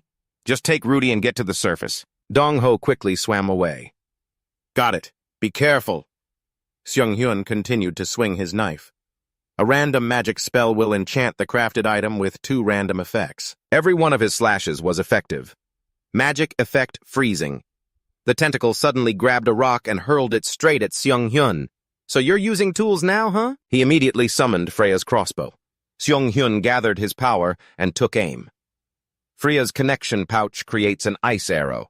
He hit the rock dead on. It stopped dead in midair, so the second magic effect is this. A single, simple slash shattered the rock. Magic effect increases damage to frozen enemies by 400%. Seung-hyun's expression hardened. The monster swam up to face him. It was the sequoia squid, the leader of the parasitic wave and its host. Seung-hyun couldn't help but laugh. So it's finally showing its body. Its eye suddenly glowed. The sequoia squid emitted a sonic attack. He grimaced and covered his ears. A swarm of small squid cut through the water, swimming towards them at high speed. They surrounded the sequoia squid. Seung-hyun understood what it was trying to do. They're all infected by the parasitic plant. It's going to use them as a shield so it can escape. He smiled confidently. Well, then that makes things simple. An arrow zipped past, freezing a part of the sequoia squid's body. It looked over in confusion at the arrow that had missed it. Suddenly, an explosion went off right next to the sequoia squid. The system stated, "The holy water of the dawn arrow will dissipate." Seung-hyun had calculated its every move. Normally, the host can't think rationally because of the parasite, but they remain loyal to their instincts. He successfully froze the entire swarm. One of the prominent characteristics of the sequoia squid is its attraction to light. The swarm it had painstakingly built was now out of its control. The thing pinning it was an ice arrow created from Freya's connection pouch. With the path clear, Seung-hyun thought, "Now I see you." He smiled one last time. "Goodbye." Each clean slash rained down, and with them the vines also ceased to function. As Seung-hyun considered what to do next, the system interface appeared. So it's finally dead. I'll just retrieve the holy water arrow before I head back. Suddenly, countless small screens popped up. What? How did I earn all this? Points acquired, 12 points. Points acquired, 5 points. 6 points, 3 points. 13 points, 8 points, 6 points, 4 points, 16 points, 9 points. He was dumbfounded, wondering over and over, what the hell is going on? Is the administrator insane? I thought I couldn't earn points by killing monsters. Seung-hyun looked around. The remaining parasites were leaving their hosts. After I killed the main body, does that mean all of those things? We're technically cured by me. First the points. Now more achievements. Achievement unlocked successfully. Removed foreign tissue. The Great Healer. The Amazing Healer. The Giant Squid Hunt. The embodiment of greed. He just had to accept it. At least this makes it worth the trouble. With everything taken care of, Seung-hyun surfaced. He quickly asked Dong-ho, "How are Valix and his family?" Dong-ho stumbled. "Dr. Kang." His seasickness was still terrible. "I'm glad you're okay." Seung-hyun had nothing more to say. "I'm done with you. I'm done." Dong-ho took charge of steering the ice floe to shore. Valix's family hurried over. "Dr. Kang, you're back." He walked over to check on them. "Are you three all right?" Daisy cried and begged. "Please help us, it's Rudy." A chill ran down Seung-hyun's spine. Oh no, Daisy was worried sick. "Sir, what's going to happen to our little Rudy?" They had arrived at the Red Forest. After a quick examination, Seung-hyun concluded, "It's clear she's suffering from hypothermia." He gave instructions while searching for dry firewood. "First, we need to warm her up. Wrap her in a blanket while I start a fire and take off her wet clothes." Dong-ho spoke up. "Dr. Kong, look at the sky." Dark clouds were rolling in, looking like they were about to bring rain. Seung-hyun was speechless. "You have got to be kidding me." He had to find another way. "How far is Chakotay village from here?" Valix anxiously held his daughter tighter. "Even if we take a shortcut, it'll still take at least 2 hours. Seung-hyun made his decision. "I guess the village is out of the question then. Let's go deeper into the forest and find a place to shelter from the rain." As they walked along the trail, he looked around. So this is the Red Forest. It really is red. Junho pointed out that the grass, the trees, and even the soil were all red. Valix, looking very worried, added, "The same thing happens to the animals and people who live here." He explained that everyone from Chakoti village is born with red hair. Daisy, who was leading the way, said, "Make sure you guys don't lose sight of us. Outsiders always get lost when they come to the Red Forest." Junho asked curiously, "Why? Is it because the path is hard to follow?" She wasn't too sure either. "No. We even put up some signs to show the way to the village, but it was all useless. The mages say it's due to the special power of the Red Forest." Suddenly, Seung-hyun stopped. He lowered his voice and ordered, "Nobody move." Daisy didn't understand, but she obeyed. Dr. Kang Seung-hyun took out his weapon. "List. Summon Cyan Silver Dagger." He pointed the dagger towards nothing. "Come on out." The rustling of leaves was followed by a deep voice. "It seems we've been discovered." A young man stepped out to face Seung-hyun. With him, a young woman jumped down from a tree. Valix exclaimed in panic, "It's the Red Road Gang." Junho wondered, "The Red Road Gang?" He briefly explained, "They're a group of thugs who rob people passing through the Red Forest. You have to have red hair to join, and apparently they don't attack other redheads. The rules of this gang are so weird. And by the way, they allow you to dye your hair if you want to join." Junho seriously thought they should have just called themselves the Red Hair Club. The young man scowled and ordered, "You look like a healer. The 3 redheads can go, but you, healer, you're coming with us." Seung-hyun remained unfazed. "Kidnapping a healer, huh? Sounds like someone is injured." The woman snapped, "Shut up and just do what I say." He didn't even blink, as if we weren't already racing against time. "I just need to get rid of them and find a place to shelter for the night." An idea suddenly sparked in Seung-hyun's mind. "Wait a minute. A place to shelter." He began to try and negotiate. "My apologies for troubling the esteemed members of the Red Road Gang, but one of my companions on this journey is sick," Seung-hyun requested with a bright smile. "So we'll be spending the night at your hideout." The young man scowled. "What?" They obviously didn't accept. "Who do you think you are?" He ignored them and continued, "You can see the sky, can't you? It's signaling that a storm is coming." The Red Road Gang members yelled, "Do you think we're running an inn or something?" Junho pushed Valix's family back a bit. "Let's stay out of this." Seung-hyun smirked. "If you let us stay." He was clearly provoking them. "We won't turn you over to the Adventurers Guild." The two of them charged at the same time.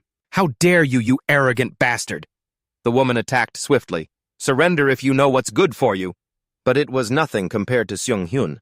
He spun around, gathering momentum. Seung-hyun struck her directly in the temple. "That's one down."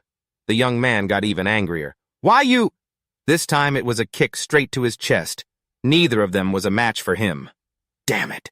Why is he so fast? He must be using some kind of skill. Use it. The young man tore a magic scroll. "All right then. You're dead meat." Chains shot out, restraining Seung-hyun. He calmly allowed himself to be bound. "These are the chains of mana pollution." The young man charged forward confidently. "You're nothing without your skills." But the chains began to shatter. They were like child's play to Seung-hyun. "I'm not even using any mana." He punched the guy across the face. Out of the two, one was now unconscious. The woman broke out in a cold sweat.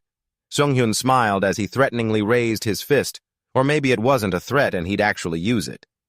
After taking a sound beating, they both became very polite. "I'm sorry. We'll take you to our hideout."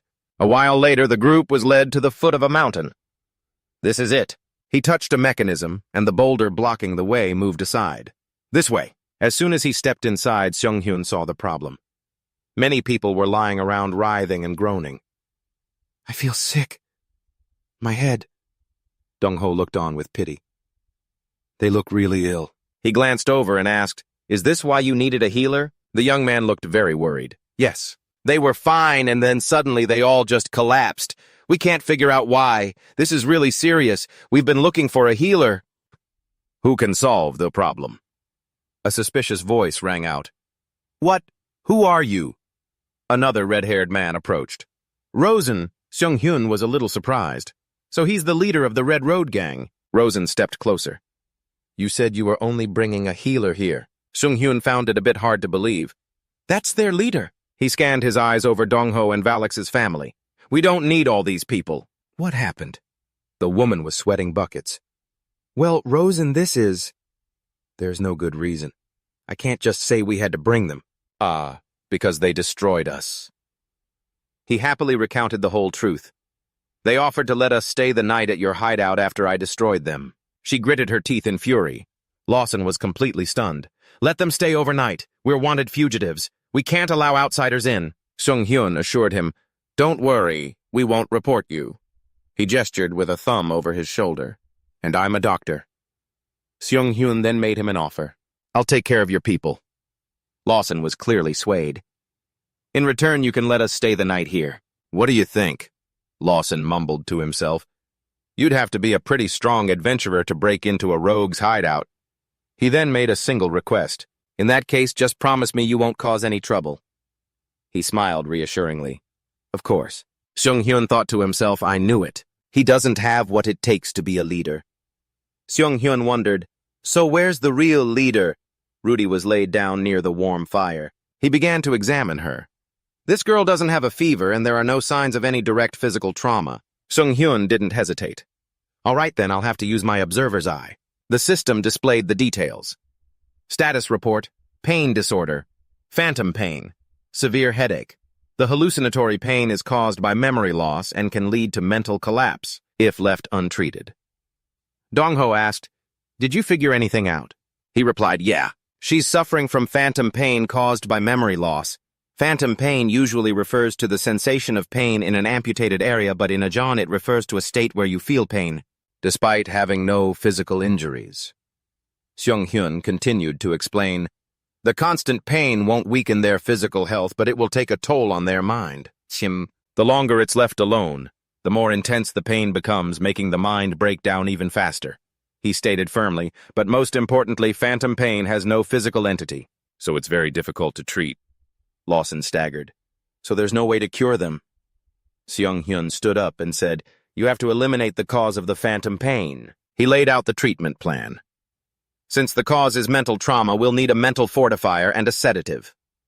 Sung-hyun tilted his head in thought. I can make them, but gathering the ingredients will be a problem. Just then, Dongho discovered a cabinet of herbs.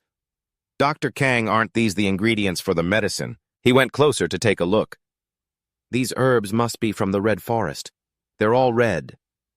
Sung-hyun scanned the items. White water willow petals, willow, Helleborus annatto twisted quartz moss, and, he confirmed, dried kamatari root and juniper berries. These are all ingredients for a mental potion. Lawson looked overjoyed.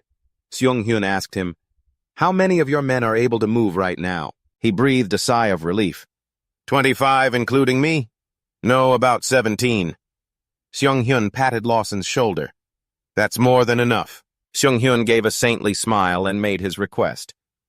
Take everyone and gather as many of these as you can from the forest. It was, in fact, an order. Then, what a devil sending us out in this stormy weather. Immediately, one of the men protested angrily.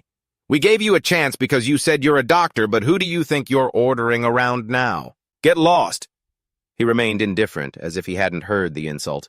What was that? And so out in the rain, the battered red-haired gang gathered herbs. Back inside, Dongho was helping Sung-hyun with the medicine. How do you know so much about all this? He took out a small notebook.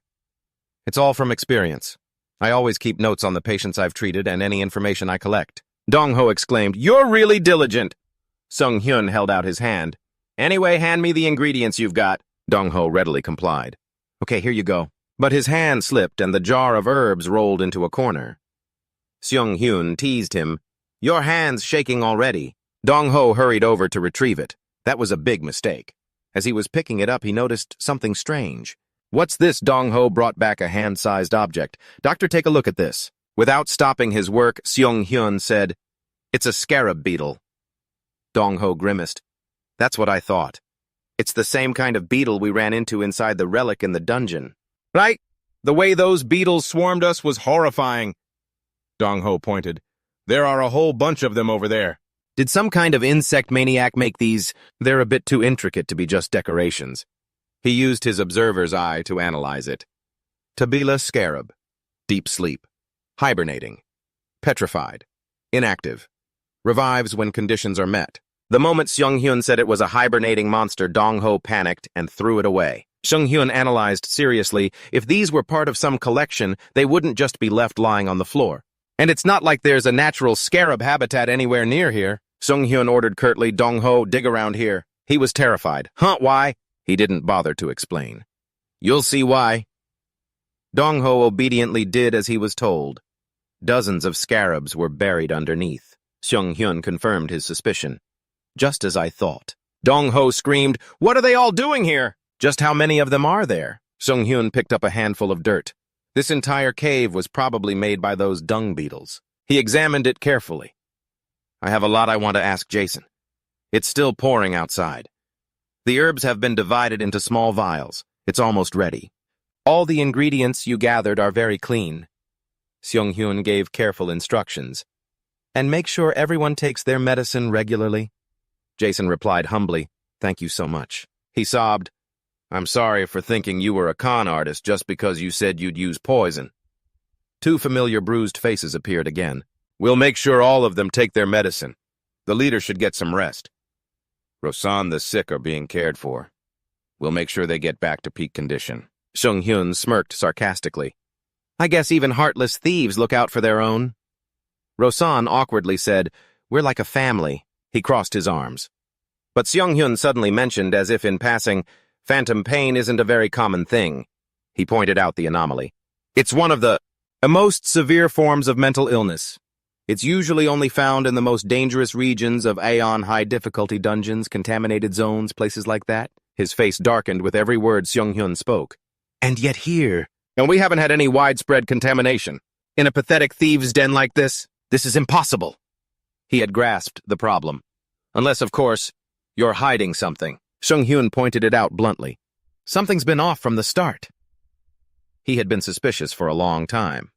"It's not just because you had a high-grade scroll like mana contamination chain." Sung-hyun was no stranger to gangs like this. "But you used a scroll like that without a second thought. A normal thief wouldn't do that. Thieves always put money first." Jason tried to justify himself. He didn't let him speak. "And the soil in your hideout." Sung-hyun always paid attention to everything. "The soil in the Red Forest is always damp and soft." He stated with certainty, "But this hideout is full of dry sand and rough sandstone. It's as if this cave was moved here from somewhere else." Sung-hyun pressured Rosan. "Tell me the truth. Who are you really?" He was sweating from the tension. "All right, I'll talk." Rosan clutched his cloak. "But after I tell you, will you help me?" Dong-ho wondered. "Help you?" He didn't answer right away. "I'll decide that after you're finished talking." He began his story. "This area used to be completely empty. There was nothing at all. But then 3 months ago, a cave suddenly appeared here." Rosen held nothing back. "Inside, it was filled with monsters we'd never seen before.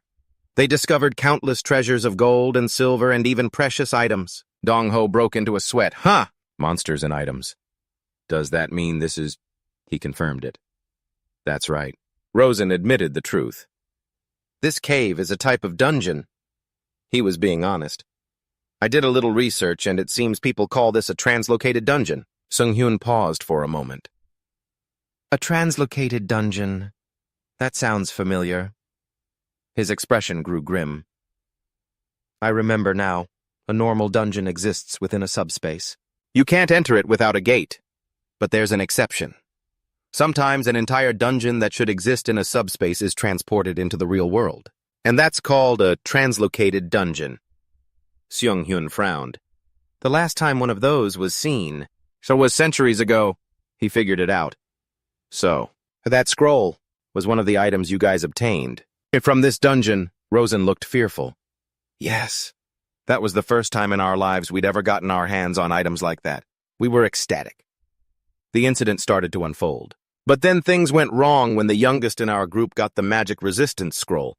The arrogant mages looked down on them, saying, "Are there still beggars like this in Kama?" She got into a conflict with the mages of Kama. Normally, we'd have to swallow our pride because we couldn't beat them, but that day was different. The power from the scroll was immense. They were completely overwhelmed. The gang members made their move. Sung-hyun easily guessed the outcome. "You annihilated them," Dong-ho realized, because with their magic resisted, they couldn't use magic anymore. The more Rosan spoke, the paler his face became. It was a historic day. In any case, we had a lot of pent-up resentment for the mages. The problem was we tried to find items that were even more powerful. It all started with a young girl. Everyone I've found something amazing deep inside the cave. The others slowly went mad. If we awaken that thing, and we can wipe out those arrogant mages. No. Their ambition grew too large. We can destroy all of Kama. He clutched his head in fear. I don't know what it was, but it made everyone act completely abnormally. The Crimson Path is about to unleash terror on Kama. Rosan begged for help. Please stop my comrades. Dong-ho was flustered. Dr. Kang, what should we do? Sung-hyun let out a laugh. I'm no fan of mages myself, but he thought of the Cattler brothers along with Sui and Lee Jae. I'd be pretty annoyed if the city I worked so hard to save 2 days ago gets destroyed. Sung-hyun got down to business. All right. Where is the real leader of the Crimson Path? The two looked around. He said, we just need to defeat the senior leaders and the one in charge. Right. Rong-ho fumbled around everywhere, but where on earth was this secret room 7? The walls here look exactly the same. He smiled, pointing to his eye. It won't be that hard to find. Activating his observational eye lights gathered on one of the walls, Jung-hoon found a magic circle. There it is. He showed Dong-ho the way. The entrance to the secret room was on the 16th floor. He immediately grabbed a shovel and started digging. Okay. Dong-ho screamed again when he saw the swarm of bugs. I'm scared to death. They're in here too. Jung-hoon was unfazed. Well, of course. This is a wall too, after all. He found it this quickly. This magic circle must be the door. How do we get inside? He took out a tool. I know a way. Item Caroustel's Monosphere. Ability extremely high magic resistance in Secret Area 7 of the Blood Road. A few strange sounds echoed down. Huh, where's that noise coming from? He jumped in surprise. What, the wall? What the hell is going on? Jung-hoon punched right through the wall. He immediately caused chaos. An intruder. Jung-hoon politely greeted them. It's a pleasure to meet you high-ranking leaders of the Blood Road. He cursed under his breath. Why the hell is he introducing himself? They immediately drew their swords. They managed to find their way here. Forget it. Kill them. He lightly got into his stance. Then he rushed forward, landing a punch on each one. Of course, Dong-ho helped out too. He was punched and sent tumbling. Jung-hoon questioned him. Don't make things any more complicated. Cooperate quietly. Where's your leader? A low, deep voice rang out. You wish to see me? He stepped out himself. Lefenny exuded a completely different aura than Yosin. I do not know who you two are. Lefenny Dimmer, leader of the Blood Road.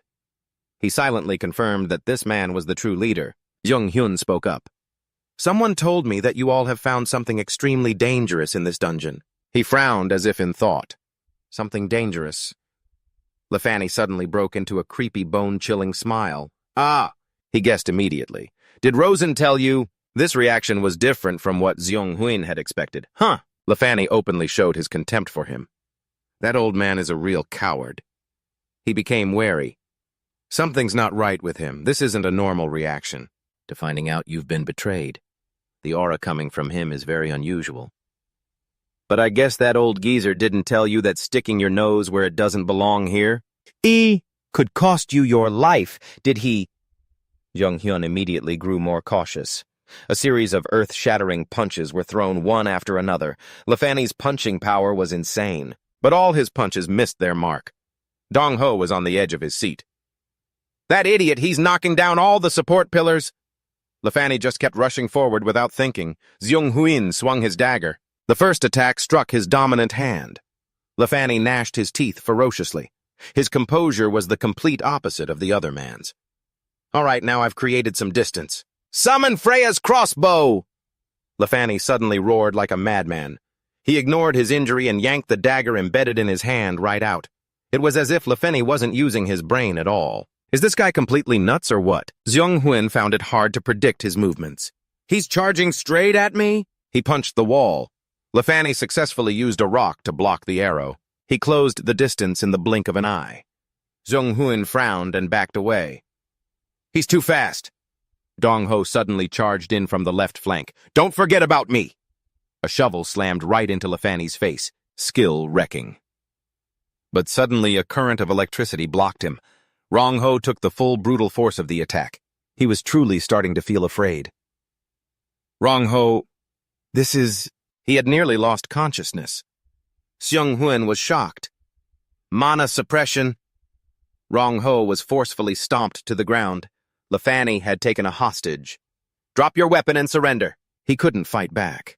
You, he threatened, or I'll snap this guy's neck. Junho resolutely aimed his crossbow. You'll regret that. Freya's link pouch is crafting a small mana potion arrow. He fired 3 arrows. Lefani truly didn't expect Junho to attack. He was furious, growling, "You bastard!" Lefani is an anti-mage. Cannot use mana in a high magic resistance area. Generates a magical electric current when his body comes into contact with mana. He came to a conclusion. So he's an anti-mage. I knew it. An anti-mage is someone born with a powerful resistance to mana. They reduce the effectiveness of mana-based skills by half, and they can also nullify magic. Junho regained his composure. It's understandable why someone like that would hate mages. Lefani still had 1 foot on Dong Ho. What did you just shoot at me? It didn't hurt at all. He took out a badge from the blood tower. You don't know those were mana arrows. Junho deliberately provoked his opponent. You see, I'm actually a mage. He was immediately infuriated. Is that the sigil of the blood magic tower? Lefani ignored Dong Ho on the ground. You damned bastard! He lost control and charged forward again. A mage! He dodged lightly. Junho continued to lure Lefani just like that. Destroying the surrounding structures, he's getting frustrated now. He thought to himself that if his opponent lost his cool, it would only be to his advantage. He continued to taunt him. You must really hate mages, huh? Lefani screamed furiously. Shut up and die! Junho exclaimed. You really are. He had already gotten up and launched a surprise attack. So careless. But the blow didn't deal any significant damage. He felt extremely annoyed. You call that an attack, Dong Ho said nonchalantly. Of course not. His objective had been achieved. Shell Crush reduces the opponent's defense by 20%. When used, has a 40% chance to destroy any outer layer of body tissue. Dong Ho laughed gleefully. Got you. Skill effectiveness reduced due to magic resistance. The opponent's defense has been lowered. Lefani's face went pale. What? Now it was Junho's turn to officially enter the fight. This was about to get real. He unleashed a flurry of punches, leaving him no time to react. It's my time now, Junho declared. This move will finish him. You who walk the path of ice. The curse of ice shall haunt your hands. Lefani gritted his teeth. You moron! He charged forward aggressively again. Magic doesn't work on me. The two of them punched each other square in the face at the same time. Ice fist. While Junho seemed mostly unharmed, Lefani had collapsed. Status report, frozen. Critical damage. He couldn't understand. It should have... Lefani collapsed in frustration. Had no effect. Dong Ho was extremely skeptical. Ice fist, you mean you just sprayed him with an ice potion, right? Junho beamed. I just made it up myself. Sounds pretty cool, doesn't it? They ventured deeper into the cave and discovered a strange entity. He gripped his Halligan bar tighter. Didn't someone once say that if we wake that thing up, we could blow away all of Kama? Dong Ho looked skeptically at the bizarre creature before him. A symbiote, Junho confirmed immediately. It's a type of parasitic monster. Do you know about them? All you have to do is become its host and you can become much stronger. If you use them in terrorist attacks, victory is practically guaranteed. Junho looked closer, and he realized it was about to break out of its cocoon. Cocoon of a lava horsehair worm. It appears to be on the verge of hatching. Possesses powerful mind control abilities. Dong Ho quickly suggested, in that case, let's use it right now. Junho didn't object. I won't stop you. He then pointed out a series of negative effects. But think it through carefully before you do. The decision is yours. What will you use as a trade-off for the power that belongs to that symbiote? It could be your stamina or your memories, even your life. He panicked. That's no different from a game of chance. You should have tried to stop me, geez. Suddenly a voice echoed from behind them. It was Lefani. He was back up. A single kick shattered the ground. Dong Ho couldn't believe his eyes. How is this possible? He stared intently at Lefani. He's already awake, he muttered, if I can just obtain the power of that thing. I can wipe out all you mages in an instant. Lefani took a scroll from his bag, and so he decisively tore it open. Don't get in my way. A magic circle appeared beneath their feet. Dong Ho panicked. Huh, I'm disappearing. Junho calmly took out an item, a teleportation scroll. He quickly threw it out. Both of them were teleported away. The designated location was the red forest outside the castle. They were both safe. Junho landed softly. He outsmarted us. He guessed he'll definitely hole up in there until the symbiote is done hatching. He was flustered. So what do we do now? Junho closed his eyes as if he had given up. If he becomes the host, it's going to be very tough. But if we have no other choice, we could... Junho shouted, no. He calmly changed the subject. If we can still help him, then don't kill him. Isn't there a better way? He sighed, a bit weary. He always avoided unnecessary bloodshed as much as possible. Junho slung the crossbow over his shoulder and left him with one sentence, then let's wait. Junho was stunned. Huh! A confident smile remained on his lips as if nothing serious was happening. In the end, Junho believed the problem would resolve itself peacefully. Oh, whatever. Lefany clutched his head, panting. Damn it, everyone's trying to stop me! He kicked a small bottle that he had left behind. A mana potion. Lefany immediately picked it up. That's right. I can make it hatch faster if I give it more mana. I have to wake this thing up as quickly as possible. As he poured it onto the cocoon, he thought, I will crush them. The parasite seemed to squirm more violently. Horrible screams echoed from outside. Lefany grew anxious, breaking out in a cold sweat. That's my comrades' voices. He rushed out of the secret chamber. Junho was already waiting there. Hey! Lefany ran over only to see his comrades writhing in pain. Even Rosen had fallen ill. He looked on furious. Rosen! Lefany immediately placed all the blame on Junho. What the hell do you think you're doing? He blocked his punch with ease. Junho stated, You're the one who caused this. Lefany couldn't understand. Huh? He began to explain. You just used that mana potion, didn't you? That stuff dramatically increases the symbiote's mind control ability. Since you have magic resistance, you're fine, but... Junho slowly pointed out the problem. They would either suffer a severe mental breakdown or die. He could never have guessed that this was all my doing. Junho laughed slyly to himself. After all, I was the one who dropped that bottle of potion. But who cares about a little detail like that? Junho lowered Lefany's fist. Lefany, let me help you. I can heal them. He held the upper hand. But in return, you have to abandon your terrorist attack on Kama. A chill ran down his spine. Why, you... This was all your plan, wasn't it? But what Junho said was true. Listen closely. If my assessment is correct, then that symbiotic beast... He revealed that it was the final boss of this dungeon. Junho wasn't exaggerating. If it gained control of your body and started rampaging, not just Kama, but the entire continent of 6 Aeon would be razed to the ground. He tilted his head thoughtfully. I understand you want revenge, but think about it. Is it really worth it? Even at the cost of your friends' lives? Lefany was about to fly into a rage, but he held himself back. Defeated, Lefany bowed his head. Fine. Save them. Quickly. Junho peeked out later. You call that being gentle? You were threatening him. Junho smiled cheerfully. No one has to die, right? He asked. But shouldn't we deal with that symbiotic beast first? I'm not prioritizing that. If that thing dies, this entire transfer dungeon might disappear along with it. Come over here, let me see your wound, Junho. Junho could only relent. If it were entirely up to me, I'd want to kill it right away too, but there are too many people here who can't be moved yet. It's still raining outside, Junho worried. What if it breaks out of its cocoon? He calmly bandaged his teammate. Lefany has already put up a protective barrier. We're safe for now. Things aren't always under our control. And what Junho feared was about to happen. Unless some idiot wants to die.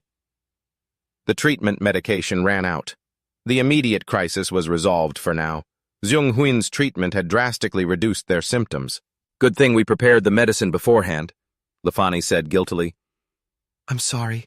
This is all my fault. Junho replied bluntly. That's right. It is all your fault. Rosen patted his shoulder. He didn't mean it like that. His attitude was much milder. And thank you so much for helping me, Junho. Junho smiled just like a benevolent physician. They approached the fire. There you guys are. Valak rushed over. You're late, we were so worried. He immediately asked, how's Rudy? He reported her condition. She's stopped shaking and is sleeping soundly now. Junho sighed in relief. Thank God she's okay. To parents, nothing is more precious than their children. After all that, Junho turned and said to him, I've got something for you. Dongho looked confused. Huh, he took out the item. I got this after defeating the Vo-Song Red Slender Feta Crab. Vo-Song Red Shell.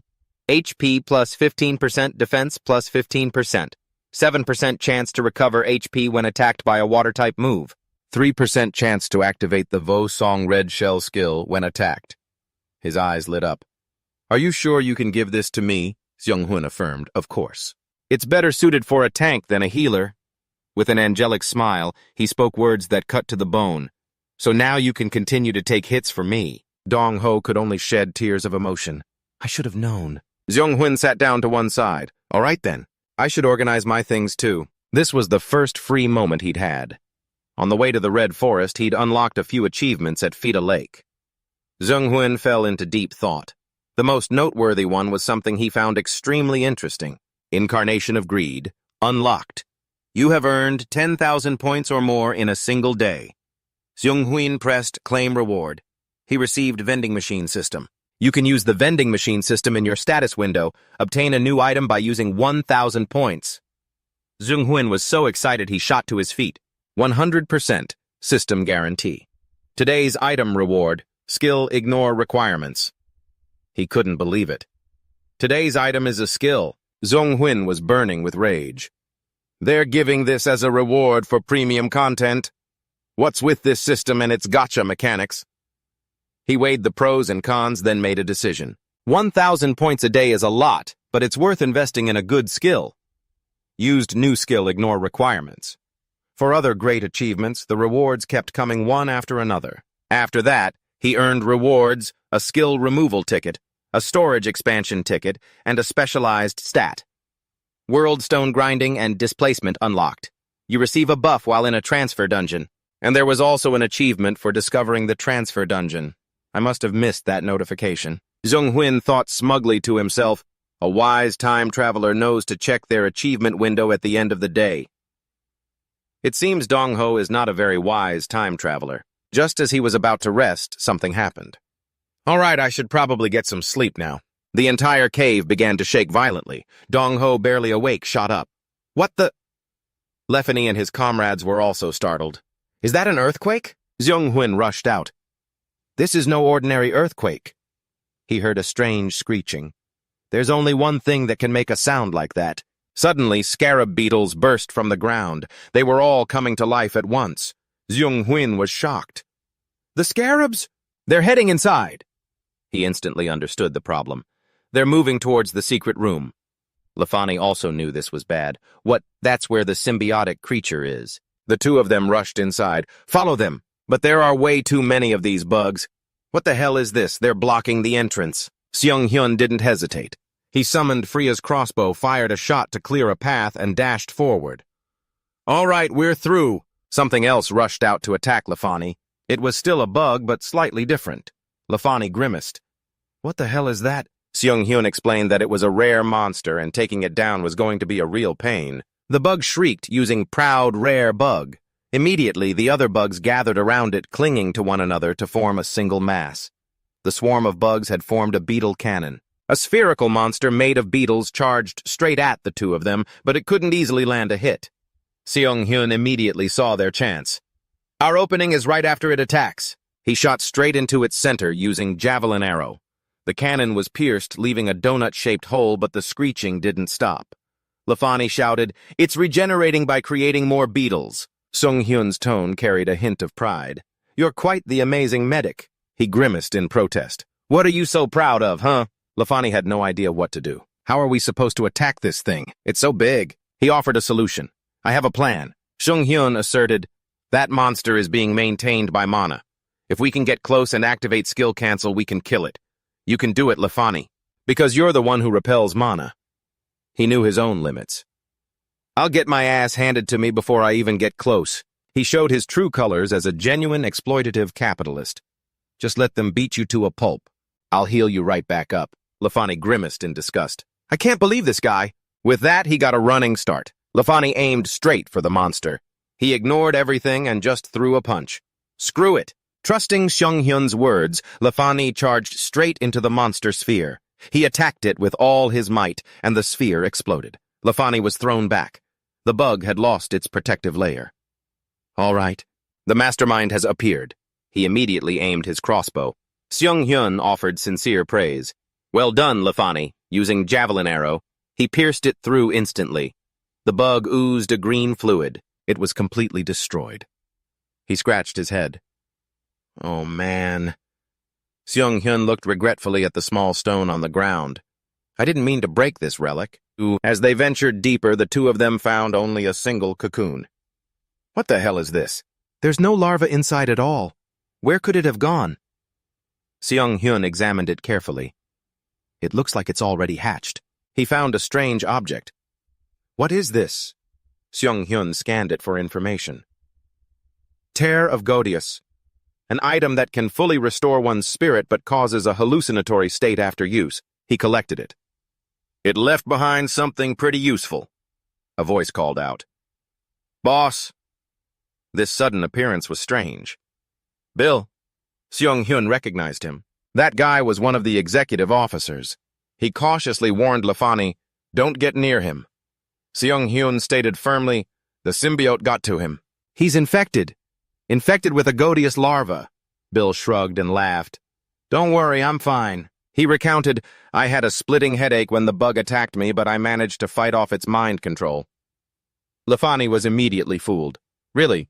He let his guard down and walked over to pat Bill on the head. What a relief to hear that. You little rascal, I was so worried thinking I'd have to fight you. Seung-hyun didn't get any closer. You're all right, aren't you? He still kept his distance. That doesn't change the fact. The truth is, you've been infected. I advise you to remove the parasite as soon as possible. The boy pleaded, wait, just listen to me. Suddenly, Bill manifested a sword. He slashed fiercely towards Seung-hyun. Lafani gaped in shock at the deep gash in the ground, thinking in awe, that's incredibly powerful. Bill laughed maniacally. See, with this power in my hands, we can liberate the world of Kama. He turned towards Lafani. Our lifelong dream is to destroy those arrogant mages. Lafani was stunned. Bill had gone completely mad. What are you hesitating for? This is what we've always done. Even he felt a chill run down his spine. He continued to ramble. Now is our chance while Godius's mind control abilities are neutralized. Seung-hyun cut him off. All right, that's enough. He attacked without hesitation. Seung-hyun smiled sincerely.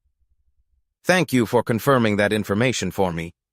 He stated with absolute certainty, you are not Bill. The boy gritted his teeth.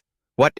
Bill's eyes were crazed. How do you know so much about the symbiote? Seung-hyun pointed out a fact. No one here knew its name was Godius. He fell silent, unable to refute it.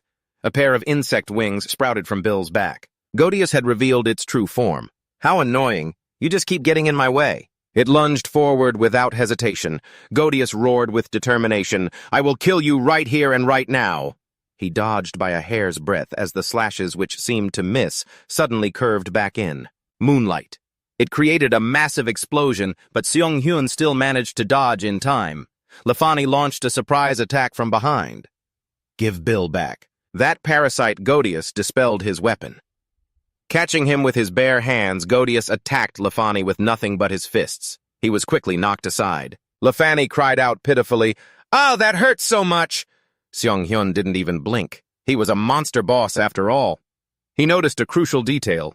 Godius had cancelled his skill right before Lafani could touch him. He knows that Lafani is an anti-magic user. In that case, we won't be able to attack him directly. Seung-hyun decided to change the battlefield. Let's get out of here first. Godius summoned his weapon again, trying to stop him. Like I'd let you. Lafani clicked his tongue, trying to block him. He kicked the wall hard. The resulting debris successfully blocked Godius's attack, temporarily cutting off his path of pursuit. Godius hissed through his clenched teeth. Those little rats. Lafani ran up out of breath. So what are you going to do now? He's too fast. Seung-hyun was still in the mood to tease him. Let's pay our last respects to Ajun. Lafani's face twisted with anger. What is wrong with you? He immediately backed down. I was just kidding. Seung-hyun suddenly called out to Lafani. He took out a syringe and asked, Have you ever donated blood? Godius slowly stalked through his lair, furious to the point of madness. Filthy sewer rats, Godius muttered as he walked. Which little corner are you hiding in now, huh? Lefani watched cautiously. Good. He hasn't noticed me. I just have to wait for the right moment to ambush him. But before he could do anything, he was discovered. Found you. Lefani was startled and terrified. He took a devastating punch. The pain nearly made Lefani lose consciousness. He tightened his grip on the small vial in his hand and suddenly threw it. Take this. Gordius was startled and on guard. He anxiously waited for the result. Gordius saw the gauze and immediately understood. He had a wound on his hand. That's the blood of an anti-magic user. Gordius summoned a swarm of beetles to shield himself. The vial of blood was wasted. Stunned, Lefani yelled, "Beetles!" Gordius sneered. "Were you trying to seal my skills?" Gordius created a sword again. "Looks like that precious little plan of yours has gone to waste." He thought he had victory in the bag. What a shame. Seung-hyun was lying in ambush nearby. Says who? He fired 3 arrows in quick succession. Gordius was hit by all 3, and his body reacted instantly. Seung-hyun played his trump card. You thought you blocked it. That was just the blood of a useless quack. Lefani proudly shouted, "My blood was the real arrow!" Gordius roared in pain. Seung-hyun gave a smug smile. What a real shame. Seung-hyun then threw another vial right at Gordius's face, hitting him with a massive explosion. He cheerfully juggled a potion vial. No bomb is as potent as a magic potion. Seung-hyun approached Gordius without any hesitation. For someone who has absorbed the blood of an anti-magic user, an explosion happens instantly upon impact. He considered his options carefully. Slitting his throat to get the parasite out would kill the host. Maybe I should use... Seung-hyun used his removal skill. It allows the removal of any foreign object you can detect inside a body. A stream of light enveloped his hand, and Seung-hyun formed a skeletal hand. He tried moving his own hand, and the construct mimicked it perfectly. Ah, so this is how it works. All right, then. And so Seung-hyun reached straight towards Gordius. The parasite was extracted in an instant. He immediately kicked it away. Seung-hyun then drew his knife decisively. The parasite tried to negotiate. Wait, hold on. Unfortunately, it was talking to the wrong person. I will make you stronger if you spare me. He just found it annoying.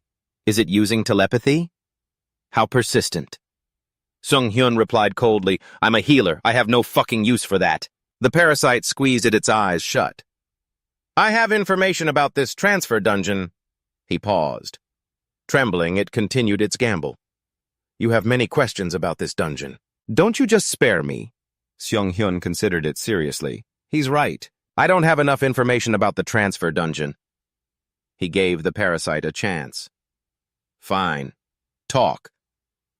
It explained in detail you need a source of power to create a dungeon. A monster must be as strong as a monster boss, while a human must reach the level of a sword saint or an archmage, the parasite affirmed. In other words, anyone can create a regular dungeon, as long as they have enough mana. Lefani couldn't hear the conversation, so he had no idea what they were doing. It then revealed something shocking. But a transfer dungeon isn't that simple. It requires a power that transcends all dimensions, the power to move an entire complete space. The only beings capable of that are gods. Seung-hyun tilted his head, puzzled. Gods. He couldn't understand why a god would suddenly intervene after centuries of doing nothing. The parasite didn't know either.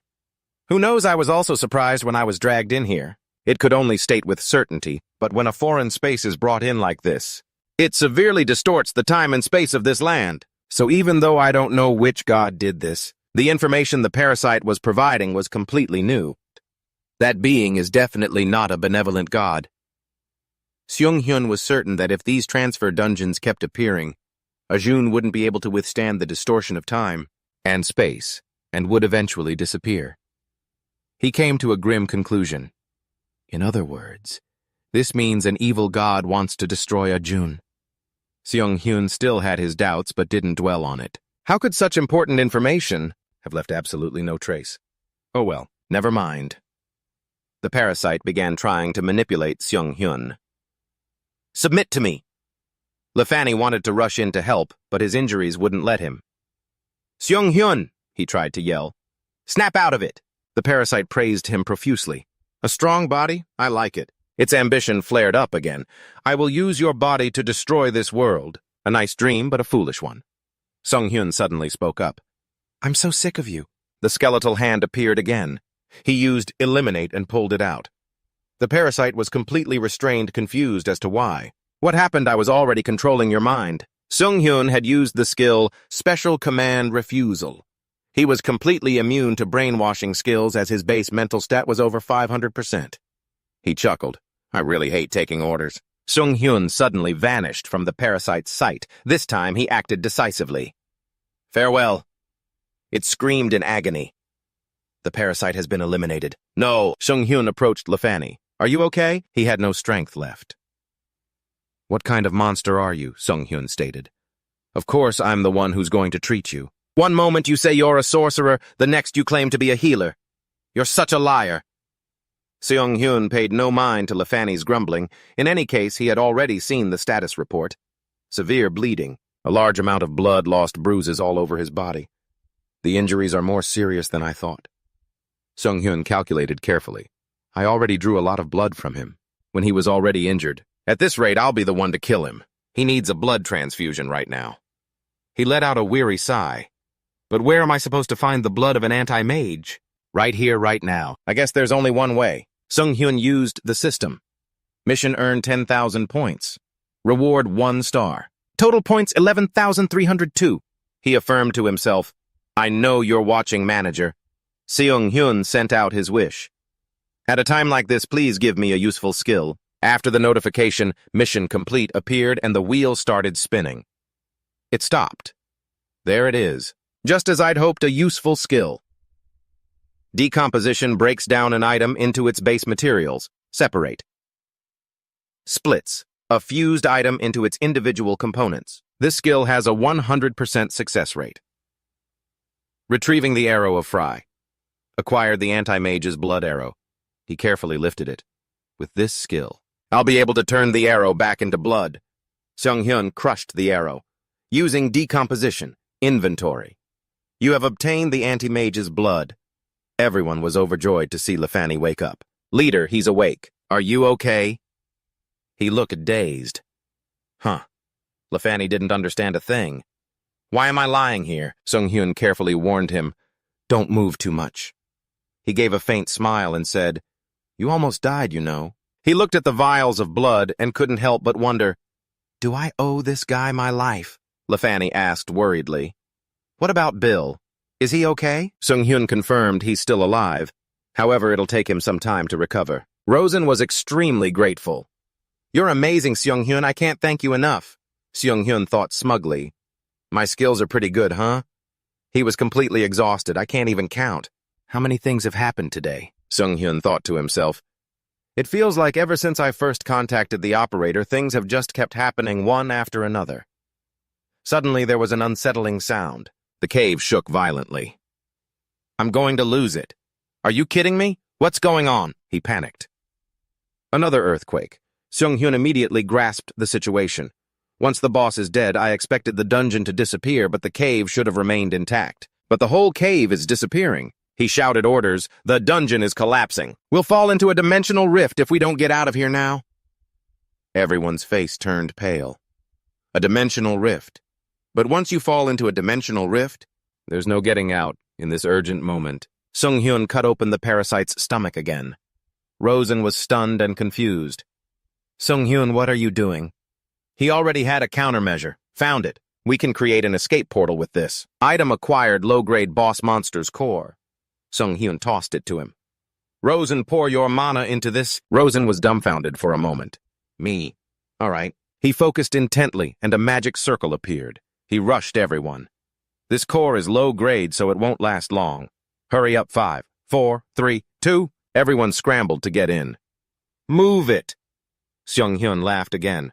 Just kidding. It'll last for at least 5 minutes. He was speechless. You think that joke is funny? He felt not a shred of guilt. It was funny. Lefany was being helped through. Let me just ask to be sure, but an anti-mage like me won't make the portal explode or anything, right? He asked hesitantly. If you think something bad might happen, I'll stay behind. He praised him internally. He really does act like a leader. Sung-hyun reassured him. Don't worry. He explained the mana is only used to break the core. The portal itself doesn't contain any mana. Lefany stepped through, relieved. All right. Sung-hyun was the last to enter, but why do I feel like something's missing? He suddenly stopped feeling the blood freeze in his veins. That's when Seung-hyun remembered his teammate who was still fast asleep. Oh, that's right. Dong-ho. Dong-ho was crying and screaming, "You jerks!" He was so indignant he couldn't stand it. "Why did you leave me behind?" Sung-hyun still managed to run back in time to pull the Valak's family and him out. "I got caught up in the fight, you know," Dong-ho whined, "and then you poured that potion right on my face. You definitely did it on purpose." "Hurry up. Who sleeps in the middle of all this chaos anyway?" Daisy asked, a little confused. "But why are we running deeper into the cave? Shouldn't we be heading for the entrance?" Sung-hyun explained, "We can't get out through the entrance because it's collapsed." He pushed himself to run faster. The exit gate hadn't completely disappeared yet. They had reached the teleportation gate on the other side. Dong-ho panicked. "Dr. Kang, the gate is closing?" Seung-hyun was really in a hurry now. Of course he was. "The energy core that damn worm spat out is just a useless piece of junk. Forget it. It's slowly disintegrating." He lunged forward and touched the gate. Seung-hyun used his analysis ability. "I just need to reuse the energy core." He pulled it out of the gate. Seung-hyun hurriedly created a new one. "My stamina. It's draining faster than I thought." The energy core of a boss monster is too taxing to handle. A series of red notifications flashed continuously, warning that his stamina was nearly depleted, but he couldn't stop. Seung-hyun's consciousness began to fade. Stamina depleted. Cold red letters scrolled across his vision. Status report unconscious. Dong-ho rushed toward him. "Dr. Kang, the worst part is we're still not out." Outside, everyone began to worry.